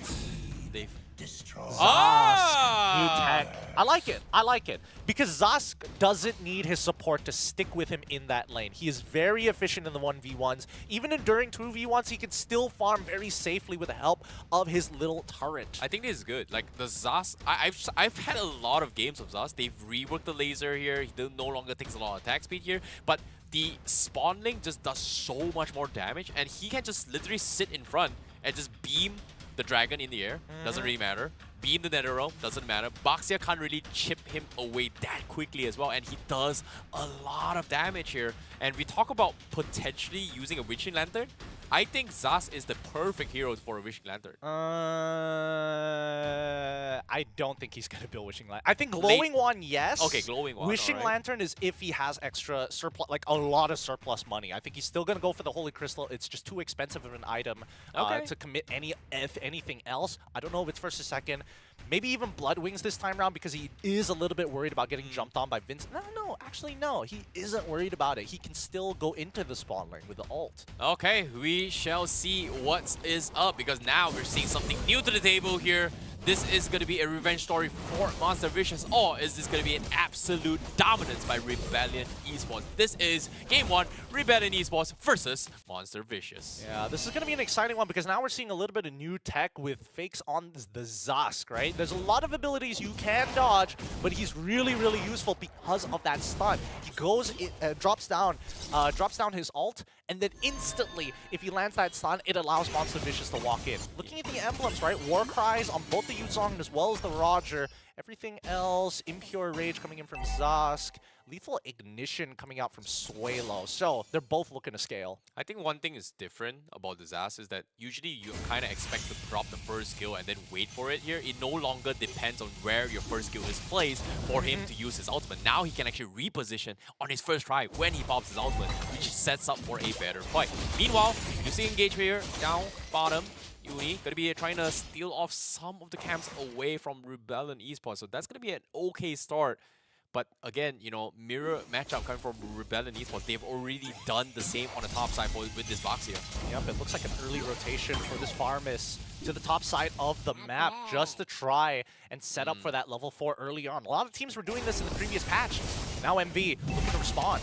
Okay, Zeno taking a little bit of damage here. Suelo gonna be pulling through back in. He's gonna be bursted down here. He might die to this. Yes, he will fall, but he will trade Suelo in the process while it's first blood on Zeno. But Zeno, does he die? No, he does not. Uni gets sacrificed instead. So that is a jungler for a mage, and that pretty much sets up for Rebellion to secure the turtle. A bit unlucky because this is pre-level 4, right? And unfortunately for Zeno, he wasn't level 4, but Uni was. But level 4 doesn't mean much to a Roger at this point. Rough. Once again, in this gold lane, as expected, on this Ruby, right? With the new War Axe, honestly, he should be able to sustain through this entire laning phase, right? That's not the issue. It's whether or not he gets unlocked from this lane because of that Spirit Destruction's global presence. He's not even buying shoes here for Ruff. He's just trying to doesn't need it. He sustain the... Okay, Hypo Fender comes in, Ruff. Okay. He's so obnoxious. Is this fun, D? Is this fun? Imagine playing a marksman in the gold lane. Oh, any kill pressure, I heal back to full. This is so much fun. He doesn't even need the shoes. He's got Nova to back him up as well. That's just insane with the guiding wind. Yeah, I'm telling you, the Ruby gold lane is such a... It's such a smothering pick. You're not looking to win that lane. You're just looking to make sure that the enemy gold laner isn't having fun. Well, in this case, they're going to be trying to peel off for Uni here. Uni, he's got the wall cry. He's died once so far. He's nowhere close to the Sky Piercer. So that means Rebellion Esports has got a lot more breeding room to work with to try and scale into the middle game. Hopefully we do want to see Uni eventually outscale Vincent in the mid game. But for now, only just the Wind Talker purchase. He's going to need an endless battle. Oh, and then again, he can go for the Sky Piercer if he wanted to. Well, let's see. Now Vincent making a little bit of attempt here. Fakes. He's going to try and set up for the team fight here. Guiding Wind with the Circling Eagle comes in. He's going to try and run away. But the NetherRealm says, I'm out of there. Spawning forward push as well to try and do something about this. But as of yet, Rebellion Esports is like, it's okay, we're not going to get anything, neither can you. Luckily, Vincent's passive on this Boxia works per dot damage, right? So every instance of damage, he takes a reduced amount, which is perfect against fakes, right? When he uses that Dominator's Ascent, the ult, it does deal DOT damage as long as he is within range of the super turret. I'm trying to figure out like a proper name for it. Well, we just call it Spawn Link. Sentry, the Spawn Link? Yeah. Yeah, but when it upgrades, it's not a Spawn Link anymore. It's a giant Spawn Link. He's an adult. He's an adult Spawn Link. Speaking of which, Black Dragon comes in. Nova gonna be the first point here. He's gonna be able to flicker out. Turtle dropping down pretty low. Vincent looking for the steal. Uni still secures it. The spear does connect, but he's still thinking if he wants to join this fight. Rebellion says not worth it enough. I will fend that pulls one in. Suelo just a pixel off, and Ruff is able to punish him. Good play coming in from Ruff. Really, really good play. But now the entire gold plating down on the bottom side already being shredded away in Rebellion, trying to cover, making sure the supply lines are threatened so that MV can't take the most efficient way possible down to the tier 1 on bot side. Oh my goodness. It feels like they're just not getting any kind of pressure, right? Like, yes, they got a kill onto a Suelo, but the moment Suelo died, he instantly respawned because of his stacks, and now he's already gained back his mid lane control, and now bottom lane Ruff. He's gonna try and set up for the fight. He's 2 men available. He's got the guiding wind. D in a little bit of trouble. He's taking a little bit too much damage. Ruff Getting stunned away, he's looking for the I'm offended, and Nova, they are gonna try and commit to this, and they actually get the kill. Face comes in with the spawning, dives the turret, and guess what? Rebellion just can't deal with that annoying alien right now. You can't tell me, you can't say to my face that like gold laners love dealing with Ruby. Like this is so obnoxious. No way, now Suelo is gonna try and drag them under the turret. Ruff, he's got so much sustain, he's got the war cry, and the guiding wing comes in and the spear not connecting. Monster Vicious playing a different tempo of a life sustain here. Oh, Ruff really playing with fire there. Luckily still has the circling the guiding winds to get him out of there. That's why he was being so aggressive. I thought he would have ran out of the timer, but at this point in time, the bloom being passed over to G, he's going to need it, right? Because even with Inspire, he is struggling to deal relevant damage that sticks onto Ruff in the early game. Until he has that Trinity build online, Ruff is, especially when he has War Axe already completed, once he's max stacked, it is impossible for him to deal with. Oh man, the nerfs on Moskov is starting to hurt him from the CC, but top side now, the dive onto his Ruff, made a little bit mistake here, chain stun, nothing he can do, he is gonna fall. Feels bad for him. But meanwhile, Vincent, a bit trouble. Fakes tries to set up for the spawn link once again. Vincent dropping down pretty low there. Does pop the choice for Sans, but he's going to be able to get out safely. Meanwhile, they are going to try and force the turtle here. I think they're going to force Fakes to flicker. No way. Yep. It was either the flicker or the ult, and Fakes doesn't have the ult. Okay, now Flying Dragon comes in with the circling Eagle. Nova trying to force a little bit issue here. He forces the flicker. He gets out to safety. A lot of flashy plays coming from Nova. I don't know if he needed to do that. He lost his flicker for basically no reason there. He probably could have escaped the good old-fashioned way, but okay, sure. If losing your flicker means that you feel good about yourself, that's totally fine. But I think the major issue is that Monster Vicious isn't exactly increasing this gold lead, right? It's at 1.1 for quite a while after unlocking, after the lane swap. He missed the I'm offended, didn't get cars, and I think that's it for the top side, right? I think he's going to try and take tier 1 here. They're still going to try? I don't think he can. Nova was thinking about recalling here. Now with the guiding wind, can he get Ruff out to safety? Yes, he can. Spear doesn't connect. They're out of there. All right. So doesn't get punished for that. I thought that MV was, honestly, was overstaying, but maybe Rebellion, hopefully their read is right. If Ruff shows himself, that's going to be an instant engage from Carlos.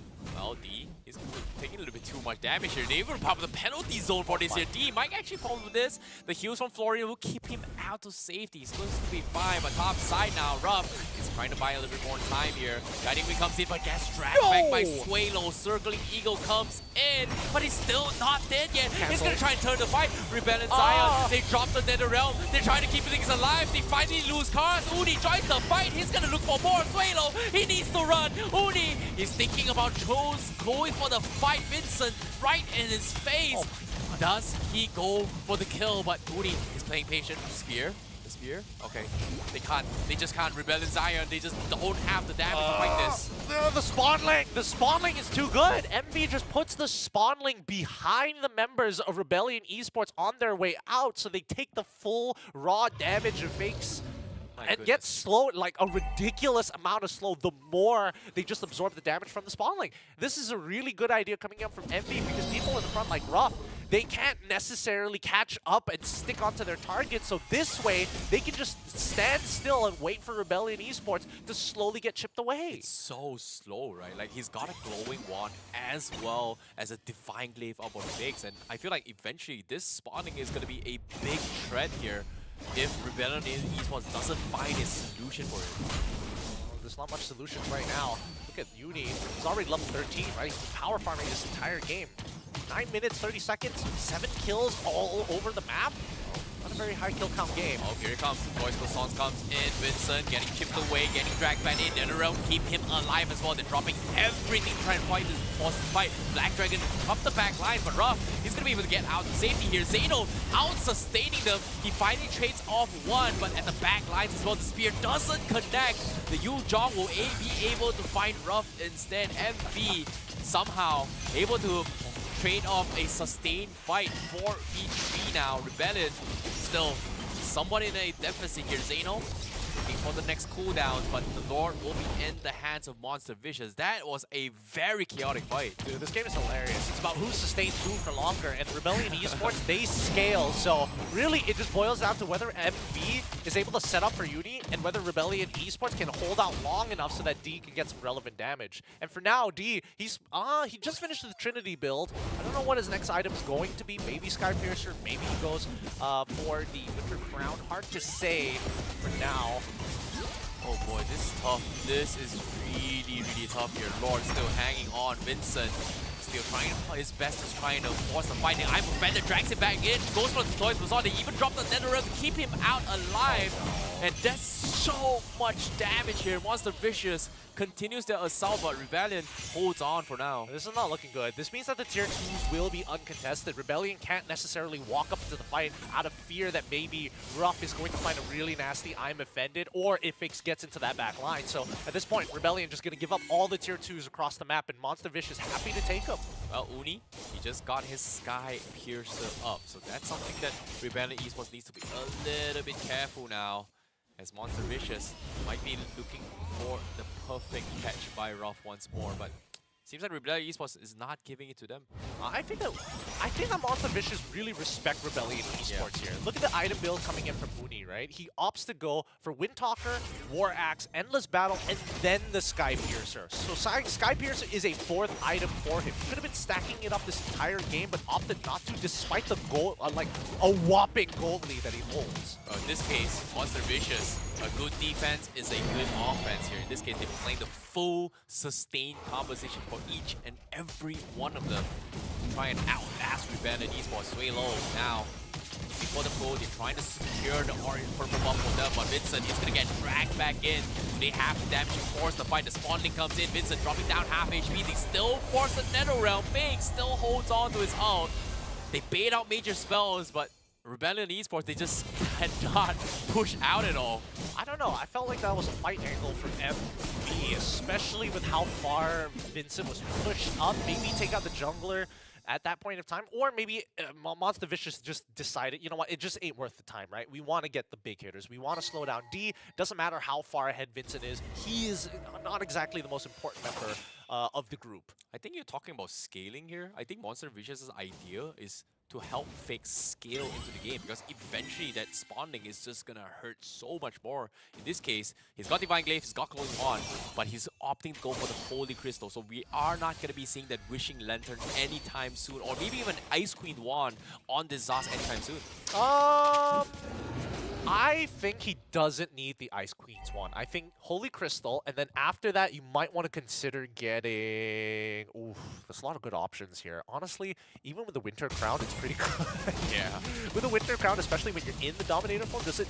I'm not sure how that interaction... It doesn't proc the Winter Crown, but hold that thought for now, because as of now, Ruff is gonna be dived in. He's able to get the reset in, but look at Fake's spawning. It's not even the enhanced one. Winston is dropping so low.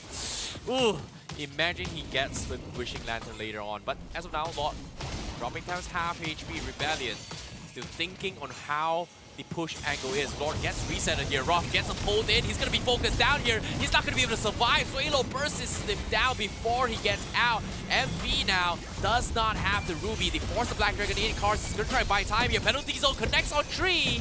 But MV, they don't want to come in. The spawning comes in. They even have the Netherrealm. Uni finally jumps in.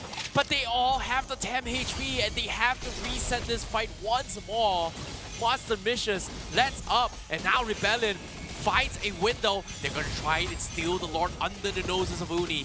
Can they get it? Lord gets resetted. It seems like they cannot do anything anymore. Yeah, there's no point sitting on top of this Lord. The Lord dance has been changed, so the Lord does significant amount of damage this time around, so it's really difficult to sustain through the power that the Lord has at this point of time. Right now, in terms of who is scaling, AudiTZ is actually quite an important member for the side of Rebellion eSports, right? His sustain is allowing them to stick around longer, especially when they're dealing with fakes, right? We saw his damage just now chunking 3 people for at least 20% of their health. Oh, Ruff, if I'm offended, they find one, but at the same time, they're dropping like 5D. Gets the biggest lineup with his shot. He's going to be able to find one. Ruff is down. Lord getting stolen by Uni, but Monster Vicious, they need to get out. Zeno, he's so tanky, but D is able to clean house. He finds one. He's looking for the last one, but Fakes gets out to safety, losing only 2. Rebellion eSports, they're able to fight back. I'm telling you, we were just waiting D to scale, and now with the Malefic Roar, he has more than enough damage. If MV lined themselves up like they did just now, he was hitting Ruff, and Zeno was just getting penetrated. He didn't even want to be part of that fight. Good stuff coming in from Rebellion, but they still lost the Lord. So they're on the defense. You're trying to get more. Oh my goodness, the damage now. Uni is going to be caught up essentially. He needs to run for this. The pokes coming from D is starting to hurt. And now MV, even though they had the Lord, it feels like they are getting pushed by the Lord right now. Just note some of the waves, right? Note some of the waves. Top side should naturally be pushing into MV's favor, right? Okay, buy time. Oh, Ruff looking for the Iron Fan that misses it. Doesn't pull sway low at all. Needs another big initiation here. I don't think they need another initiation. I think they need somebody to run down bot side. Ah, there we go. Finally, we do see Zeno actually making a move down to the bot side. As that bottom wave is going to compile, I think that MV need to cut off any reinforcements making their way down. They know they're on the top side, so expect to see at least one person move from mid down to bot. Well, as we get here, we do see Radiant Armor purchases up on Yu Jong as well as Baxia to deal with the Zaz, who's being the big trend here for Monster Vision. Meanwhile, D making a quick corner tier 2s here. Now they do find one, instantly melts one. Ruff gets eliminated. He is gonna die to this as well. Zeno needs to make a run for it as well with the Black Dragon scaring them off. The spawning immediately gets shattered into pieces. And now the spear not connecting. MV is able to hold all against this assault by Rebellion for now. I don't know. They keep throwing bodies at them. I don't think it's a smart idea. Let's see how long they can do this because they're about to lose a tier 2 and there's a huge wave building down towards the bot side of the map. Oh boy, Ruff not able to sustain at all. The damage a little bit too much here to handle. And even now, Zeno starting to feel it despite being the tanky hero. Right now, MV have basically been outscaled, right? Like, as much as Fakes wants to drop down that ult, the raw healing coming in from Audi TZ is ridiculous. None of the poke damage is actually going to stick, and Rebellion Esports can predetermine where to fight because of all the team fight mechanics that they have. MV, on the other hand, they need to split Rebellion Esports apart. It's a good idea targeting Cars as the main engage tool, but at this point, that Netherrealm and as well as the raw healing coming out from Audi TZ just doesn't make it valuable if you don't find the kill. Well, I think that comes down to the itemization, right, on Monster Vicious. Ruff is a very, very squishy hero, and he's looking to engage this, and so far, all his itemizations on the Ruby has been almost full damage, but now it's up to go for a little bit of hybrid here. Zeno gets a very nice penalty zone, but he's going to bleed out with the mortality here. Can he get out? Guiding Wing comes in, he's getting chain stun. Can he zip out? No, he cannot. He's going to go fall here. Now the spear connecting on 2, and they collapse on Monster Vicious. Left, right, front, and center. They got picked apart. Mistakes were made, and Rebellion, again, they are going to scale into this ultra late stage game here. Now with the Bloom, D is just unkillable. And that's the second time they've done it. The second time they made the exact same mistake. They face check a brush and they try to take them on 5v5. Somebody deal with the bottom wave! There's so much EXP and gold being wasted down there. That's like, what, 3 to 4 waves that have already been collapsing on each other and have not built a proper slow push. And MV has wasted all of that gold in the EXP when they could have just sent one person down there. That is so unlucky for Rebellion, for Monster Vicious, but at the same time, seems like Rebellion is their game to lose now at the rate they're going, and Monster Vicious just needs to find the perfect catch because right now Fakes just doesn't hurt enough anymore. I think, honestly, Fakes, he does hurt, but he's not getting the relevant damage on the relevant targets, right? Like, Vincent, he can tank it for days, and especially with Audi TZ, even longer. Suelo, arguably, with the Netherrealm, he can, but without it, he will melt. D, same thing, right? They want to catch out D, but Rebellion Esports aren't making it easy. Well, he just got the Ice Queen wand, so that's going to be even more slows, but they need some damage to threaten them right now. Because look at this, Uni, he's getting chipped away by a couple of spears, and they're crumbling to pieces. The Lord making quick work on the Crystal. They are able to defend against this, but Rebellion Esports says, you know what, take the Lord, it's fine. It's fine. not worth fighting against the Zas. Yeah, right now the fights are way too even. It's anybody's game right now. Advantage to Rebellion Esports because they got Lord and Powered minions, but oh, with the Black Dragon coming in, they are going to be chain stunned as well. They're trying to hold on to Sustain's Ruff, somehow holds on, but Uni, his might be bursted down. Fakes is able to fight D! That's huge for Monster Vicious, and now Uni looking to go for the finisher. He's got the immortality, he's trying to build stacks with it here. Winston is going to fall as well, and one fell swoop, they're able to find another one as well. Killing spree for Uni, but he is going to die to Sway Low. And now it comes down to Xeno, Fakes, and Nova. Rebellion still has cars and Audi TC, but look at this, they still have to defend against all the minions here for MV. Yep, this just goes to show that Rebellion Esports are just uncomfortable playing against the Zas, right? The siege is really, really held down strong by Fakes. I mean, look at this. Every time they want to try and break this siege, they can't. The spawning just says no. My goodness, the Ice Queen once though starting to take a little bit more of an effective nature right now for Monster Vicious, but as of now, all hopes for the Malaysian fans, it still holds on for now, but again, it's still going to be a very, very long grind. Dude, this is game one. This is just game one in this best of 3, and it's already 21 minutes. Both teams are very equal in terms of gold, items, and currently skill, right? Rebellion Esports, they are using the exact same strategy. Group is 5, and we're looking to punish MV. The only thing that they're not exactly great at is closing out games, unless MV makes a significant mistake during the team fights. And I think that MV honestly could split up this map a lot more than just sticking as 5, but they're also scared, right? If that one person goes down, Rebellion Esports will win the 5v4. Yeah, in this case, no Wishing Lantern up from both sides, so we are not going to be seeing that in play. But Xeno does have a Queen Wing, so that's a huge pickup for Terizla now. The Lord dropping down pretty quickly here. We are going to try and chip away, but my goodness, 22 minutes. So difficult to chip the Lord right now. Yep. And that Lord actually hurts. Like, look at him just chunk cars out. One smack. God. Like, luckily they have plenty of sustain, but this is going to take forever. Yeah, speaking of forever here, they don't really have a lot of time. Monster Vicious, they are going to try and wait out for those immortalities up on their team, but it is going to be very difficult to do so. Lord gets reset once more, and the dance continues. On top side though, we do see the play coming in. Ruby and Matilda not inside. Xeno is gonna get dove on here.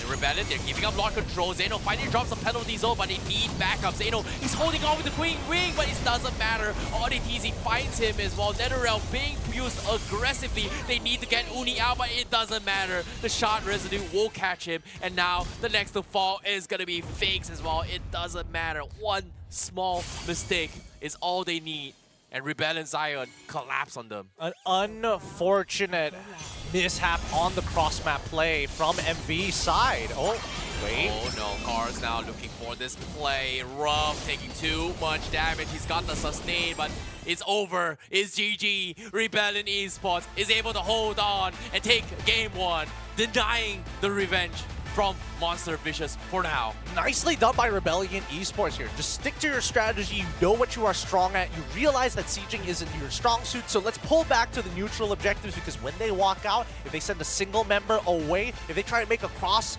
map play, we punish straight away. One mistake, one information leaked out showing 2 members on the top side. Rebellion Zion just dove right in. And that's something that Monster Vicious might be banging on the hits here. Ruff, what happened? What are you doing? No, I don't think it's his mistake. I definitely think it's unfortunately the mistake of both Fakes and as well as Uni walking up a little too far there. I think dropping down the spawn link to take angles and take space aggressively is totally all right, because you have a natural escape mechanic, but you need your team to show presence around the area. So once 2 members, 2, not just 1, move away and they're both spotted out on the top side of the map, that's when you stop giving them any information down by the Lord Pit. That was just so unlucky. But at the same time, GG well played to Rebellion Esports, because that was a very I would say a convincing game of awareness, right? Like, making sure that you know exactly where your opponents are and then approach those fights is just so important in just winning fights. Yeah, no, it is. And I think that's definitely something that, at least for Coach Haru's side in the draft, something he has to rethink about. Because unfortunately, when you ban out that Valentina, Farmus instantly is going to go there unless you have some kind of form of strong counterplay. In that sense, anything that punishes grouping, Farsa Feathered Airstrike. Previously, we did see the penalty zone, but there's just not enough damage to follow up upon it. I think the idea coming from MV was nice.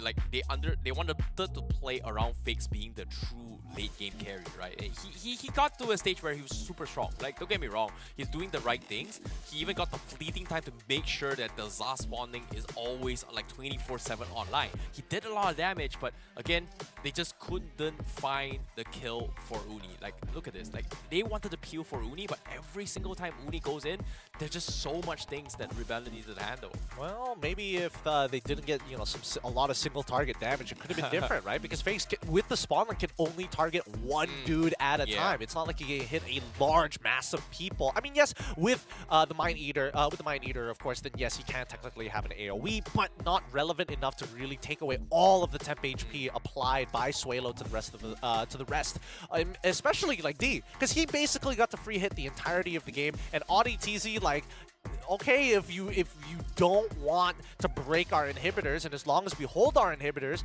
there's a very good chance we win this. We're going to out-sustain you with the Netherrealm and the Bloom.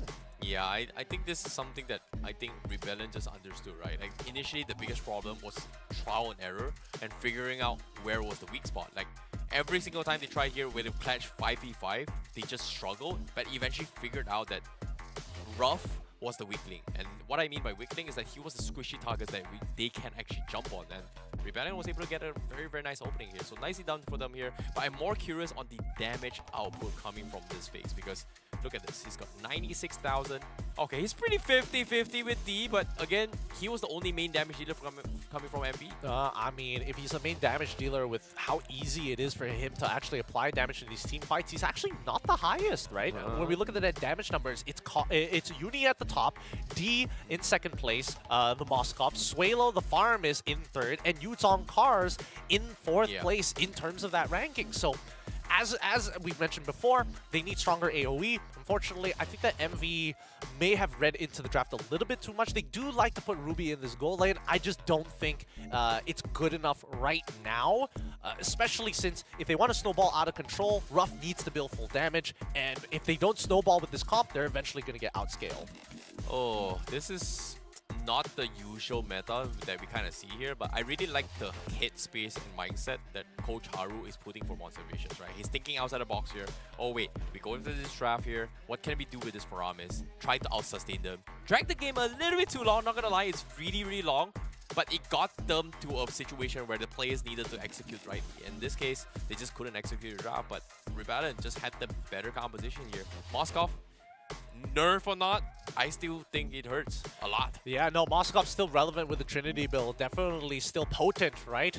Didn't exactly get the harsh nerf hammer in comparison to Natan. But overall, when we're looking at the EXP as well as gold graph, you can see that it bounces between the two. Initially for Rebellion eSports, and then we see a huge lead coming in from the side of Monster Vicious. Unfortunately, a majority of that is the EXP as well as gold. By the time they hit the 15th minute with the amount of gold that they had, they've technically already missed the checkmate angle, and one bad fight really equalized it for Rebellion eSports. I think that's the exact mark where Monster Vicious hesitated, right? Like, they were able to, a lot of instances where they could have just closed out the game against Rebellion and Iceman because they were overextending, but it shows like it might be a little bit lacking of experience because they were just so respectful of Rebellion eSports maybe winning the fight even though they were hit. They could have gotten so many opportunities to get a pick off and then translate it into a couple of inhibitors there. But I think the hesitation coming from Monster Vicious and being, I would say, respectful, gave Rebellion eSports that space to bounce back and came back. So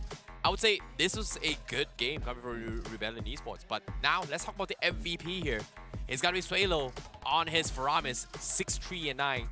on this Varamis. Yep, his job is so straightforward, right? Apply as much damage as you can, pull back and follow up on attacks, but make sure you keep us alive with that Nether Realm. And he is very good with the timings. He will wait until the very last second just to pop the Nether Realm, especially during these fights, right? And I think that, unfortunately for Monster Vicious, they just did not know how to approach the situation, especially after we break away from that 15 minutes and the gold lead didn't matter anymore. That's when you see them start to fall off. Yeah, they were just so afraid, right? Every single time NetherRealm comes in here, the idea was to out-sustain, but they just could not out-sustain D at all. And they needed somebody to actually focus on D a majority of the time here, but it's hard to do so when the Black Dragon is just disrupting every single one. So it comes down to just positioning, and I think this was just one small mistake from Rebellion eSports where D got caught out, and this was pretty much like a good deal for Monster Vicious.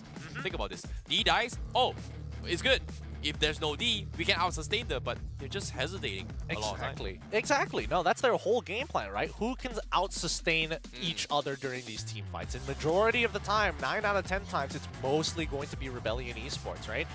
They were Envy were put at odds with the build that they needed to go on that Ruby. I don't think this anti-cuirass really did too much for him anyways. Yeah. I think the most that you probably want is just a little bit of MR, the Oracle at best.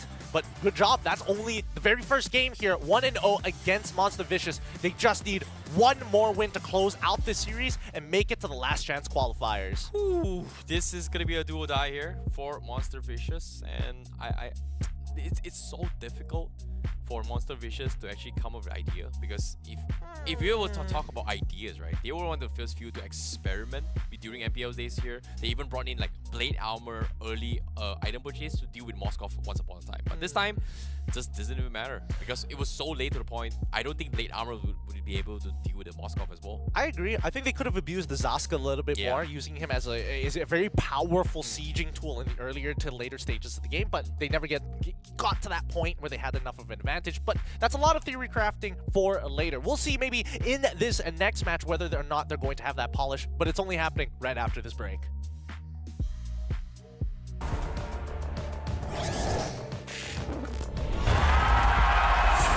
Here we go!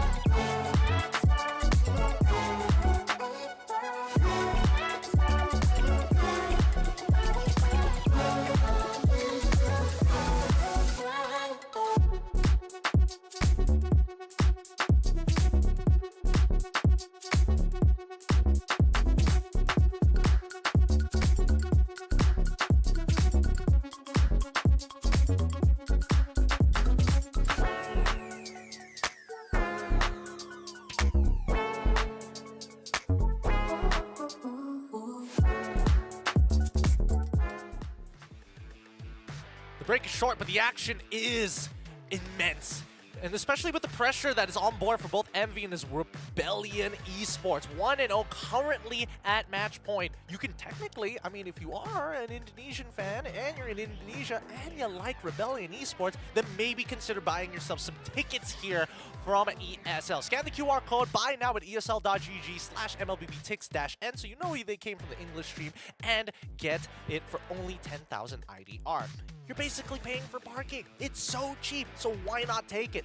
Take advantage advantage of it because there's also 1,000 people, lucky viewers, who buy the tickets that will get extra prizes. 65,000 worth of prizes. Yep, and of course, the first 1,000 daily gets an extra stuff, right? Like, it's not just free chairs, it's also a cheaper value of the ticket itself. So be sure to get it quick here before it's gone. So just buy now on the website. Here, English. Yeah, just follow the English channel, follow us, and we will get you through it running. But nevertheless here, I am genuinely concerned for Monster Vicious because... Concerned? I mean, yeah. Concerned is one thing. The way that they're playing, unfortunately, doesn't feel as decisive, and it feels like they're overextending in a lot of these trades. Hey, sometimes it's all about the mental game, right? Fatigue can be a factor. In a best of 3?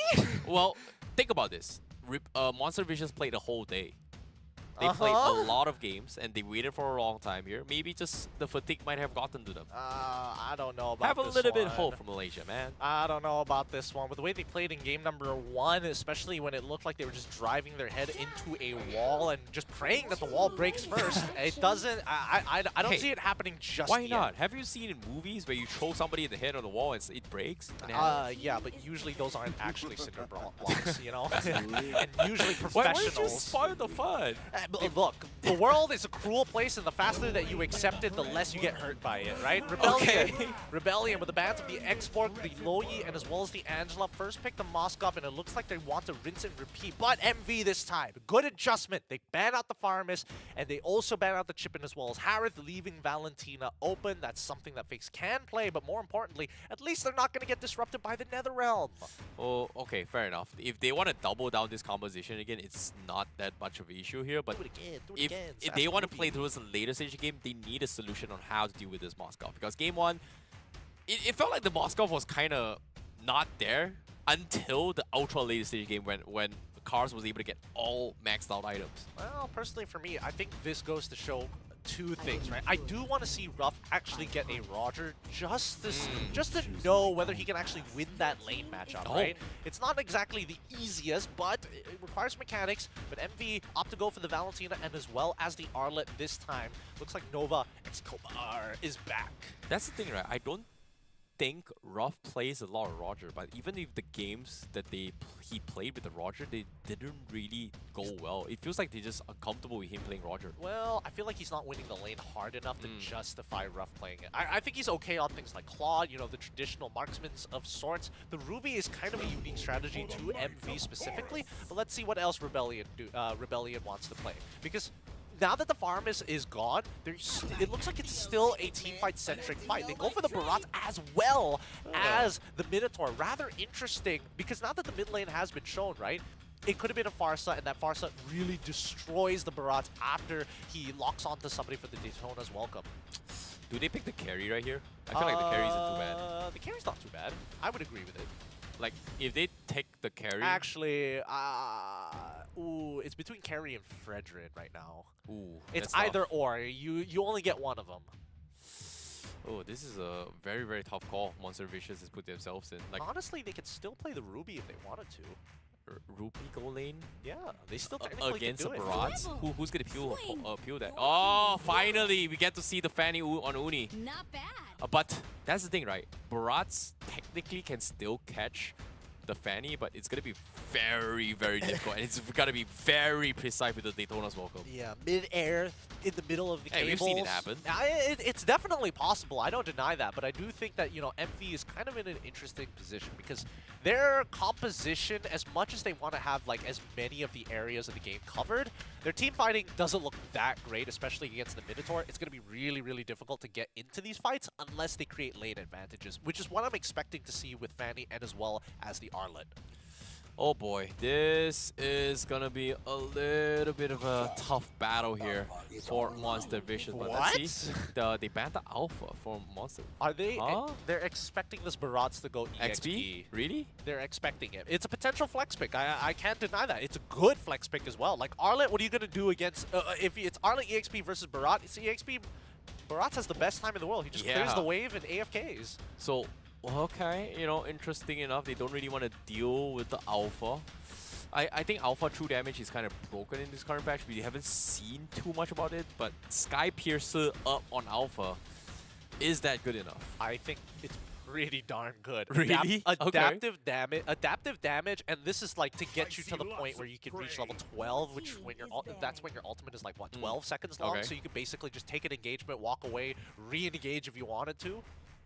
Okay, fair enough. Roger getting banned off means that Ruff, well, I don't think Ruff is going to play that at all. Like, they need a marksman. Edith is a pretty good pick, but they banned it themselves. Yep. No, it's way better if Okay. they ban out the Edith than it is picking it up. I'm going to be perfectly honest here. Okay, I feel like they should get the Edith for themselves, but for them to ban it off, that's a bit weird because the Minotaur has been shown. Like, they don't really want to deal with the XP either. XP Edith, maybe? I mean, they want to ensure this Arla wins the XP lane. It's weird.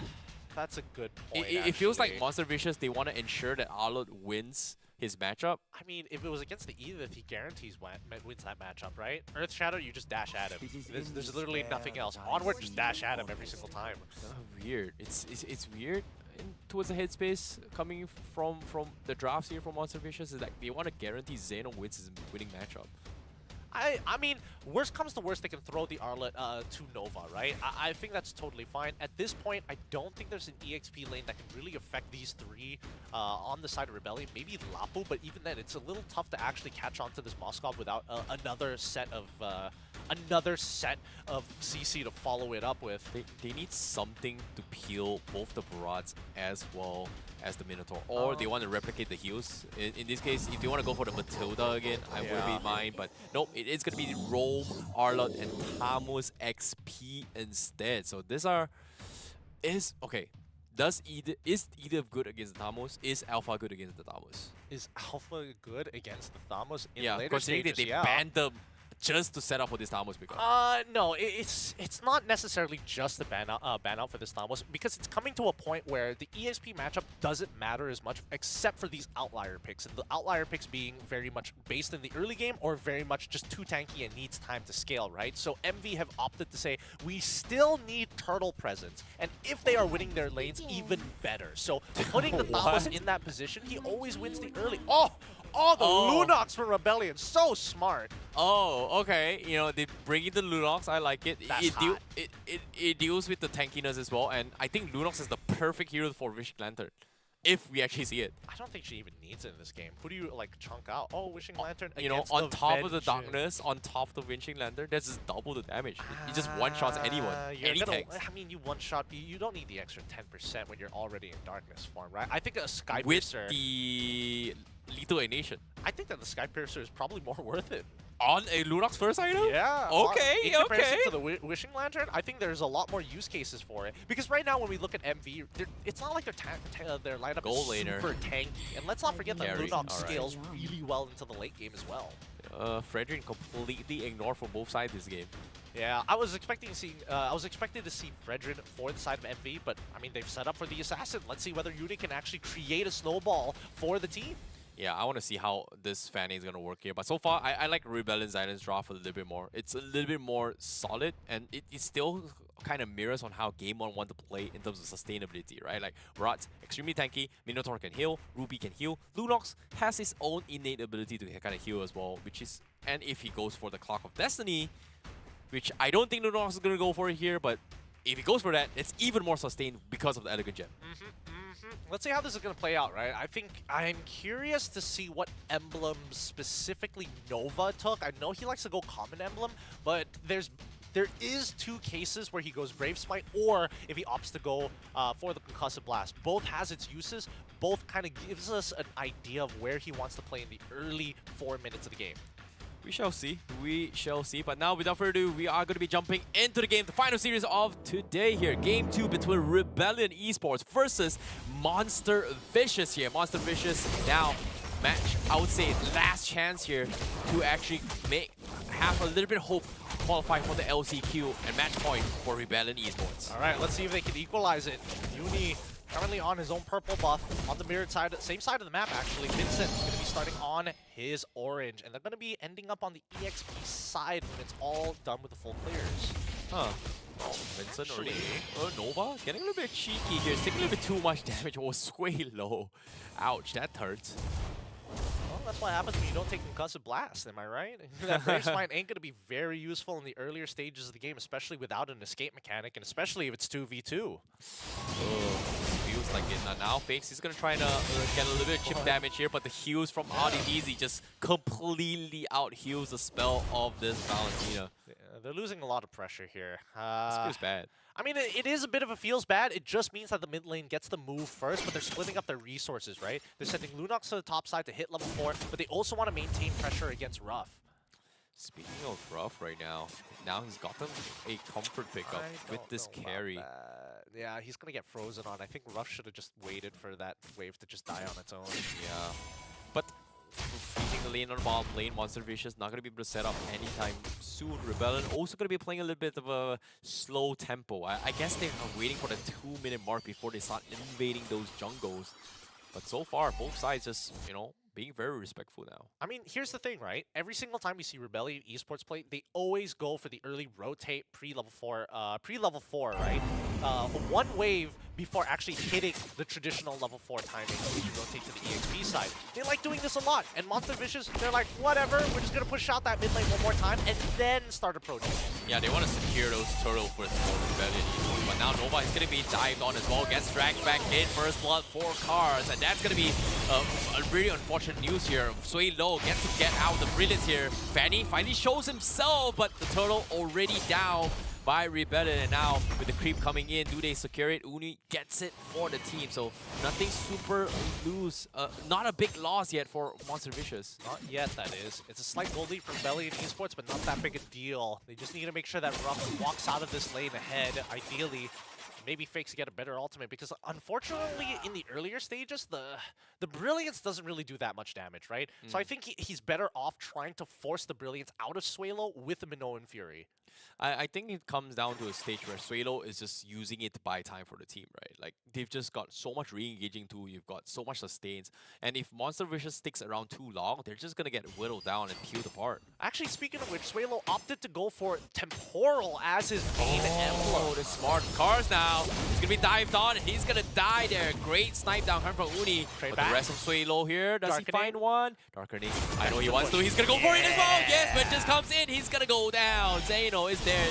Uni recones back. He's finally joining the fight, forces the Brilliance, and now he's looking for a re-engage control. Doesn't need it. Okay, he's dead. I thought it was going to be a temporal difference there, but unfortunately, the heal, you could see the orb flying towards him just a little too slowly. So unlucky, but nicely done here coming from Uni. Monster Vicious able to equalize a little bit, but Rebellion, they have something installed. They want to stop this Fanny. Purple buff comes in, but from behind Nova is getting dived on as well.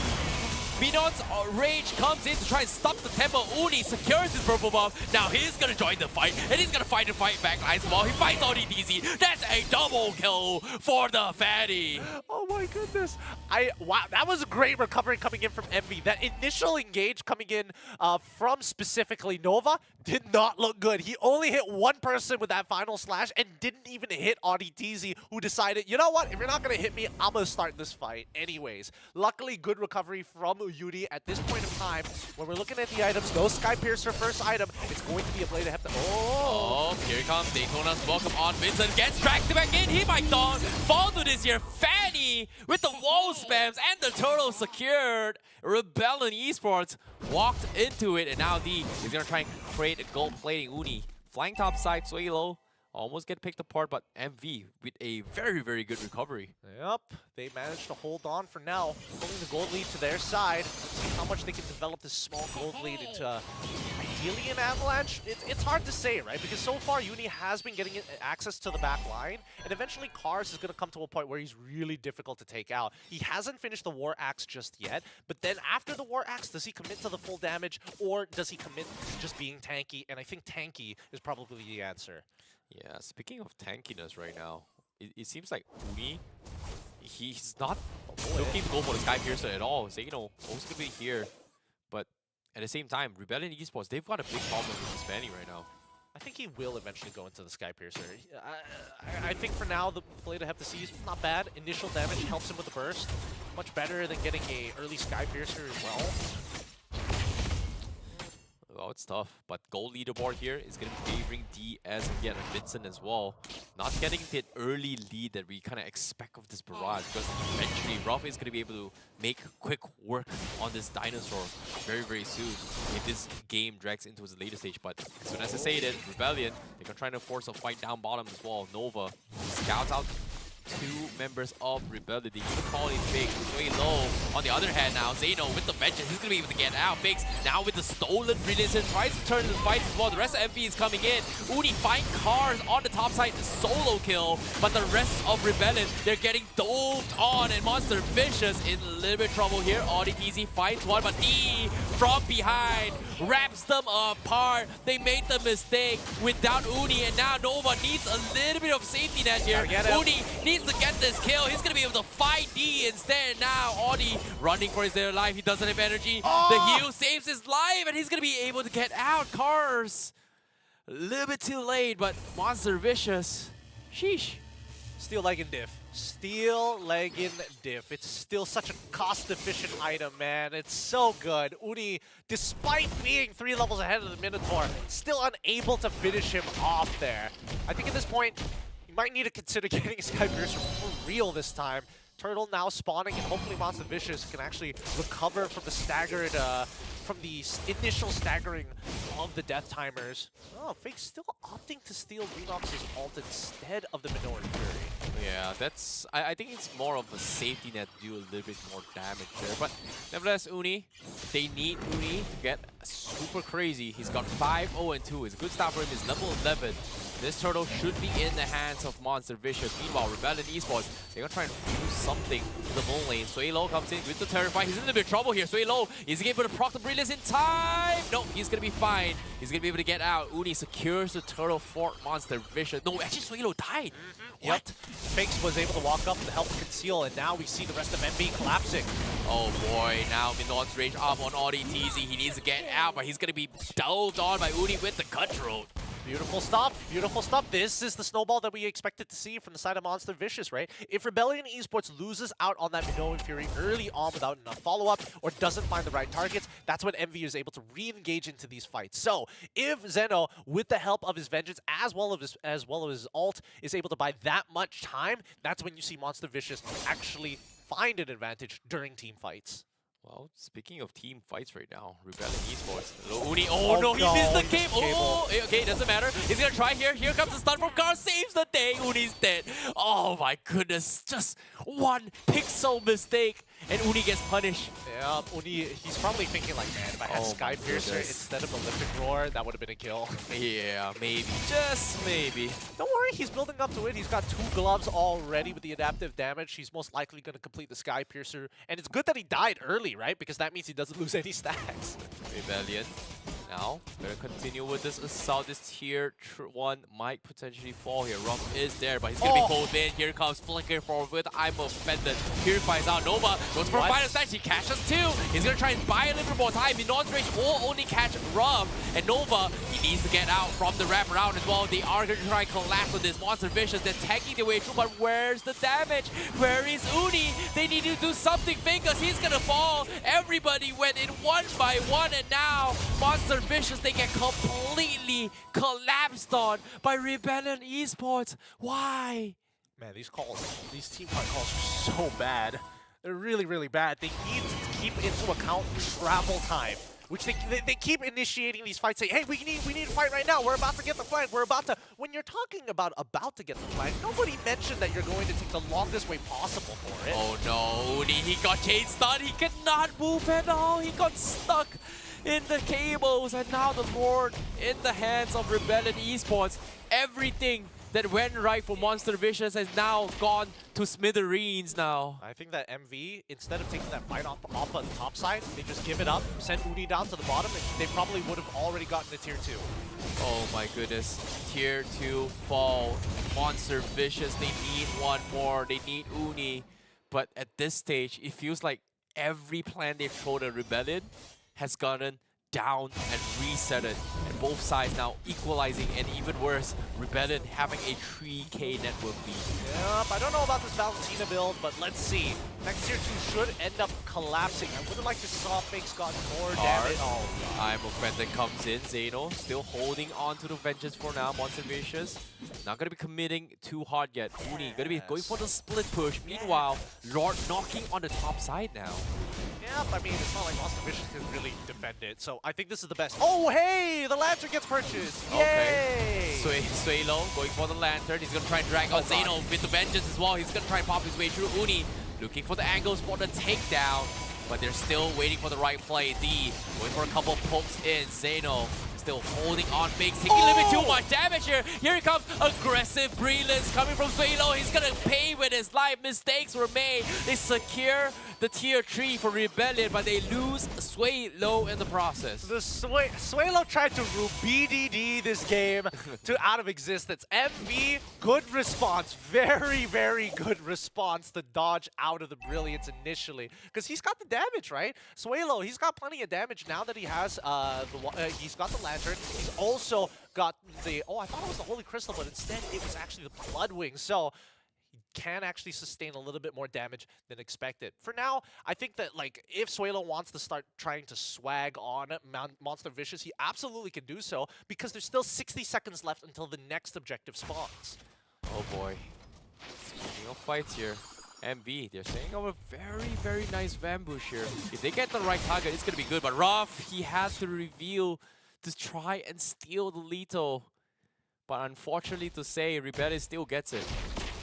I mean, they're using Ruff as bait right now. That's why he's playing overly aggressive. Zeno waiting in flank. Oh no, Cars. He's fine, he's fine. Don't worry about it. Don't worry about it. You should only be worried about if Ruff is too close to Fakes, like right now. Well, okay. In this case, Zeno is going to try and make an attempt here. He's got the vengeance to try and break this out. Ruff gets free hit. Beyond range comes in to try to stop the tempo. Baras first of all. 2 Brilliances has been dropped, and now Uni looking for the finish. Cars is able to buy a little bit more time. D now re-engages the fight. Can he survive? Yes, he will. He finds a double. He needs life steal. He needs heals. MV is only one left alive. He needs to run. Uni looking for the hunt. He's looking to try and backdoor as well, but Uni forced to defend this, and D won't be able to find an escape. Can he though? Fakes hits him off as well. He's got the Purify. He's got the Terrify. And Ruff gets the kill. They finally take him down.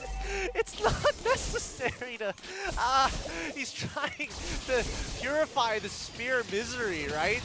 But I don't think it's worthwhile just for that one staggered kill. D is going to be a little late for this upcoming fight, but they were basically guaranteed this Lord with or without him. So I thought, so regardless, it is pretty hilarious the extent of what MV is willing to give up in terms of resources just to get an advantage. Oh my god, let's take a look at the instant replay here. Rebellion, they got a little bit greedy to try and steal the purple buff, but Nova is able to force out in a very awkward position. They could not burst Zeno down in time, and it allowed Uni to get this purple buff and take advantage of those Sky Piercers that he needed, and because of that, he was able to get like 2 or 3 kills, and I believe he's up, what, max stack on that Sky Piercer by now? No, currently at 10%. He purchased it when he had 6 kills, so now that it's 10, he got 4 kills off of that. I can't remember the next time he died, so I don't know if he only has like 1% extra. Oh, that's going to be a problem for Rebellion, because if they get chunked down too low, Uni is going to be able to finish them all off. I mean, the number to beat right now is... Oh. Okay, now the Tones welcome comes in. They are able to gobble up Nova. They made a little bit of a small mistake. Walked right into the mouth of the dinosaur. Like, can we get a replay of what happened? Like, how? Nova whiffed, and then the pushback pulled both of them into Vincent. I mean, Nova... I'm guessing he thought he had flicker, but it was 10 seconds off. Maybe he thought he had an angle. Tough to say. Tough to say. At the end of the day, he whiffed. What can you say? What can we do about it, right? Oh boy, that is mistakes. Monster Vicious now. They have the lead, and now they have to defend. It's gonna be 3 versus 5 down middle here. Uni nowhere to be found. They need to find a way to force the fight. Zeno with the vengeance is gonna try to buy him one more time, but it doesn't matter. He is gonna go down. Uni missing the cable. Not looking for the wraparound. They're trying to go for the finish, but he's still waiting as well. Brilliant's still alive. Faker's getting counterplayed as well, but Uni, he got caught by Audi TZ mid-air. That's 2 times in a row. Audi TZ knocked him out of his steel cables already. 2 times in a row. Usually be a different person, but here comes the end game. Oh my goodness, spear Take comes it. in rough. He's gonna be dived on as well. They're not taking the spear. Uni looking for the cables. He still can't seem to find anyone here. Sway low will lose to Ruff, but Uni, it's up to him here, but he got caught mid-air once more.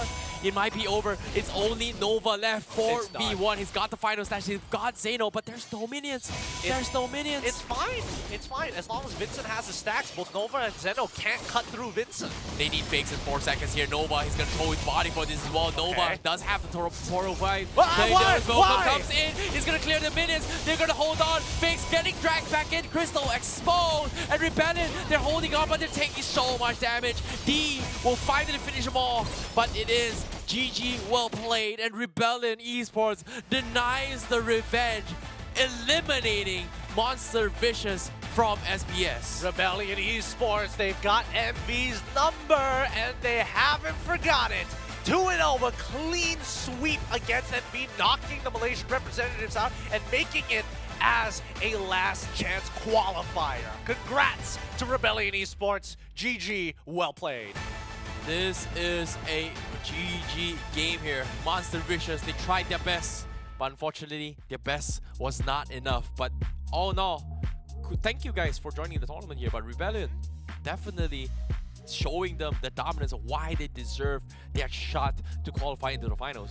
I think, you know, they've outclassed MV in one aspect, and that aspect is the way they look at the game, right? They don't tunnel vision too hard, and that's what we saw MV doing a lot. Once they make that one mistake, they somehow just keep making the same mistakes again and again and again and again. I mean, the most obvious one has to be with Uni just steel cabling in a straight line in towards Audi TC, thinking he can't knock me out of the cables. It happened 3 times in that last 5 minutes. Hey, it might be fatigue, it might be a little bit of this miscommunication here, but all in all, MV, they tried their best, but Rebellion here, GG, well played to them in this pickup here. They even brought in Swalo with the temporal emblem here to try and take advantage of the Lunox's burst, but even with the Wishing Lantern here, was it a lot of damage? I'm curious to see how much damage output Swalo was able to do in that game. I think it could have been a lot more if it was a Holy Crystal, right? I think that the 10% extra burst damage you get from that Wishing Lantern just doesn't seem very relevant in this game.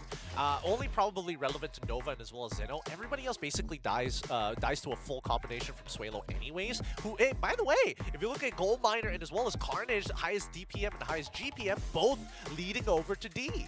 Yeah, this is D, you know, just playing on his comfort hero. But all in all, damage dealt here. Let's take a look at Swalo. 68,000, 83,000. Okay, fine. It's not that big of an issue. It's not even close. It's Yeah. 83 to 68.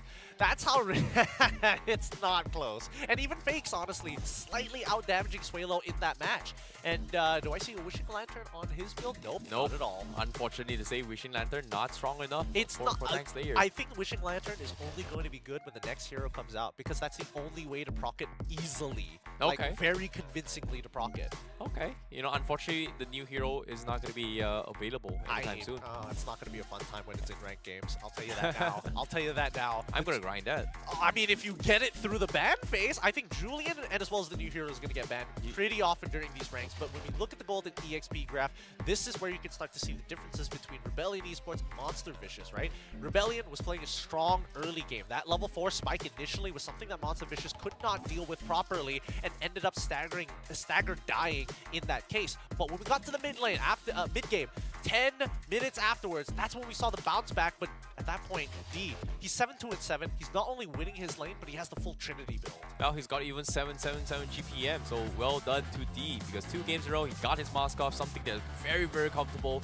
Nerf mask off or not, I don't think so, because he is super comfortable in this situation. But I think this was the big mistake from Monster Vicious in this fight. This was the worst engagement possible. This was the worst because, like, it's a timing attack. You have to wait for everybody to really pincer in to initiate the fight. You don't call the pincer in and commit abilities to it when you're not there, right? They still had a bit, unless you got Flicker to make the play, then sure. But no Flickers, nothing, and they ended up losing their main damage dealer, Ruff, who unfortunately in this game never had an opportunity to free hit.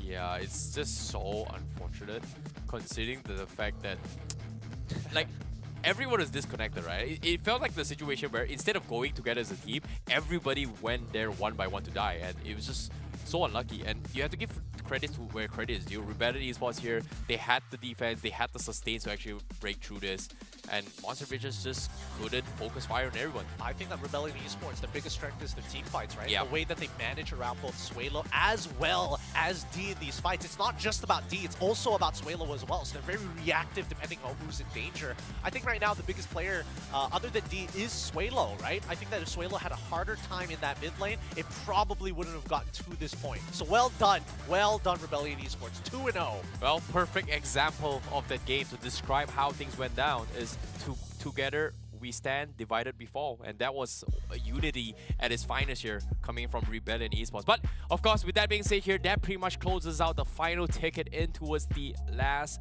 chance qualifiers. And for Group D, unfortunately to say, Monster Vicious, they tried to make a comeback, but it was denied. Rebellion eSports will be the ones to advance into the last chance qualifiers. It's crazy because they beat BTR, who in the regular season MPL Indonesia was doing a phenomenal job. It just goes to show that like times are changing for these organized teams, and especially in pro play, a single patch could really ruin you. Last year it was Echo, now this year it's BTR. Oh my goodness, it is just so very unlucky here. But again, only 4 teams can qualify for the last chance qualifiers, and only 2 slots is available for the challenge finals. And we've already given like total of 6 teams, right? We gave it away 4.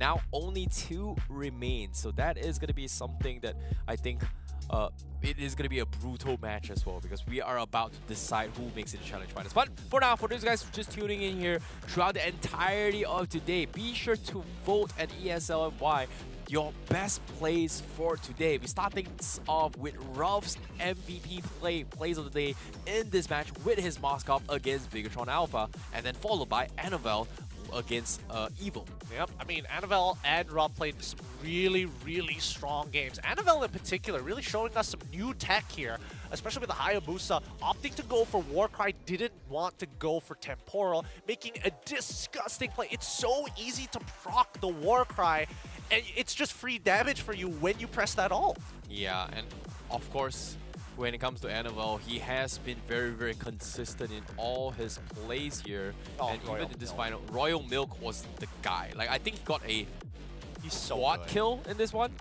Yep, he just melts people down. Yeah, I was able to get, he was able to get a triple kill just like that. You could just see how much he's willing to manhandle people when the Warcry is active. Oh, it's active. My I'm a goodness. fight. Bang. Look at how quickly first 6 melts. It's like not even remotely close because of this new emblem. Like it's just so much free damage, and I feel like people are gonna start picking it up more often than not. Yeah, Yuzhong Warcry is the item to go, and I wouldn't be surprised to say Sky Piercer is the cheapest item ever. It's get it. so cheap. 1,500. You gotta so get it. worth it on every single hero, except for supports and tanks. Yeah, maybe not on the Florin, but like definitely on an R-line. Yeah. Real good. With that being said, let's have a look at tomorrow's bracketing. Looks like Zipper has already pulled it up for us. Thank you very much, because this is going to be Group E. We have taken everybody who was qualified for this last chance qualifier to make it and qualify for the challenge finals. Only 2 of these teams will make it out live. Now, of course, it is going to be a full reset for all these 4 teams, right? All 4 teams will have a 2 lives to start things off here in this GSL bracket. That means if they lose down, they will have to fight for the lower brackets. And of course, only 2 teams will advance. So if you win 2-0 twice, you're guaranteed to slot. But if you lose 1 game, you have to play 3 games additionally, and of course win everything to qualify for the final slot of the challenge finals. It's either 2 BO3s in a row to qualify, or 3 total games to qualify for the challenge finals. So good luck to everybody here. Maybe or not, we might see more tech to be shown. I want to see these teams get really confident, especially with Evos Holy versus Rebellion eSports. It's going to be in-house Indonesia versus Indonesia, and Falcon eSports against Team Liquid PH. Again, Team Liquid PH has been looking much better after their initial loss from CFU. Yep, of course, when it comes to this match as well here, we're starting things off Evos Holy versus Rebellion eSports, Falcon eSports versus Team Liquid PH, and then followed by match 3 is going to be the winners of both match 1, match 2 series going up against each other to figure out who is going to get the final ticket. And then follow that is going to be match 4, whoever loses, and also the last finals, the lower bracket finals on match number 5 for the final ticket. We don't know who is going into match 3, 4, and 5. Good luck to all of the teams playing, and maybe they'll have an opportunity to easily make it into the challenge finals. But there's nothing easy here at the SBS. Everybody has got to work hard. Yep, it is going to be very, very difficult here. It is very, very brutal. But of course, you know, to the other teams who's already qualified or invited for the challenge finals here, they're just sitting down at home, watching the screen, and just enjoying themselves and laughing. Haha. Sucks to be all these teams. I mean, all of these teams are going to be making their way to Indonesia real soon, which you guys can start planning for. If any one of the qualified teams have already piqued your interest and maybe you want to see them play live, then dive into that action right now. When you get the tickets for 10,000 IDR, scan the QR code, URL, both are completely fine, because the first 1,000 purchases per day will get extra prizes up to 65,000 IDR. It is way more worth it. The amount of prizes are literally 6.5x the amount of the ticket itself. So you're getting a 6.5x profit when you purchase it, and you're part of the daily 1,000. Yeah, be sure to get it right here, right now here. And of course, if you guys are not from Indonesia here, you want to support SBS, you can always buy a ticket and give it to a friend from Indonesia. That's something you can do. Help a friend out, you know? Sometimes your friend, you know, they want to enjoy this, they don't have some pocket change. Do that. Yeah, if you have friends who are recently married and having, you know, their honeymoon in Jakarta, get them into MLBB. The perfect time to do so. With that being said, my name is Gideon Q. This is Icy Baby 1-2 here at the SPS. It's been a great time casting for you guys, but it's time for us to go. Stay tuned, because after this, it's just going to be another timer. I'm kidding. Tomorrow, we're going to be having that LCQ to see who qualifies. Good luck to all of our teams, and we'll see you next time.